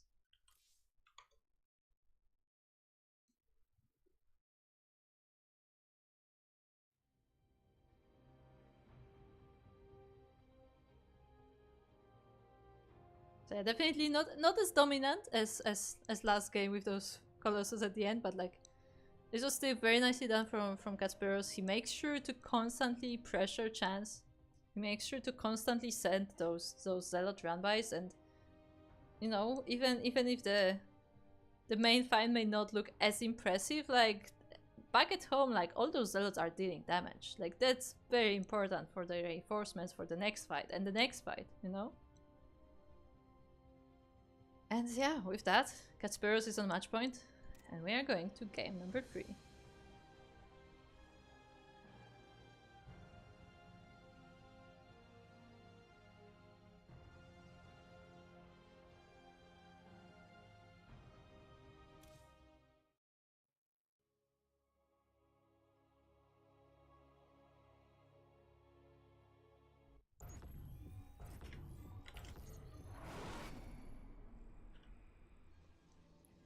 And we have loaded into Oceanborn, where in the bottom right corner of the map, we have our red Protoss player representing Team Void. It's Kasperos.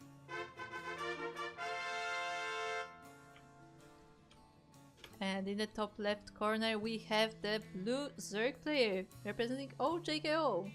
It is Chance. Or as I like to call it, Clan Oiko. Oiko. It sounds funny. And ooh, Catsperos switching things up. We are going for that Forge first, and you know, this probe is always here. You always like his early scouts, but this time it brings a present. This time we have a pylon on the way. I mean, Chance sees it. The Overlord is right on top of it, and Chance does not ignore it.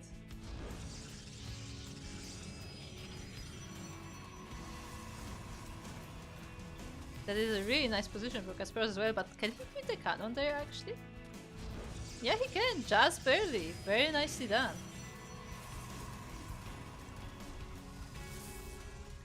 So nicely done there from Casperos. He found a really good position there and was able to squeeze in. The drones are working on the pylons though, so I don't know how committed this will be.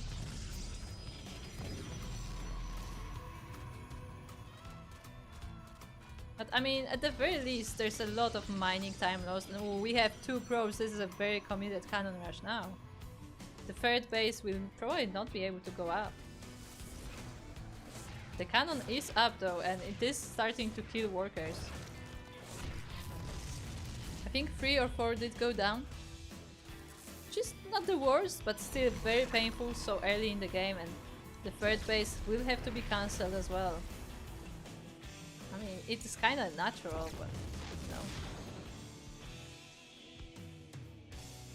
At the same time, Chance does go across the map. I mean, he was following that probe. I don't know if intentionally he went all the way there, but at least he can see what is happening across the map. He can see that there is nothing more happening in the base of the Protoss, which means that this cannon rush is definitely there to stay. But if the drone is just, you know, having a break with his Protoss friends. Look, they always say you know, it's oh wow, I actually don't know what the saying is in English. But basically, like, you know, they won't look for you in the most obvious place, right? So I guess the drone just found a better spot for hiding from the cannons. Nobody's gonna cannon rush him here. See? Smart. Same time, the Lynx are trying to deal with this Zealot, but the Zealot actually does best most of them. This one Lynx remains victorious. And we finally have a natural base from the Zerg.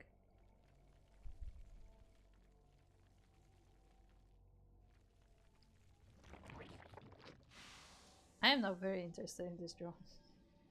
It has to leave. Don't kill him, Catsperos. It just wants to mine with his Protoss friends. It's holding his mineral. He brought it himself as a gift.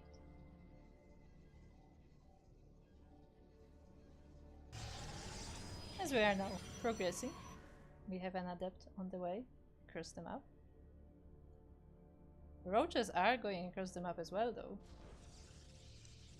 Chance is getting ready for a counterattack.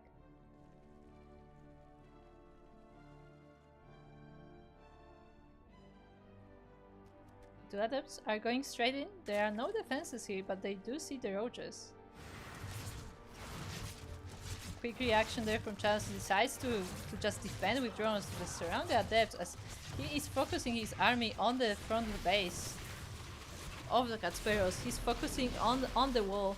The cannon does go down and there are no units. There's no warp gate as it's still being researched. And this single pylon will be going down. It is being focused. The second one is not up yet, and that means absolutely no units for the Catsperos. And it also means that the drone leaves. That's it, brother. GG is called. Chance will be taking game number 3. Nicely done. Despite the aggression from Catsperos, despite the cannon rush, Chance holds, and he is able to put a point on the board.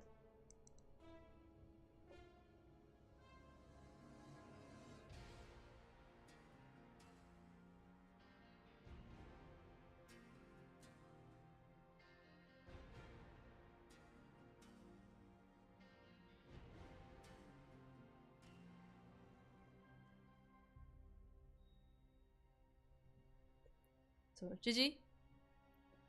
We are not gonna go 3-0.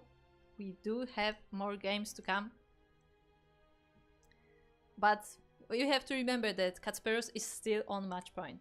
Like, he still only needs 1 to take this series, while Chance needs 2 victories. So we will see how it goes, as we are going into game number 4.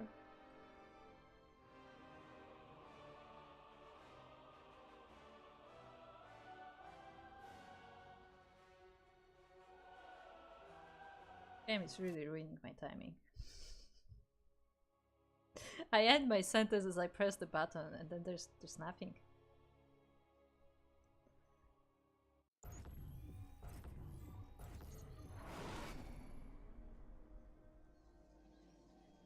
But now welcome to Alcyone, or Alcyone, I guess.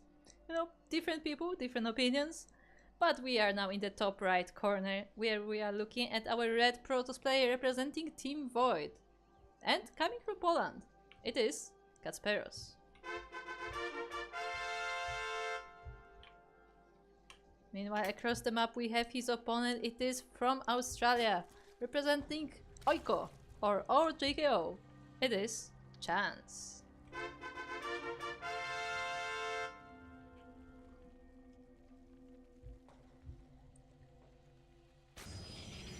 This time, no cannon rushes. I feel like, you know, Kasparos was like, what if I actually did change the build? And it's like, nah, let's just, you know, go back to what is winning games. That's what I expect to happen. Meanwhile, the prop actually did successfully block the natural, so Chance is forced to take that unnatural natural at the third.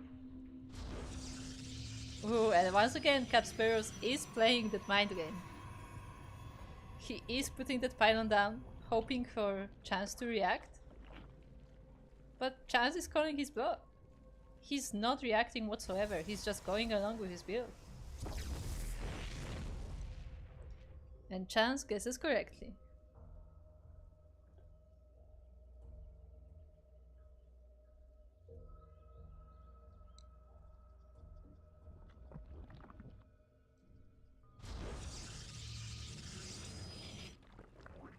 So looks like for the time being we will be chilling out a little bit.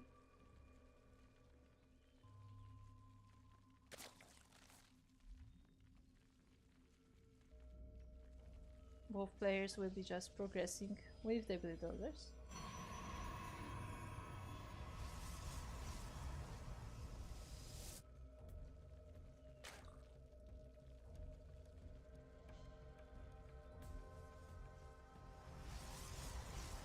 This time I believe we did get that Cybercore before the Nexus, so we're being a bit more careful because, you know, maybe Kasparos expected a bit of a revenge from Chance after the previous game, but none of the sort. Chance just, you know, going with his macro. Meanwhile, Kasparos, as we said, as we did see before, Kasparos coming back to his tried and true build of going Stargate into Oracles.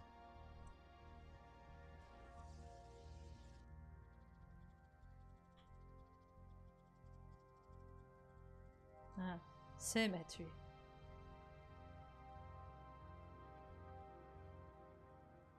This Chance is able to take that third base in the natural. We are getting Baneling Nest this time, so slightly different opening for Chance actually.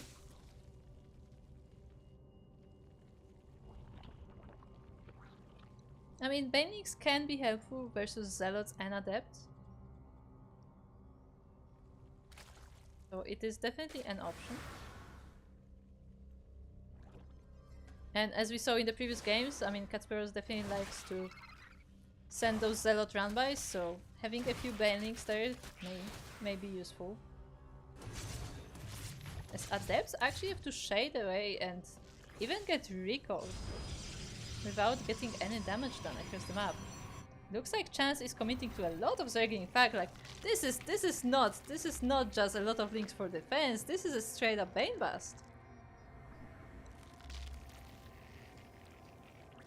So in fact, Chance did decide to go full aggressive. The Oracle does see this. And while it may not be straight up cheese, it is still a very committed build. The Banings are going in, but the wall is quite solid. They're able to take down the shield battery. But there are a lot of units in the wall itself which are blocking the path. Now the Zerglings are slipping in. They are focusing the units. But there is a shield battery. So it will take them quite a while before they can take down even the Stalker. And with that, the Zergling Garage is slowly dying out. Chance is still making more Zerglings, but I mean, the wall will be resealed. The units are in position, and we are getting more Stargate units.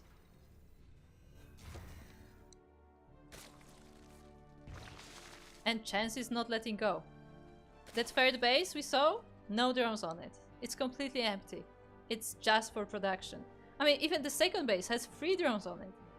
We don't have much macro going. We're just going straight up for the link rush. And the wall is solid. We have a gateway now in the wall to make sure that it doesn't get broken. I mean, the core looks pretty low. But we have a void right now. And ooh, the links do actually break in. The pylon dies in the process as well. So even the shield batteries are not powered. All these units have to fight now, and they are joined by the probes too.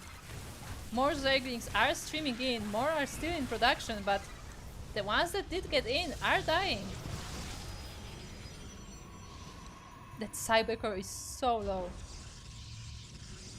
And now the shield batteries are finally powered. More pylons are on the way. And so are more Zerglings. So are more Banelings. Chance will not be letting go. Chance has not made a drone in the past like 4 minutes. There are just more Zerglings, more Banelings. We're just fully sending this. That those Banelings did crash into the gateway, but I don't know if that was the best choice actually, as the Lynx were able to barely slip into the wall, but they are not able to take down this pylon. Now it is being recharged by the shield battery, but that was not. It was just not enough for Chance, and Katsperos will be taking game number 4 and the series 3-1.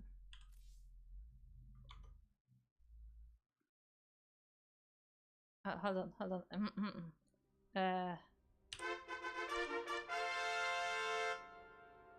There you go. So GG to Kasperos, congratulations. I mean, Chance just decided that, you know, with with this really solid play from Kasperos, it was really hard to break him. So he decided to go for something more aggressive, for something more dedicated. He just fully went for the Link Rush, the Link Bane, the Bane Bust. And it was not enough. The defense of Kasperos was solid. He held it, he even though a few times it was really risky. I mean, that one time the Lynx got in, they went straight for the mineral line. Like, the probes had to be pulled off the line to fight the Zerglings. But it was not enough. Like, just barely Kasperos was able to clean it up, and like the Lynx streaming from across the map were not enough. And with that, Kasperos is able to take the title. I believe this is not his first Duckling Open title either. Let me quickly check how many he has, because I'm pretty sure he won even more than twice. Where is he? Katsperos. Yeah, Katsperos currently has 2 wins. 2 wins and 1 second place. So he has been in the finals 3 times. And this is his 4th one. And his 3rd win. So 3rd Duckling Open won by Katsperos. Congratulations. Very, very nicely done. He is definitely one of the stronger players of our amateur tournaments. So I am looking forward to seeing him go far. Because, you know, the thing is, the important thing about this tournament is that, like, you see these players who are currently in Diamond, you know, and they are pretty good in Diamond as well, but, like, you see these players that are currently Diamond, like, you know, those are the players who, like, in a few months, maybe able to compete with the higher ranked players. Maybe, you know, maybe even they will like shoot up and go straight for like, you know, the professional tournaments. We have people like that happening. So it's always interesting to follow like this high caliber amateur players to see how they go, to see them climb that competitive ladder and see where they may end up. I mean, like a lot of like current semi-pros, like even people like I was reading like people like Mixu, who, you know, he's a fairly active European semi-pro, I would say. He also started in tournaments like this. He literally played in one of the first Duckling Opens, so one of the first. I think it was like, I don't know, maybe 10th Duckling Open. Also still one of the first, considering it's been over 100. And yeah, and you know, now he's able to compete there with the best. So we could definitely see more of those players rise up. So keep an eye on people like Kasparos and Chaz as well. I mean, Chaz did pretty good in this tournament too. So with that, once again, congratulations to Kasparos. Congratulations to Chance as well, because not only was he in the finals, but he also did win that random raffle. So he will be getting a bit of a bonus prize pool on top of his final result.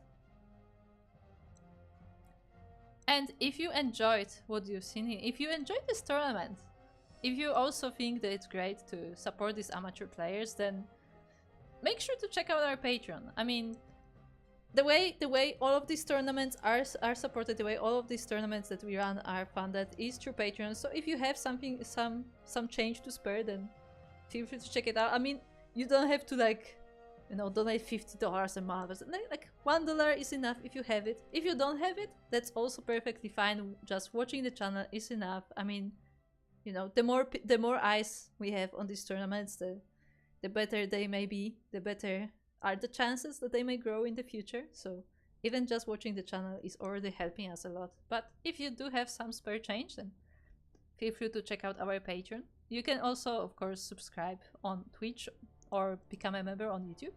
We also use that money to support our tournaments, although, you know, the money from Patreon is like dedicated to the tournament. So basically the tiers of Patreon are directly tied to our tournaments and to the growth of our tournaments. So if you want to specifically support the tournaments, then make sure to check out the Patreon specifically. Other than that, we are live every day. We are the CranKy Ducklings. We do run our own tournaments. We have 2 amateur tournaments that we run on a monthly basis. We also have our weekly open tournament on Sundays. Other than that, we cast several different tournaments for various organizers. Usually, of course, it's Light. Light is on this channel pretty much every day. Meanwhile, I only cast the amateur stuff and mostly work on the stuff behind the scenes. But if you liked what you see, if you enjoy our channel and want to see more, then remember to follow us on our socials. We have Twitter, we have Facebook, we have Instagram, we have Mastodon, we have Blue Sky. Most importantly, we have Discord. So if you want to follow what we have been up to, what tournaments are coming, what casts are coming, then make sure to look at the Discord, but because Discord always has all the information about what we are up to, and if there's some more information that you're looking for, you can always ask there and somebody will answer you. As a reminder, for those who may not be aware, we also are streaming on YouTube. Ever since Twitch has allowed us to dual stream on different platforms, we are streaming both on Twitch and on YouTube. And both on Twitch and on YouTube, you can instantly see the VODs. As soon as, I would say as soon as they finish, but that's not even true, because you can actually watch the VODs as the stream is still going. So as soon as they're available, you can watch the VODs in case you missed any of the series. So that is there for you. As a reminder, on YouTube, you do have to go to the live tab. The videos tab also has our VODs, but they are like, you know, a bit more edited, and they are the ones, they are a bit older, you know, but if you want like the most recent VODs, then go to the live tab and they are right there.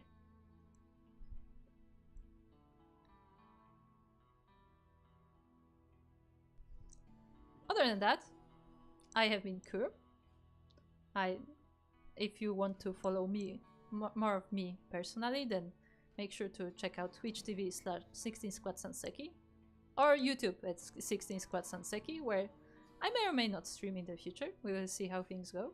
And other than that, you will see me on Discord, because that's usually where I am, and that's where usually I announce anything that I may be up to. But that will be all for now. I will see you again on Saturday, I will be casting Masters 1 Open. Meanwhile, you will see lights here tomorrow, as tomorrow is Friday and tomorrow will be World Team League. So, if you want to check that out, then make sure to, make sure to follow, make sure to mark your calendar, because the next stream is coming tomorrow with light. It's been 10,000 years since last course. I mean, not wrong, probably. Look, I'll figure something out, okay? I'll figure it out. I do want to stream, actually. But I also want to do some work. And by work, I mean like Duckling related work. Like I have some stuff to do. And like, you know, it's hard to organize the time. Like there is one specific project that I want to do, and I've been considering doing it on stream, but I don't know if my computer can handle that, you know? Like, it may just be better if I do it off stream for the sake of my computer's health, you know? But we'll see. We'll figure something out. I mean, I may do like a research stream about what I want to do. We'll see. We'll see. I'll figure something out. But anyway, with that, I will be seeing you guys later. Make sure to join tomorrow for Lightscast. Bye!